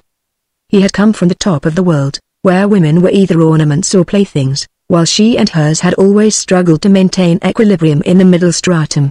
Cutty could give him friendship, but she could not because she was a woman, young and pretty. Love him? Well, she would get over it. It might be only the glamour of the adventure they had shared. Anyhow, she wouldn't die of it. Cutty hadn't. Of course it hurt, she was a silly little fool, and all that. Once he was in Montana he would be sending for his Olga. There wasn't the least doubt in her mind that if ever autocracy returned to power, he'd be casting aside his American citizenship, his chaps and sombrero, for the old regalia. Well, truculently to the world at large, why not? So she avoided Hawksley's gaze, sensing the sustained persistence of it. But, oh, to be alone, alone, alone. Cutty washed the patient's hands and face and patched up the cut on the cheek, interlarding his chatter with trench idioms, banter, jokes. Underneath, though, he was chuckling. He was the hero of this tale. He had done all the thrilling stunts, carried limp bodies across fire escapes in the rain, climbed roofs, eluded newspaper reporters, fought with his bare fists, rescued the girl. All with one foot in the grave. 52. Grey-haired with a prospect of rheumatism on the morrow and putting it over like a debonair movie idol. Hawksley met these pleasantries halfway by grousing about being babied when there was nothing the matter with him but his head, his body, and his legs. Why didn't she look at him? What was the meaning of this persistent avoidance? She must have forgiven last night. She was too much of a thoroughbred to harbor ill feeling over that. Why didn't she look at him? The telephone called Cutty from the room. Kitty went into the dining room for an extra pair of salt cellars and delayed her return until she heard Cutty coming back. Khalif is dead, he announced. Started a fight in the taxi, got out, and was making for safety when one of the boys shot him. He hadn't the jewels on him, John. I'm afraid they are gone, unless he hid them somewhere in that. What's the matter, Kitty? For Kitty had dropped the salt cellars and pressed her hands against her bosom, her face colorless. Hawksley, terrified, tried to get up, No, no. Nothing is the matter with me but my head. To think I could forget. Good heavens. She prolonged the words drolly. Wait. She turned her back to them. When she faced them again she extended a palm upon which lay a leather tobacco pouch, cracked and parched and blistered by the reactions of rain and sun. Think of my forgetting them. I found them this morning. Where do you suppose? On a step of the fire escape ladder. Well, I'll be tinker-damned, said Cutty. I've reasoned it out, went on Kitty, breathlessly, looking at Cutty. When the anarchist tore them from Mr. Hawksley's neck, he threw them out of the window. The room was dark, his companion could not see. Later he intended, no doubt, to go into the court and recover them and cheat his master. I was looking out of the window, when I noticed a brilliant flash of purple, then another of green. The pouch was open, the stones about to trickle out. I dared not leave them in the apartment or tell anybody until you came home. So I carried them with me to the office. The drums, Cutty. The drums. Tump-a-tum-tump. Look, she poured the stones upon the white linen tablecloth. 1,000 fires, the wonderful things. She gasped. Oh, the wonderful things. I don't blame you, Cutty. They would tempt an angel. The drums of Jeopardy, and that I should find them, Lord, said Cutty, in an awed whisper. Green stones. The magnificent rubies and sapphires and diamonds vanished. He could see nothing but the exquisite emeralds. He picked up one still warm with Kitty's pulsing life and toyed with it. Actually, the drums. And all this time they had been inviting the first comer to appropriate them. Money, love, tragedy, death, history, pageants, lovely women, murder and loot. All these days on the step of the fire escape ladder. He must have one of them, positively he must. Could he prevail upon Hawksley to sell one? Had he carried them through sentiment? He turned to broach the suggestion of purchase, but remained mute. Hawksley's head was sunk upon his chest. His arms hung limply at the sides of his chair. He is fainting, cried Kitty, her love outweighing her resolves. Cutty. Desperately, fearing to touch Hawksley herself. No. The stones, the stones. Take them away out of sight. I'm too done in. I can't stand it. I can't bear at night. Torches and hobnailed boots. Chapter 33. Her fingers seemingly all thumbs, her heart swelling with misery and loneliness, wanting to go to him but fearing she would be misunderstood, Kitty scooped up the dazzling stones and poured them hastily into the tobacco pouch, which she thrust into Cutty's hands. What she had heard was not the cry of a disordered brain. There was some clear reason for the horror in Hawksley's tones. What tragedy lay behind these wonderful prisms of color that the legitimate owner could not look upon them without being stirred in this manner? Take them into the study, urged Kitty. Wait, interposed Hawksley. I give one of the emeralds to you, Cutty. They came out of hell if you want to risk it. The other is for Miss Conover, with Mr. Hawksley's compliments. He was looking at Kitty now, his face drawn, his eyes bloodshot. Don't be apprehensive. They bring evil only to men. With one in your possession you will be happy ever after, as the saying goes. Oh, they are mine to give, mine by right of inheritance. God knows I paid for them. If I said Mr. began Kitty, her brain confused, her tongue clumsy. You haven't forgiven. He interrupted. A thoroughbred like you, to hold last night against me.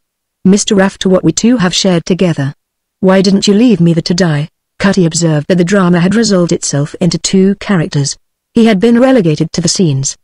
He tiptoed toward his study door, and as he slipped inside he knew that Gethsemane was not an orchard but a condition of the mind. He trussed the pouch on his desk, eyed it ironically, and sat down. One of those marvelous emeralds was his. He interlaced his fingers and rested his brow upon them. He was very tired. Kitty missed him only when she heard the latch snap. She was alone with Hawksley, and all her terror returned. Not to touch him, not to console him, to stand staring at him like a dumb thing. I do forgive Johnny. But your world and my world, those stains. The wretches hurt you. What? Where? Bewildered. The blood on your waist. Kitty looked down. That is not my blood, Johnny. It is yours. Mine? Johnny. Something in the way she said it. Mine? Trying to solve the riddle. Yes. It is where your cheek rested when I thought you were dead.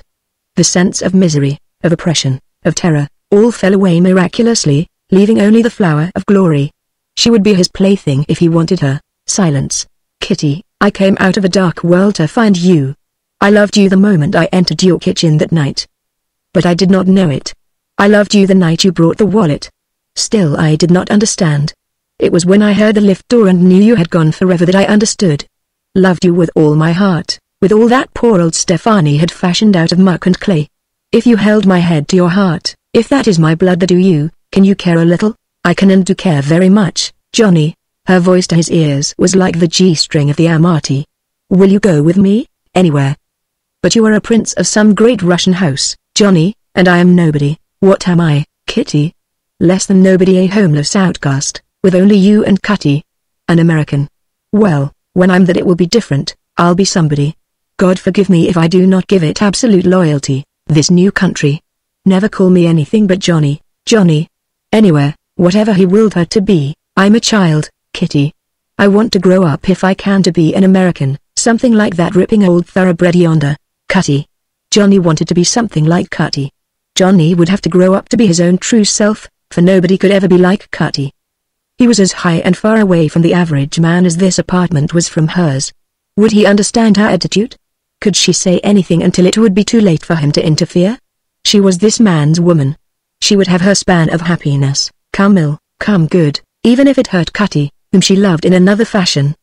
But for Johnny dropping through that trap she might never have really known, married Cutty, and been happy. Happy until one or the other died, never gloriously, never furiously, but mildly happy, perhaps understanding each other far better than Johnny and she would understand each other. The average woman's lot. But to give her heart, her mind, her body in a whirlwind of emotions, absolute surrender, to know for once the highest state of exaltation to love, all this tender exchange with half a dozen feet between them. Kitty had not stirred from the far side of the tea cart, and he had not opened his arms.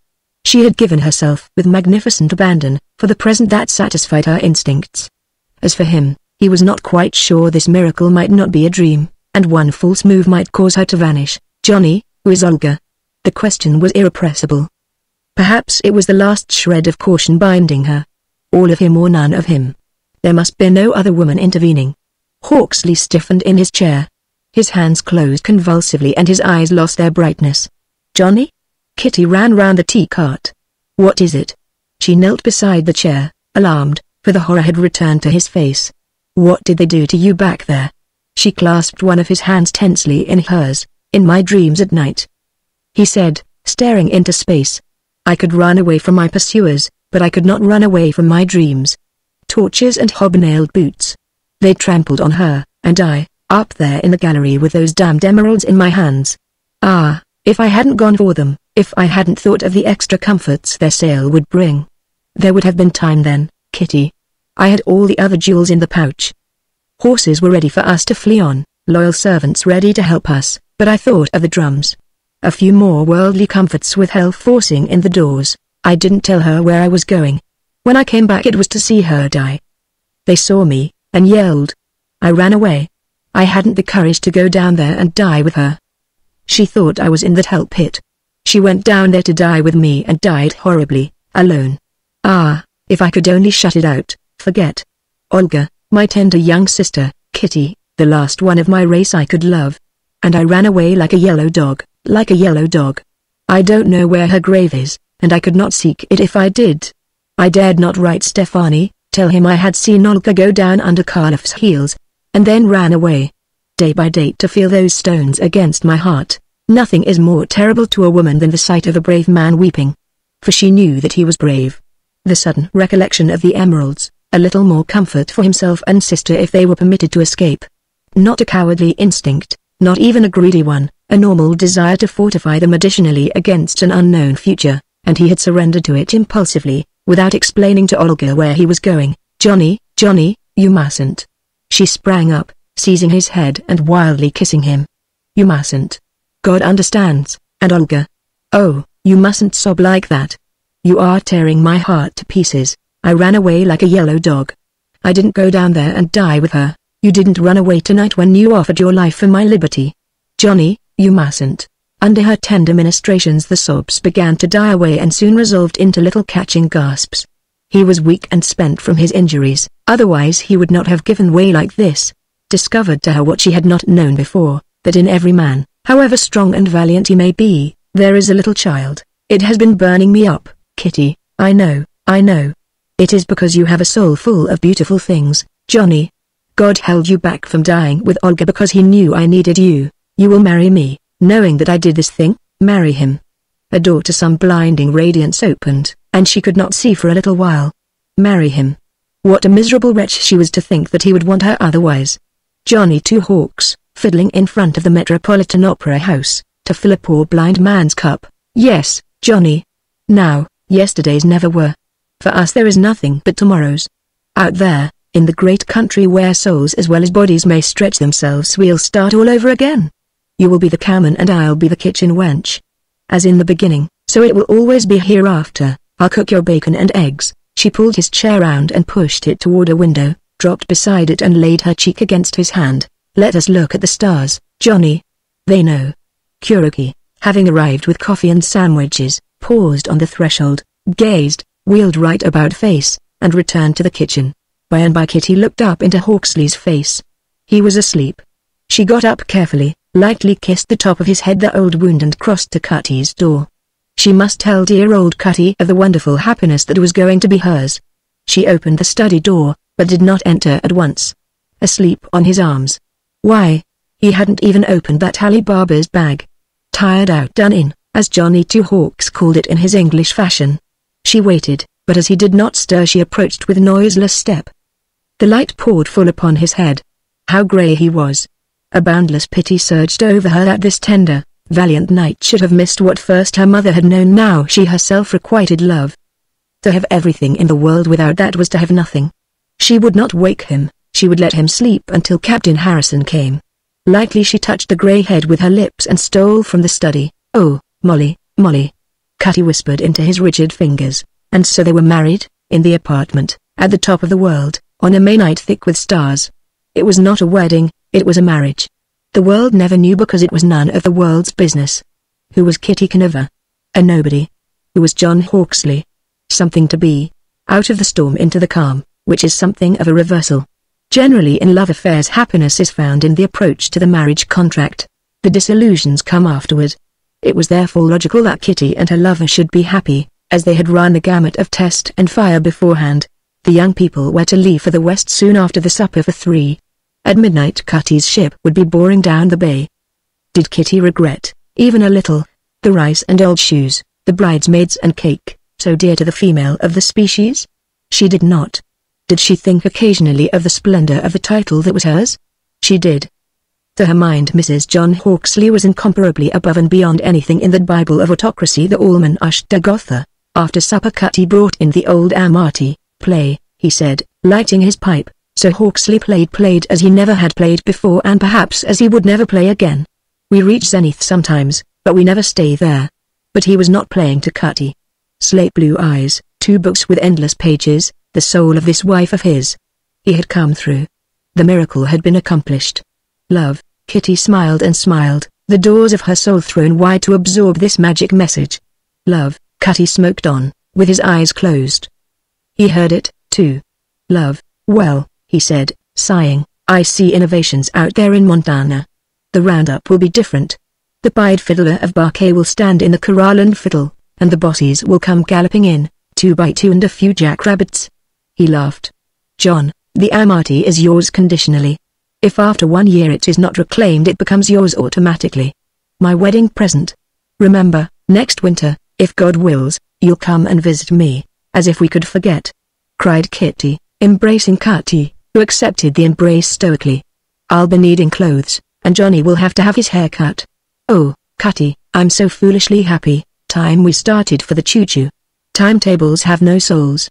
But, Lord, what a racket we've had. Well, rather. From Hawksley, Bo, listen to me. Out there you must remember that bally and ripping and rather a premeditated insults. Gee whiz. But I'd like a look-see when you say to your rough and readies, bally rotten weather. What? They'll shoot you up. More banter, which fooled none of the 3, as each understood the other perfectly. The hour of separation was at hand, and they were fortifying their courage. Funny old top, was Hawksley's comment as they stood before the train gate. 3 months gone we were strangers, and now began Cutty, with hoops of steel. Interrupted Kitty. You must write, Cutty, and Johnny and I will be prompt. You'll get one from the Azores, train going west. Good luck, children. Cutty pressed Hawksley's hand and pecked at Kitty's cheek. Shan't go through with you to the car. Kuroki is waiting. Goodbye. The Redcaps seized the luggage, and Hawksley and his bride followed them through the gate.